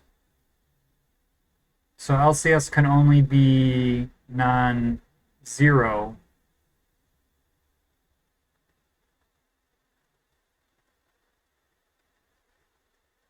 well, unless they're equal.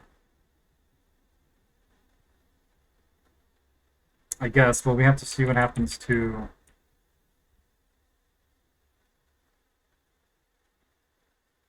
here. But I think the point being the only thing compare really is used for is to pass the compare values. It's passed to LCS array, which I have a feeling that also just uses it to. Okay, so that goes back to LCS values, and then here we are in compare values. So this is where the magic happens. So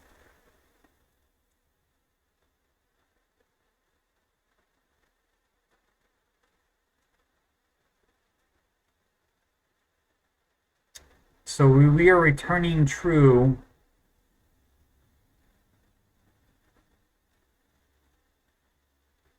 if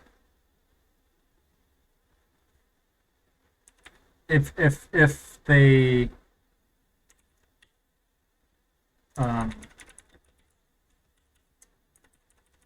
if they compare, if they're equal, if they meet the condition of comparison. So if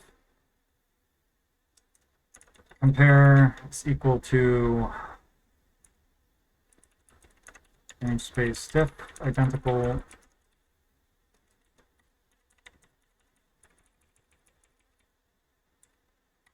result equals else if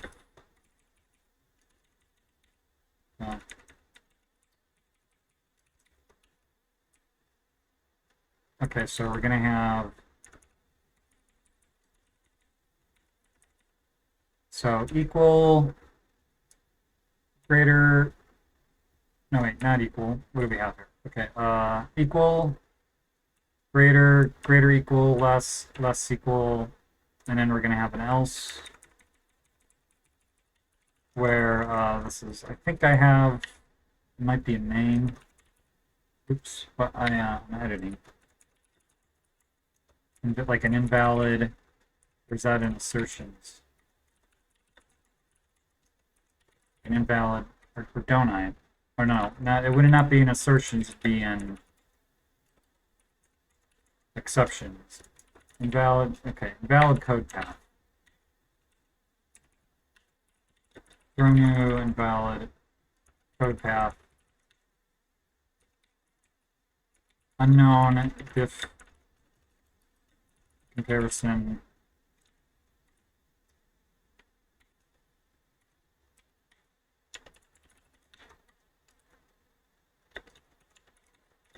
And that's going to be comparison. Guess I can just put that on the line. I don't need this class in here.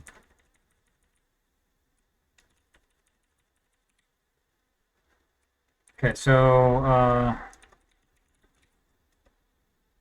it's identical equal.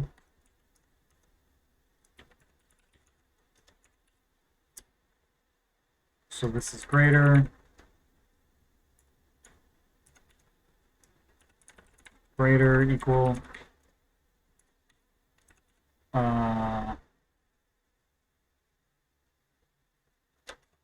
less, and then less equal. So greater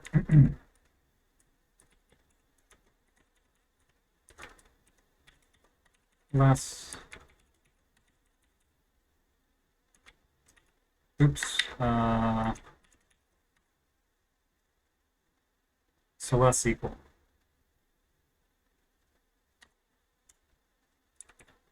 Okay, so now where do we use compare?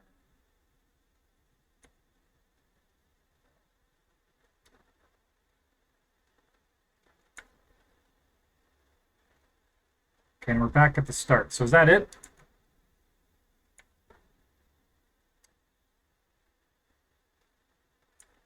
I guess so. Seems a little annoying to walk through all this, but I'm surprised that was it. If state compare.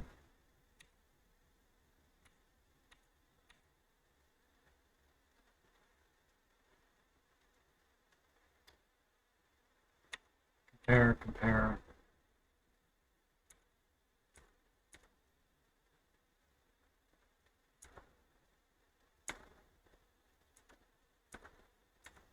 It's an object, and then here.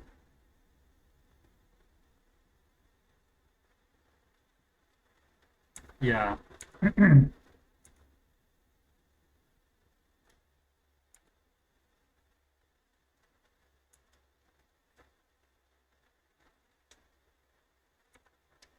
values, so just pass through, I guess. Or actually LCS in the values.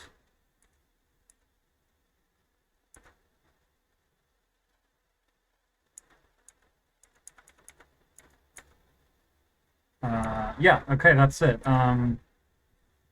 So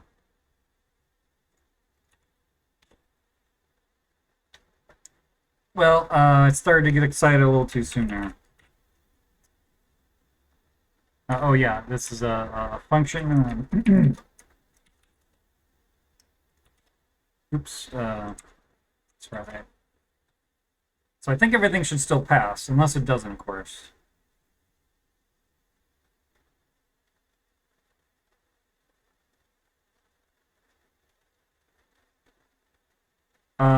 So that's because we are passing in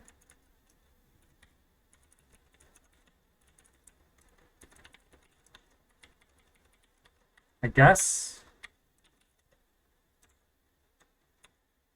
What happens if we format that? Yeah, unknown diff comparison.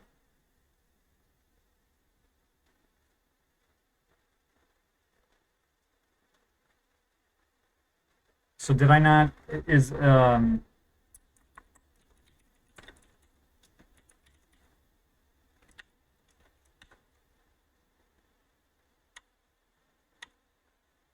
So I must be doing something directly in. Oh, that must be where I'm testing the actual diff. Because, right, static analysis, we got through static analysis. This is my tests failing.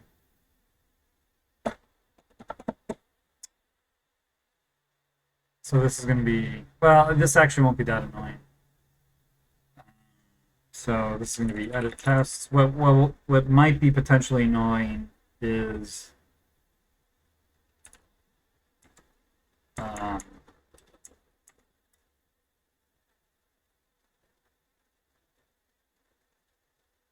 what's failing? Loose formatting.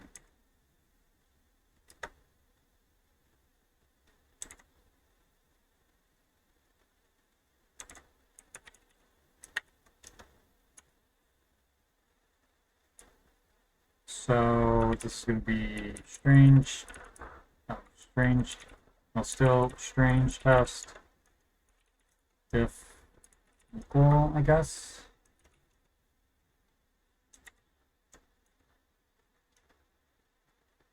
Oh, okay, well, easy enough. So I think one thing I want to do, though, is now that I've gone through here, um,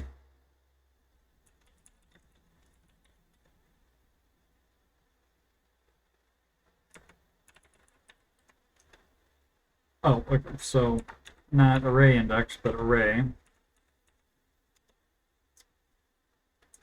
So we're going to set loose. We're going to take this back to loose and say loose equals comparison does not equal namespace diff identical. And we're going to do the same thing for class object. Check, we'll take comparison in here and we'll set loose equals comparison does not equal diff identical.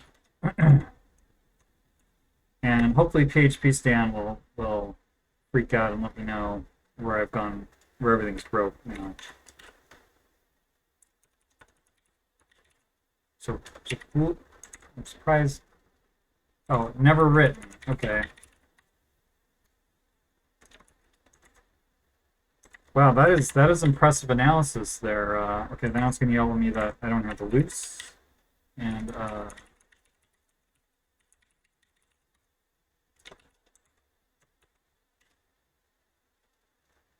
now I'm going to get yelled about other things.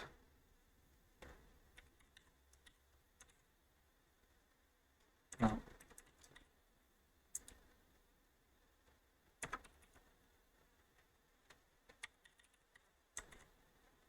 Where were I? 441, 561. It's going to be the same thing. And then 572.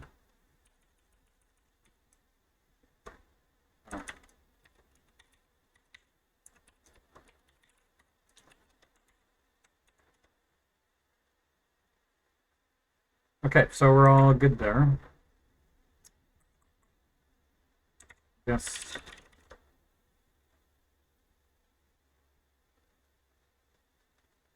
So I suppose what I could do now is come in here and assert, I don't know, what are even,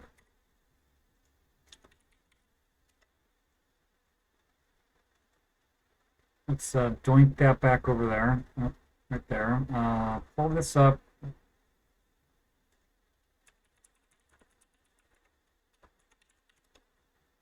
And hey, look at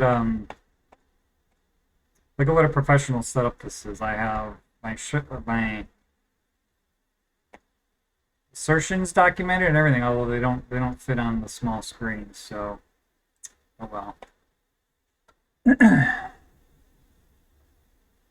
So assert equal we call diff. Well, maybe just go through these. Oops. Assert So assert different. If they're not different, they're identical. So we just format it. Assert equal. If they're not equal, then we do a diff with diff equal. If it's false, then we just format it. If it's falsy, then I believe we also just format it. If it's greater. So how are we using diff here actually? Well, okay, let's just okay.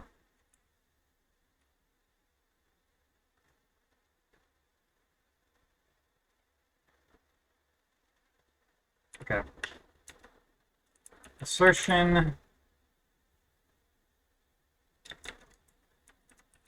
actual greater than min fail. Is that kind of the business we're doing here? And then we shove the description in there, and then I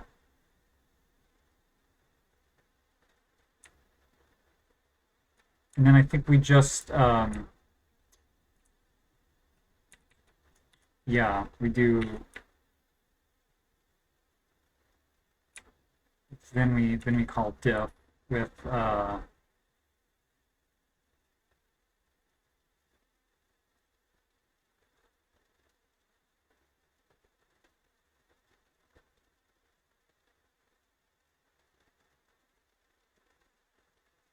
so let me think about so normally we show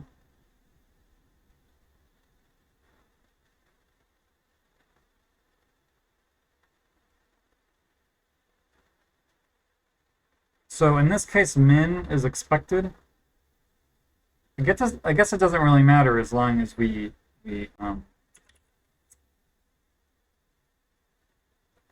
well, what we can do, I guess, is do min. If min is expected, actual is actual, then this will be min. And this is going to be the same as diff less equal.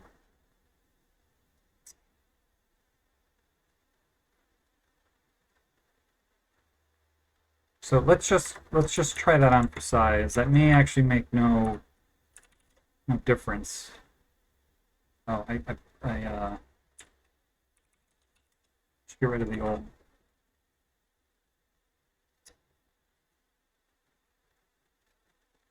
Okay, so let's make our baseline again. Okay, so now instead of getting reading a diff in a diff can get a little dicey.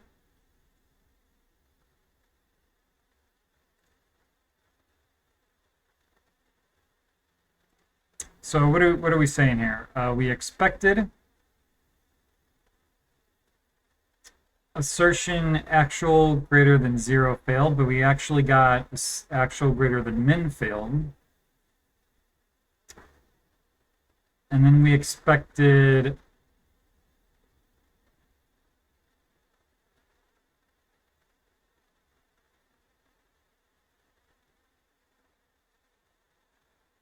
I feel like I'm so something here.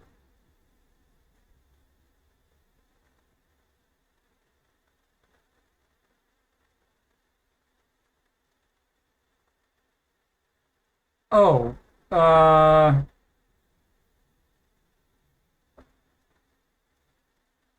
because they were equal.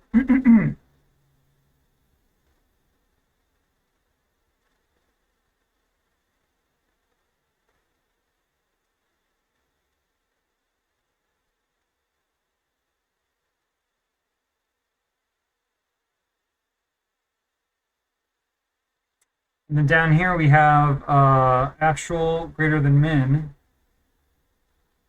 What we got was min is -5 and actual is -6.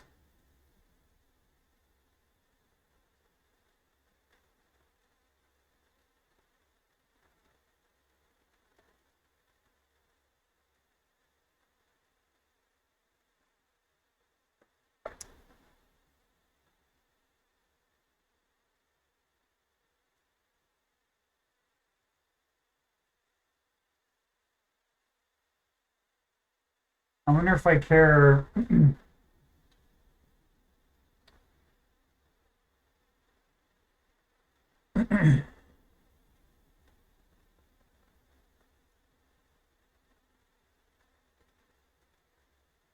I guess I'll leave it like that.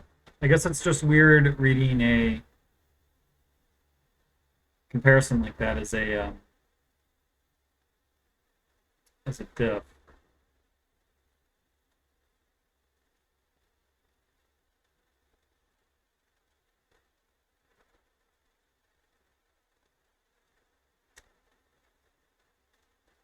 Or so if we flip that, we're saying well, maybe just let's maybe so just keep this in the same order as the parameters and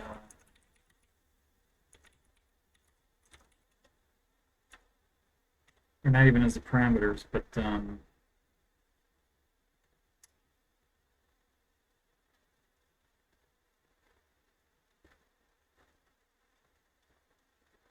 oh, that means we need to keep the greater. Uh,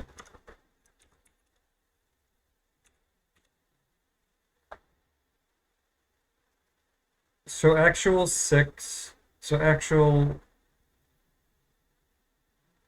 assertion actual greater than min. I think I like this better. Actual greater than min.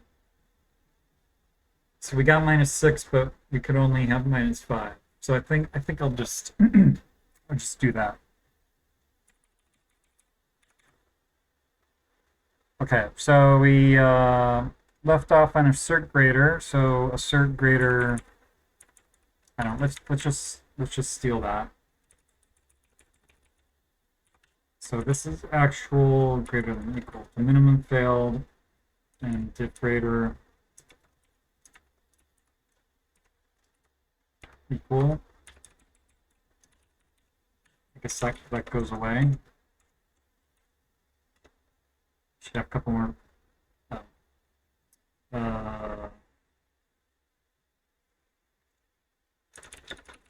Is that really it? I feel like there should have been more. What about less? What did I do for less?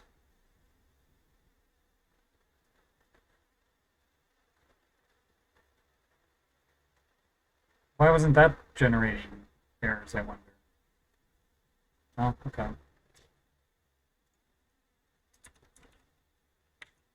So diff greater or equal, identical. I don't know, it seems a little silly now to default this. There's like so many other options.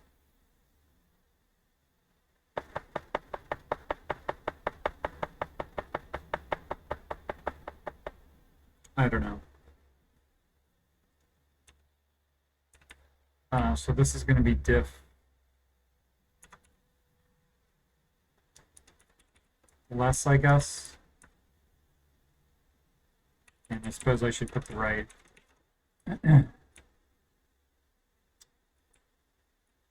Diff greater than, okay. I just want to make sure I'm not inflicting too much copy pasta on the world. Assert less or equal.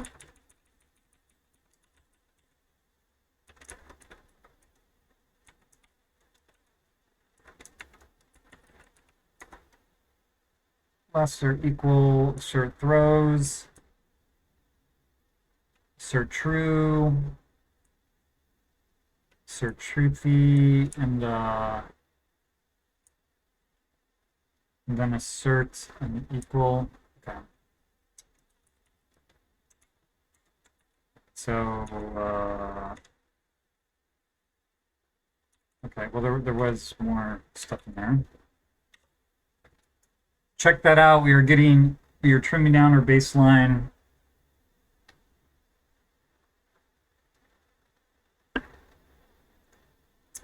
This is actually, I think, pretty cool in my opinion.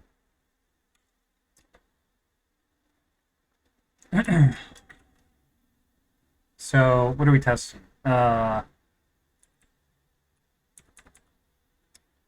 Assert less or equal. Boy, I really So this is going to be max. Oh, so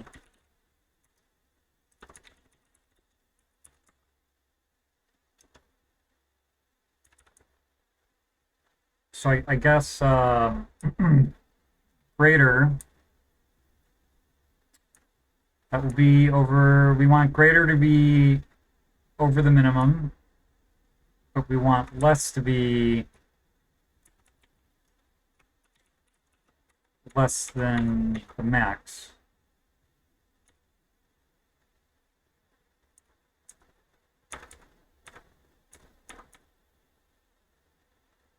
And then I matched on mixed. So I think that will sort that out. Okay, so back to assertions here. So okay, so assert actual less than max, and so actual max. What did I do? So actual was -5 and max was -6. Is that what we're saying? Let me just make sure. Yep, that's what we're saying. 582. And so this is again going to be max. And so actual max, so actual was 1, but max was 0. Okay, and then 556. Assert less than max.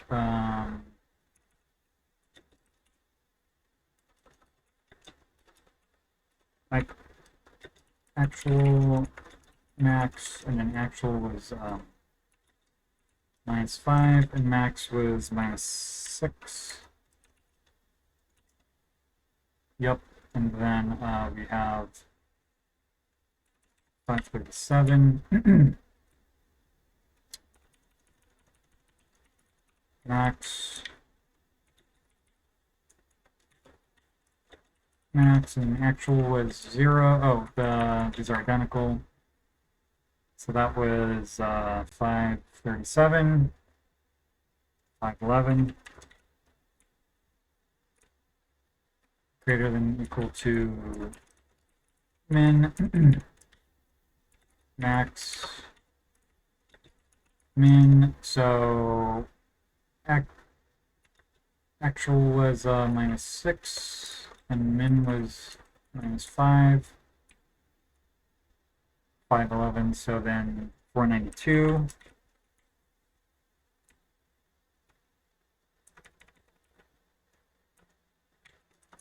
Min.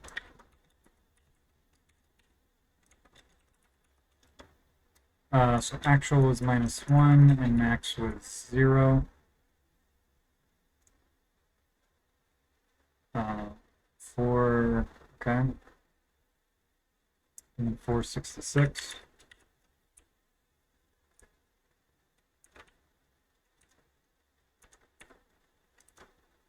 Min,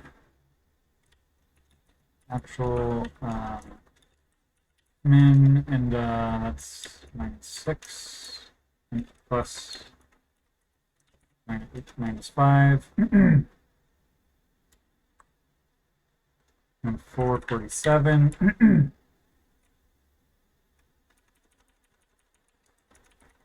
Then actual min. This will just be 0. Let's see what that does.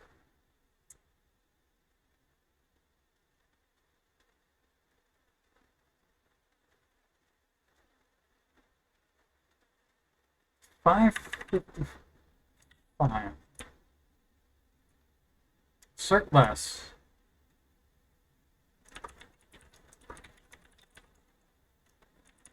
Cert less. Am I doing the right?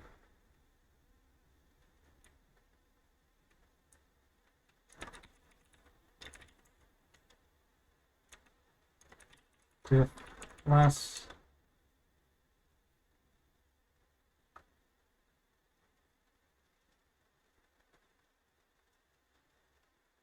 My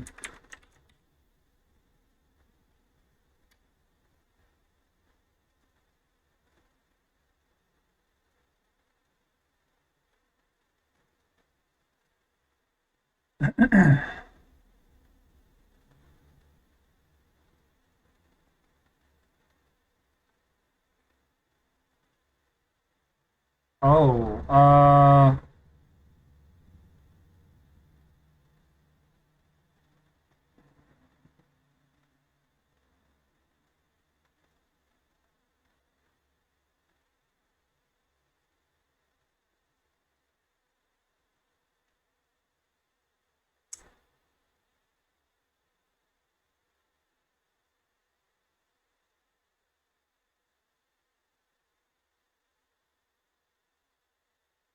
so what I think is happening here, right, is we are, if the comparison is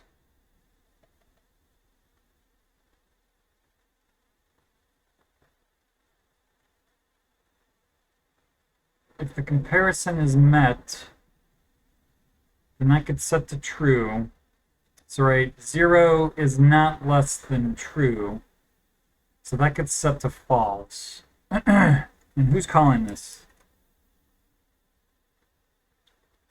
So here, that's false. So because it's false, we basically we generate a difference.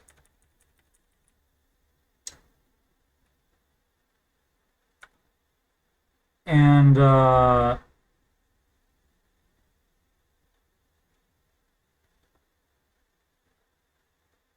same thing here. I'll see. We say there's nothing. So I guess we probably do have to invert those to get sensible results. The leaf lying on my floor. I'm not sure where that came from. All right, well, that's fine, I suppose. So where are we here now? I guess I'll pull my assertions back up. So start with assert greater. So that means it's going to switch actual and then that means less equal. So now let me think about this for greater equal, right? If they're equal,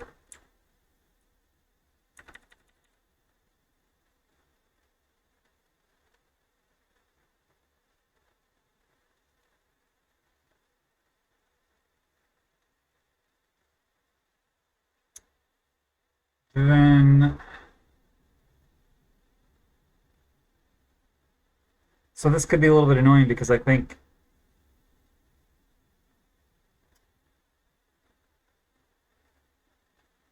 well, right, if they're equal here,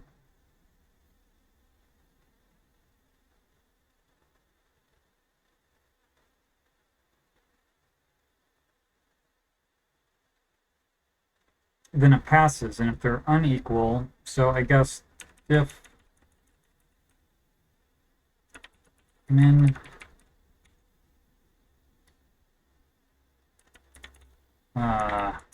actual, let's just see what happens. So greater than equals the same as less. So assert less. So max.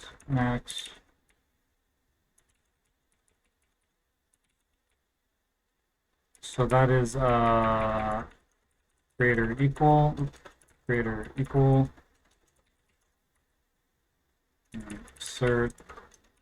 So then this is going to be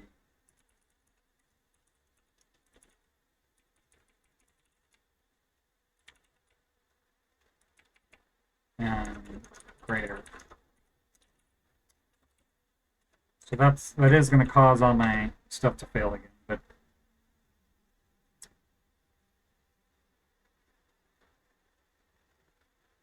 so that looks all right. That looks all right. That looks all right. Yeah, that's all right, I guess. And okay. Well, that's mildly annoying, I guess, because I think I preferred seeing that the other way. But correct answers are better than convenient ones, I guess. Oops. So max was -6. Oops. Actual is -5. Let me just. It's a 608.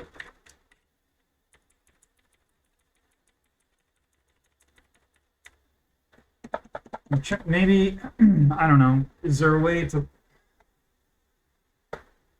fiddle with that and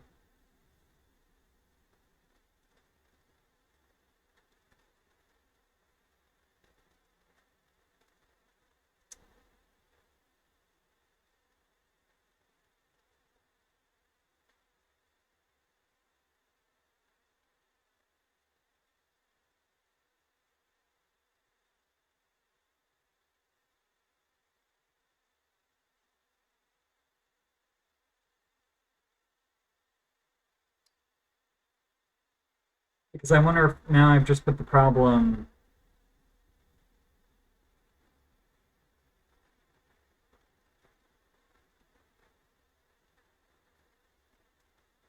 So I guess that would only occur if they had to be strictly greater or less than one another, because then inequality would fail the comparison.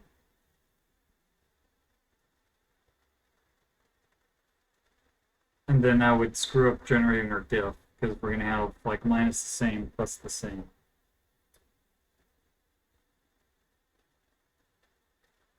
Uh,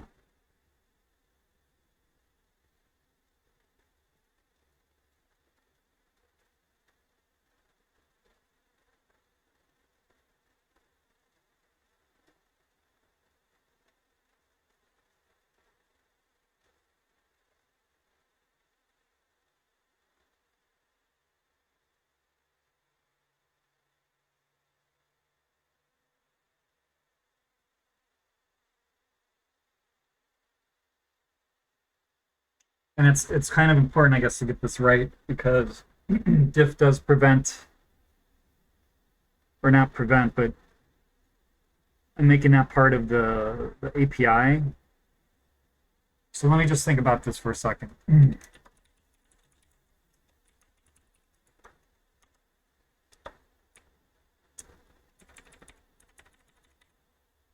So these are obvious.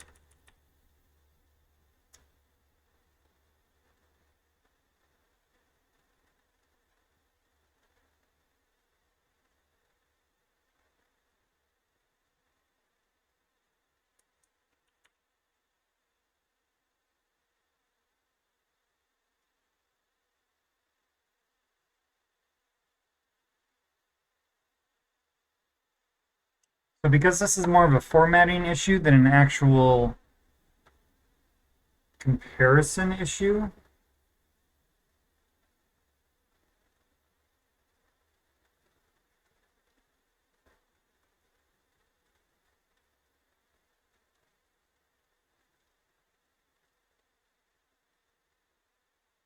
what if, like, I'm thinking, what if we just change that to that?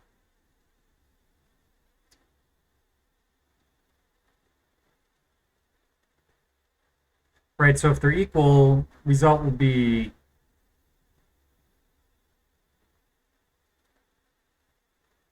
shoot, what? Okay, so here's another sort of weird thing about this, right?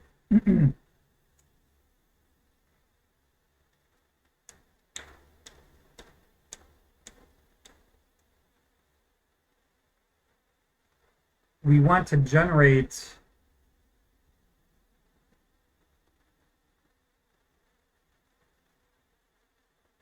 right because we're if things right so diff greater say right and we're comparing um from which we're calling well, I guess this is what we're trying to figure out. So if actual let's say is 100 and minimum is 5, and I think we default to like if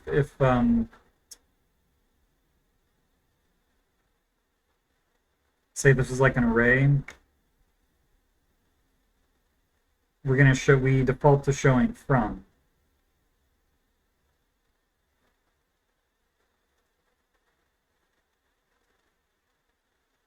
which is expected.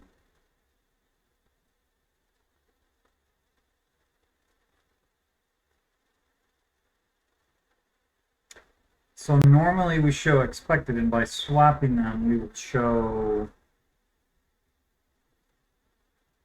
actual.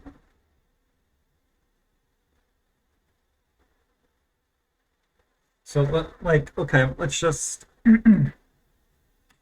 let's actually maybe create a test case just so I can visualize this.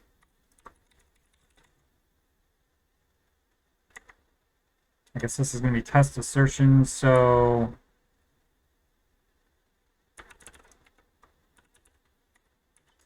boy, what am I doing? Yeah, okay, so test greater public function test. I'm just going to call this test array right now. What are we doing here?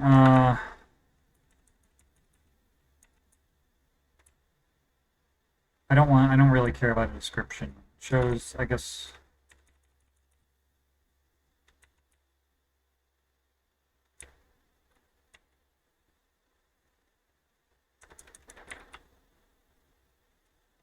So array, so what did we have before? We want, what are we testing? Test greater?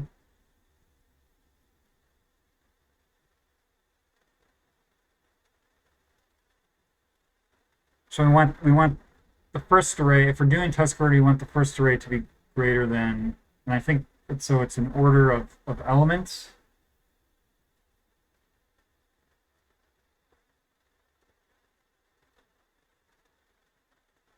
So like 1, 3 would be less than 2, 500, let's say. And let's just see what happens there. I'm not even care about the message. I just want to see what this looks like.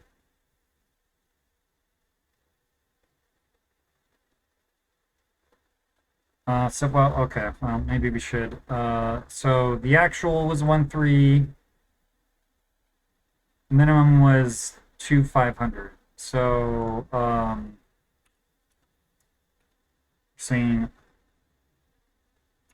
actual, except we flip this, right? So minimum was, well, this is going to be array. And minimum 1, 2, 3, 4 is 2. And minimum is 500, but we actually got 1, 3. Right? That's what our, well,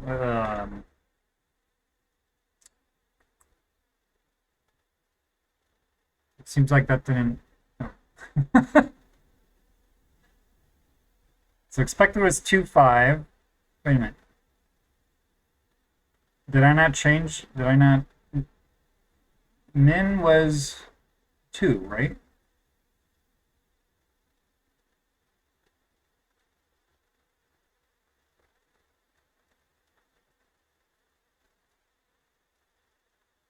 So, oh, we're showing the dang keys.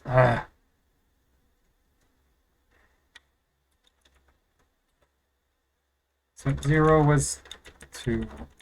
Okay, so see, one thing leads to another.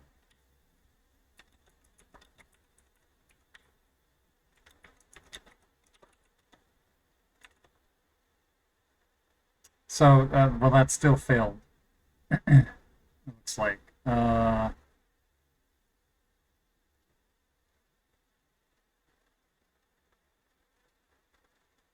Oh, boy, I'm really creating a lot of work for myself here.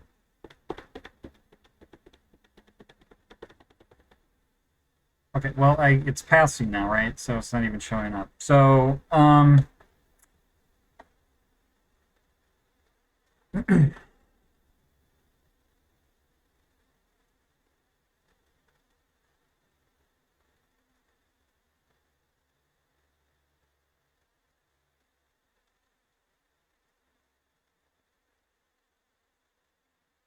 but I guess what, right? So the test here, though, is, oops, 503, right? Like that should look.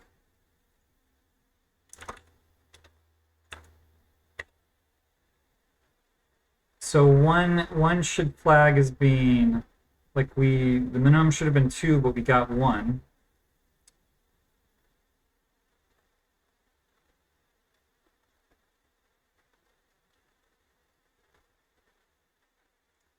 And then we're saying it should be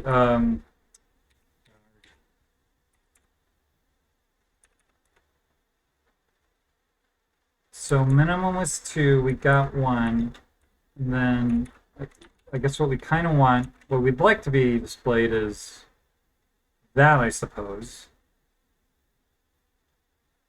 But what we're gonna get is 3.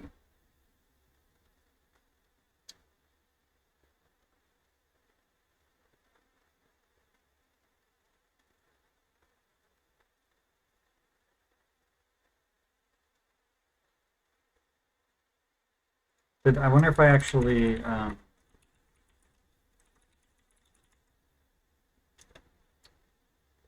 did say that. So now, of course, we're not actually doing. So then, what happens if we put, say, 5, 5?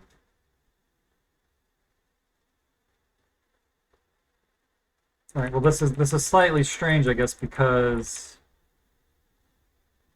the only thing that matters here is the first value. But then it wouldn't fail. So I guess, right, so we would expect maybe 5, but then let's say again we have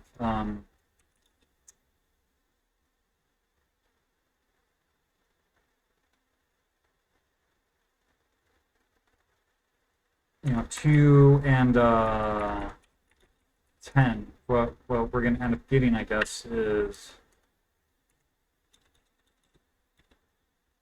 3. The minimum should be 10, but the maximum was, or the actual was 2, right? Is this what we're going to get?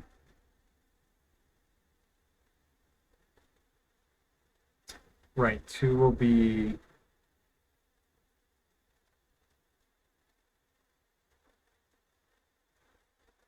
Yeah. I mean, are we okay with that?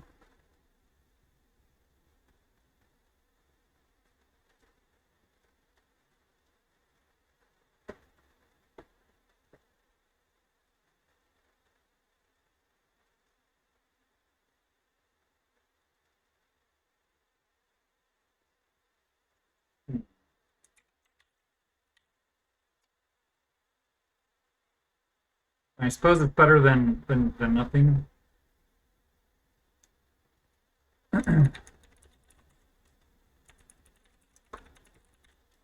Right, this is what we're testing.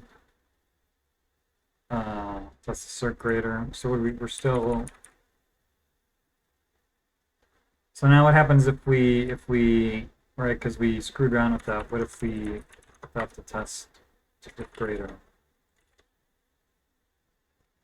Uh, oh well, actual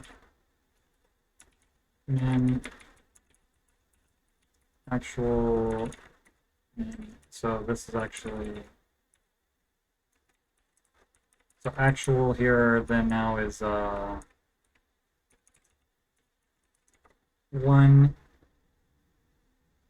and we're going to show this 500, and we're going to show 5, and but let's just I think that should I just want my test to fail so I can see what it looks like.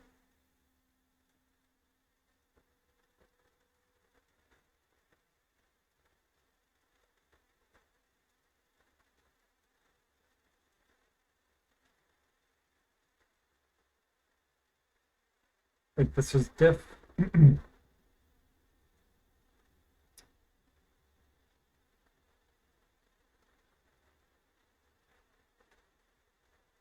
So we actually got was oh, this is oh, I need to save all my files.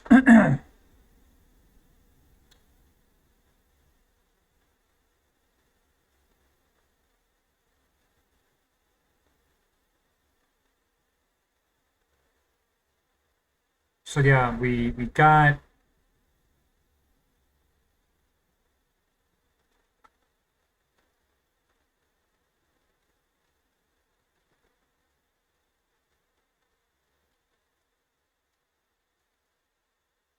so we got one, we expected 2, and then we got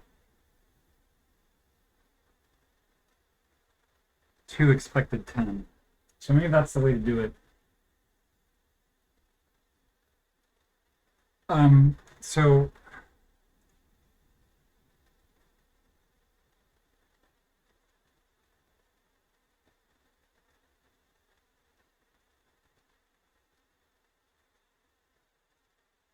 I guess using a diff like this is a little bit strange.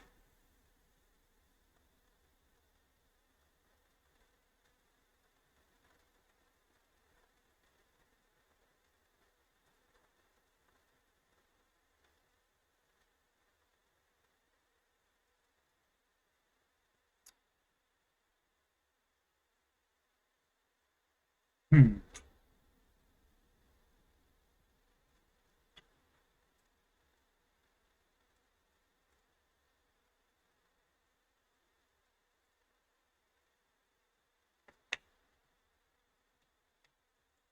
It's a little bit hard to know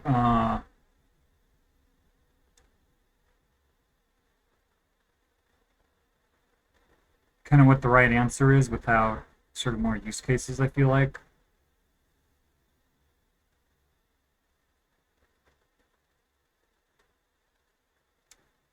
But again, since this is a formatting issue, I think I am liking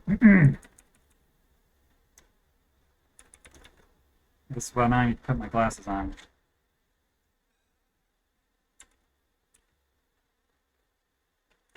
Oops. So now that should pass. Yeah.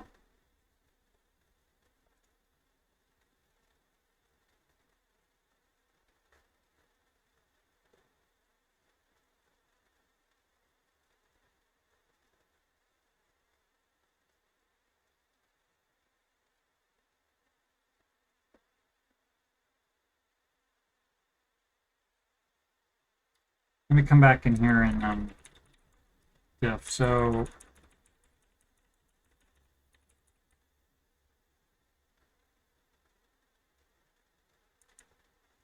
I feel like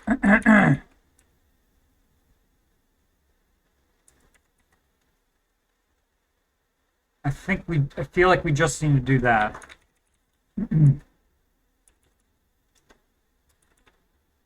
then,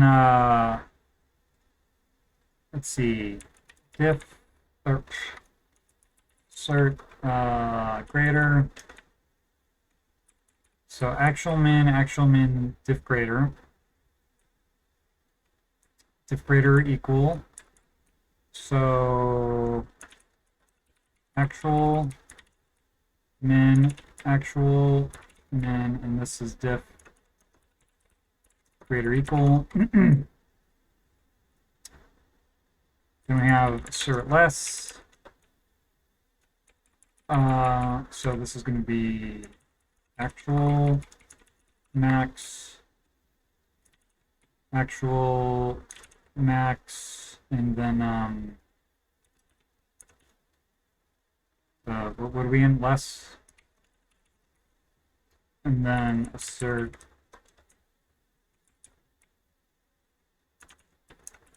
actual max, diff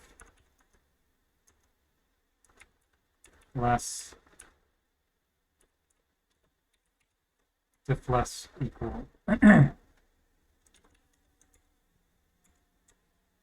Okay, so what? Well, now what happens? We haven't.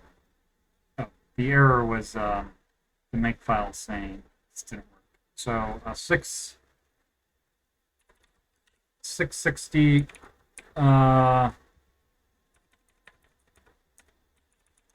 So actual, and I think these are just swapped, right? Just check that. We only have 3 failures here, and then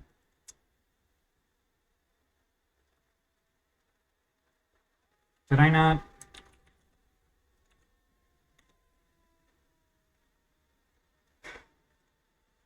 Okay. I guess it's time for me to knock off. I'm forgetting to save my files. So what are we doing? Actual. Oh, this should be min, right? Is that the only problem? It looks like it.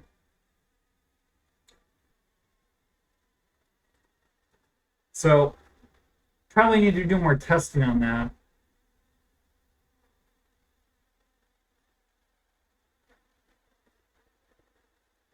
With like composite values and stuff. But I do feel like it's important to handle that within diff because and it's probably right. I probably shouldn't have even considered what I was doing, right? Because if that's like an API function, where you don't have to document, hey, if you want to generate a diff for an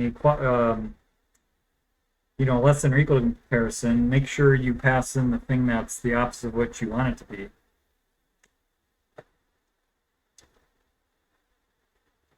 So it's purely a formatting issue. So we want to make sure whatever comparison you're testing for it is handled.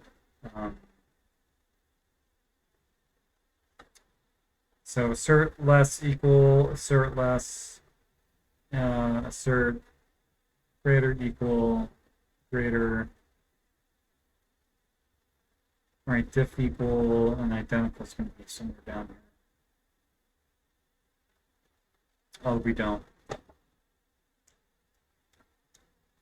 Okay, so what did we, let's just quit out of there and make sure we don't have any unsafe changes. Oh, what do we have? 9 here, so what do we have left in our baseline? Stuff in the diff. We could get to zero baseline stuff. That would be just a nice thing to delete that file and I have to carry that around repository.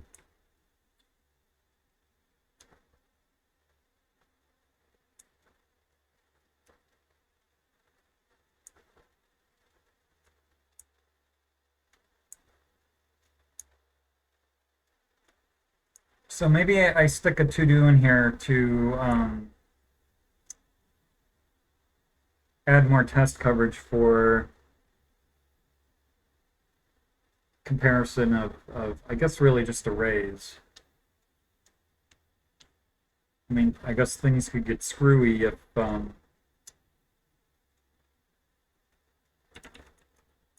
don't know, what's comparison taken to?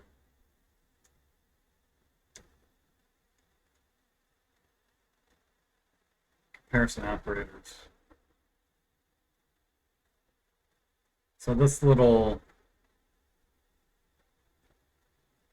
chart here.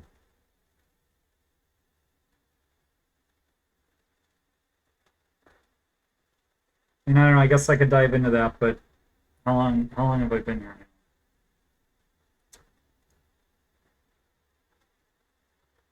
now? 5.5 hours. So if I wasn't streaming, I probably would have taken a break a while ago to snack.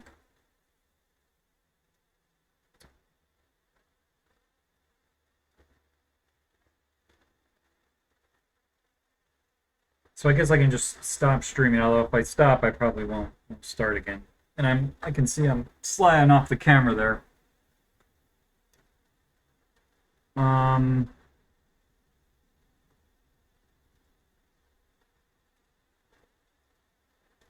Lost my train of thought. Oh, so let's grab this link actually.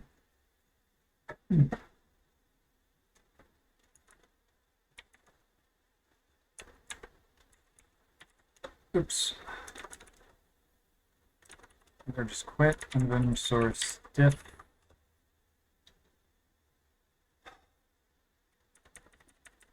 And I guess we'll just stick this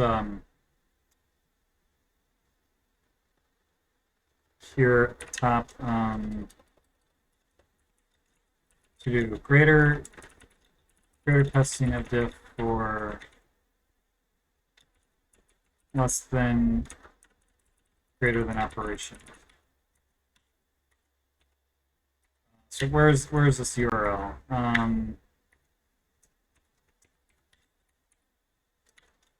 Since diff now supports arbitrary comparisons between arbitrary types.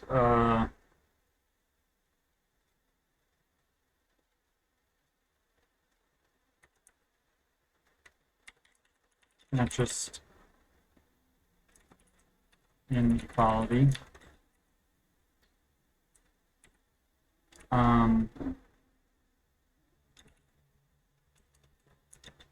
We should probably have greater test coverage of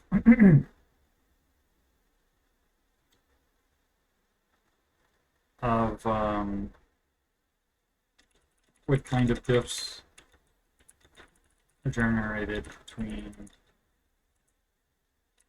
arbitrary types following guidelines from this table below. I think from the table, is there a way I can just, is there an anchor to that? I guess not.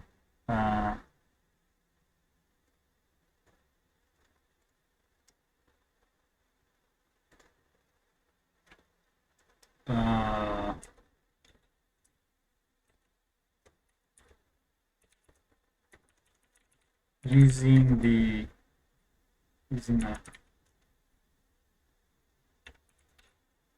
the table comparison as a using the table as a guideline, as a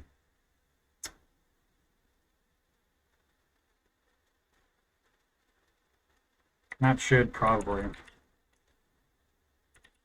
We need greater test coverage of what kinds of diffs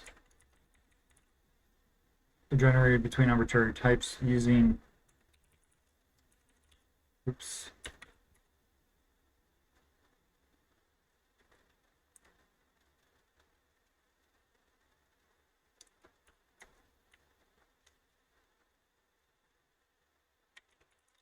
from the PHP documentation.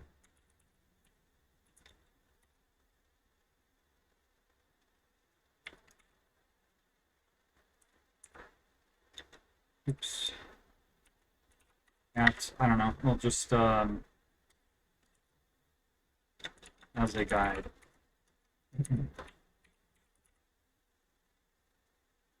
As a guide.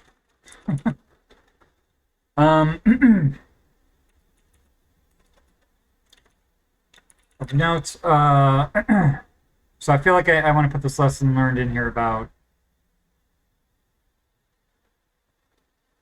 It's worth noting. It might be worth noting. It might be worth noting that the comparison operation used by diff provided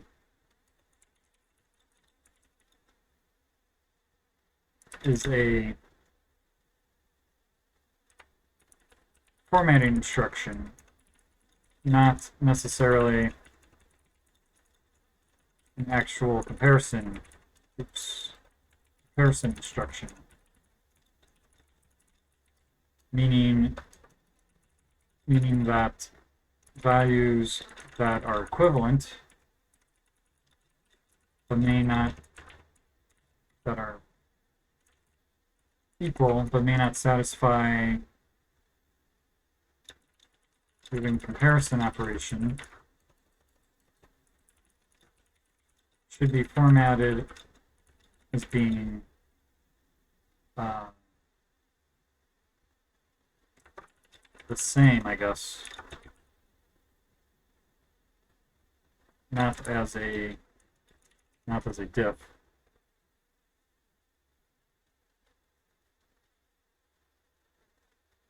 And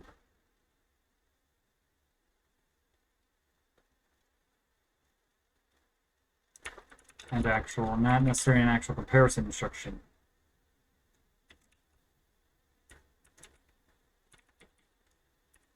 Meaning the values that are equal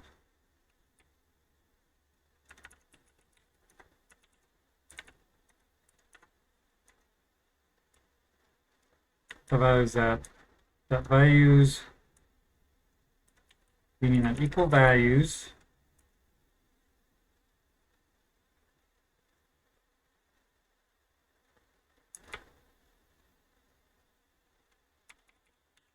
should be formatted as being the same, even though they may not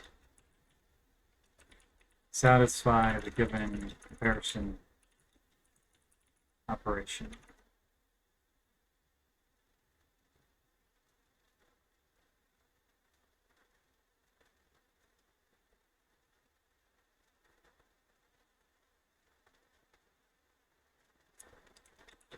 The provided comparison operation should provide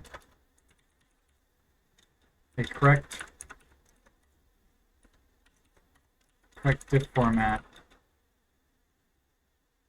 Should provide a diff format that is correct, or at least makes sense for the comparison operation indicated by the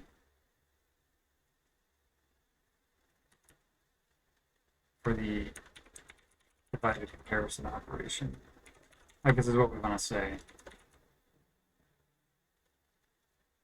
So it might be worth noting that the comparison operation provided to diff was a formatting instruction, not necessarily an actual comparison instruction, meaning that equal values should be formatted as being the same, even though they may not satisfy the given comparison operation.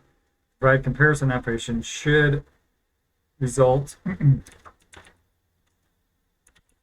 a diff format that is correct, or at least makes sense for that operation.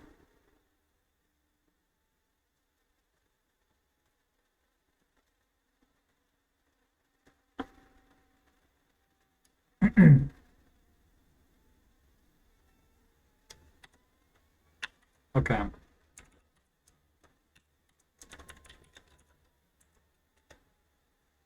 not the change. Well, I guess we do need to update change log.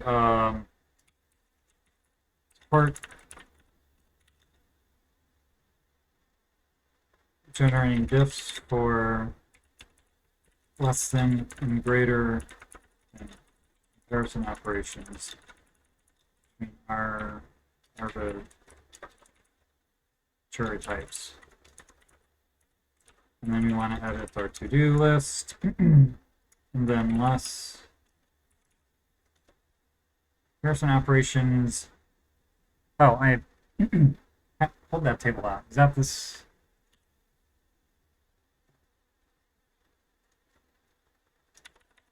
So I think we've at least addressed that and ended up with another to do.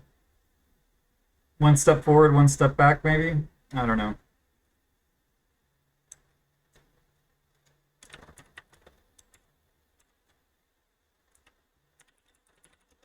And I suppose we should save this and push it. So let me take another look at.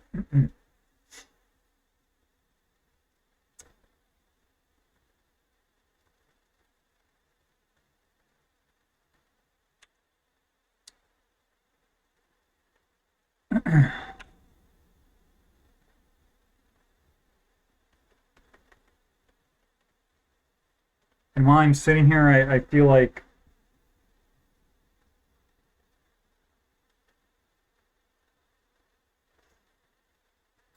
maybe not. Right, wondering about sort of defaulting diff to a strict comparison. That probably still makes sense because right, maybe. Because I feel like that is going to be by far the most common case. So I guess we'll leave that default parameter in there, like default meaning default to diff identical.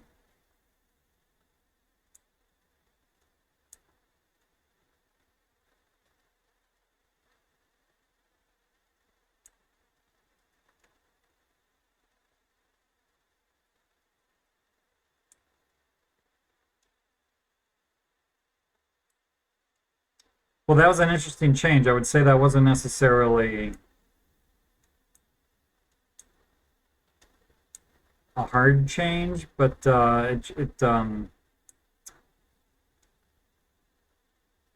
it provided some interesting things to think about, which I don't know that I necessarily got satisfactory answers tonight, but I'm also not unhappy about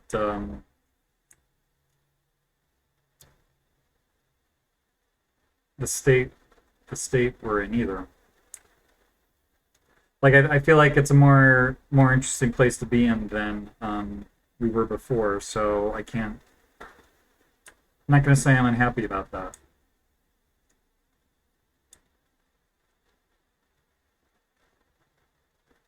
And it's probably worth, I don't know, maybe document the decisions here as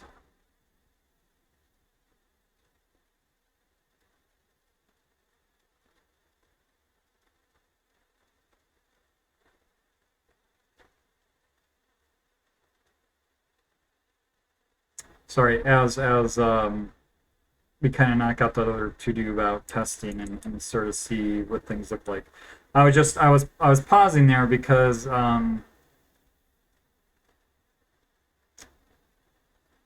right when I first did the test, I was getting an invalid code path.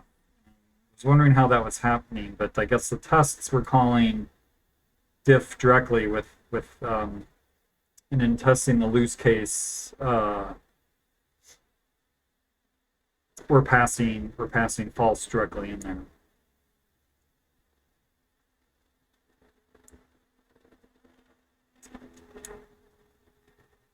Okay, and this is just I'm on the right branch.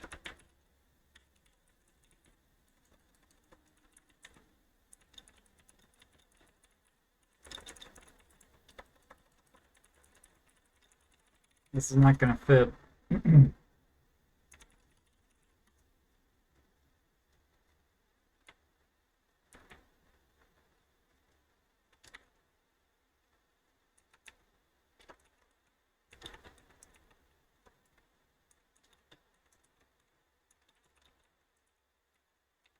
That's not going to fit either.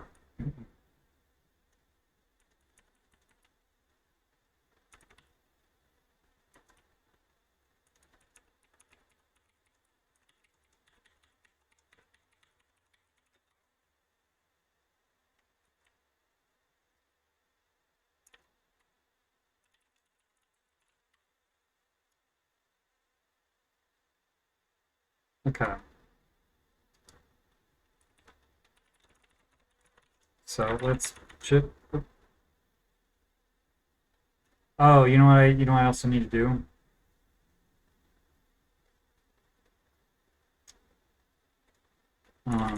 But you know what? Let's push that up. We're not on reflection anymore. We're on diff.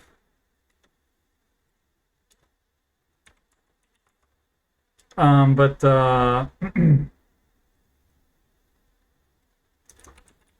right, I suspect. Where is format indent even called?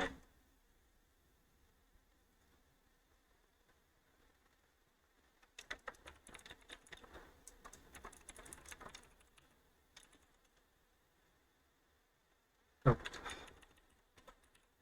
indent. That is all in diff. So I guess we can put this back.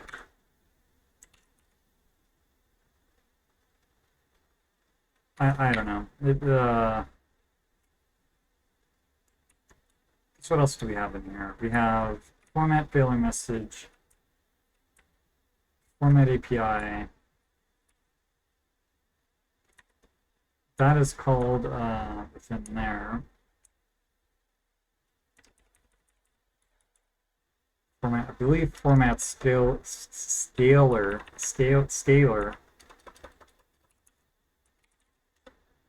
is called from diff.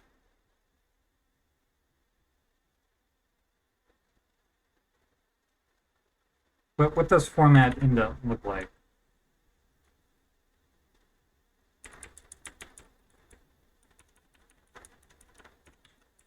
I guess we'll keep this in here.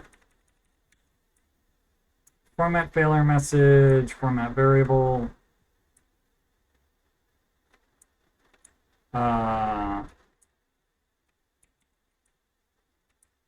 Format indent, format scalar. I think format resource. Also called from diff.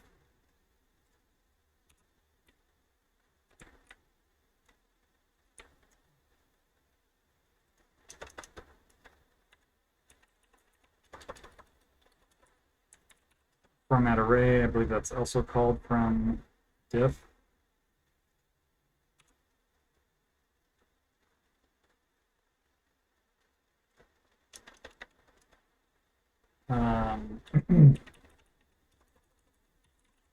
Format object, and actually, you know what, format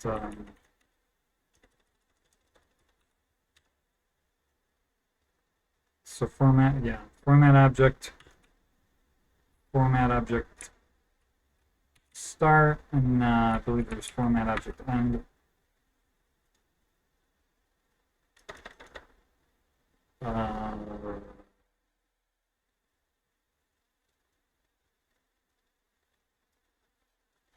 Oh, I just realized what's going on. What's going on here, I think.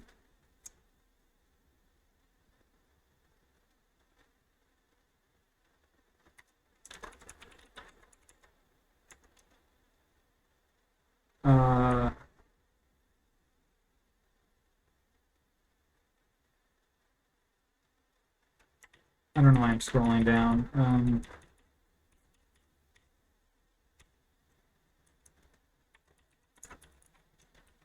So not process value, diff values. What? Oh, this was.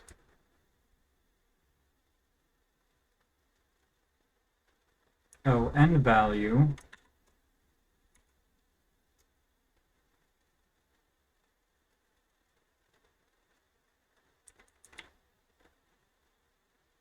Oh, key line end. Good lord.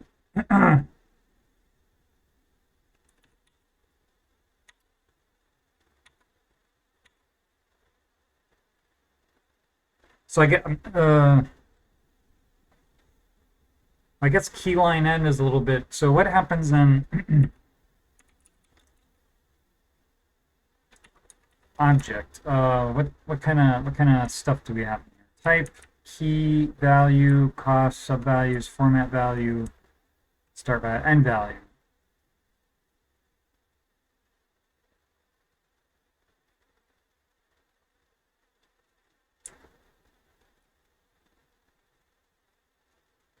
So where's format object? Whatever. I'm not going to deal with it now. But the short of being, I think these are all going to be public now. Public. Format.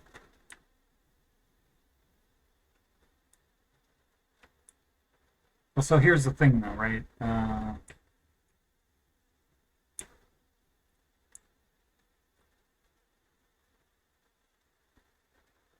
Where is all that stuff is passed in there, huh? So I feel like I definitely need to take a look at that. There may be I don't know, of course, these are also not API functions. The API function is, so maybe it's worth pulling those up. Right? The API is format variable. Format failure message.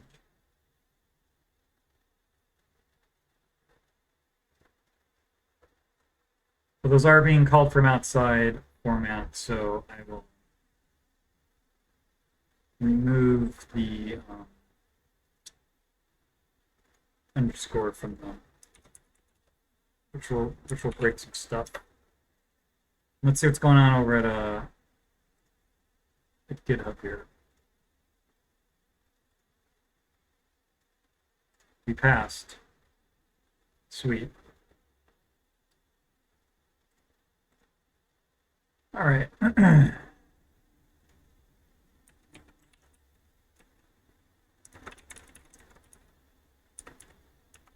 Oops.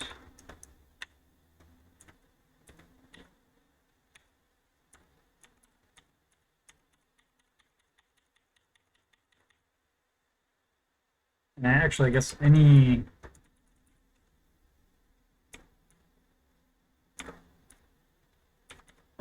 format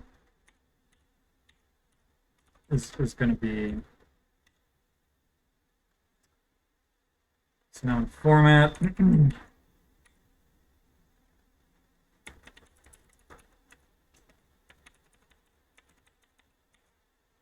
Right, what around 96, 100? Why did 100 fail twice?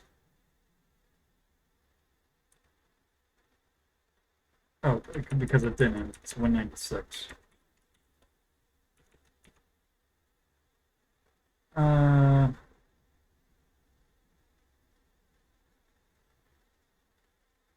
wonder why it thinks it doesn't have.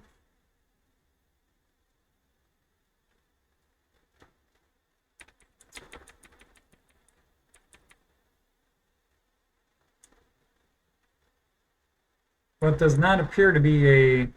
So I wonder what I did there. In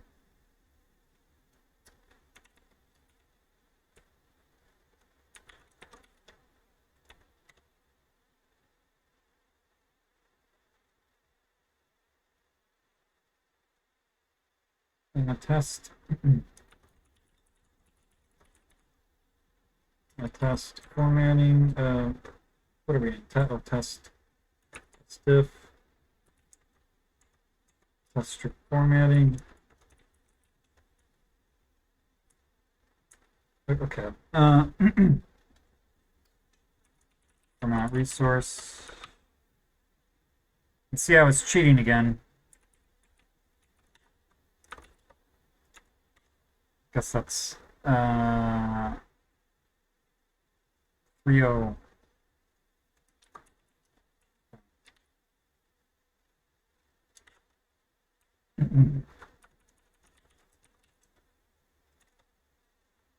Okay.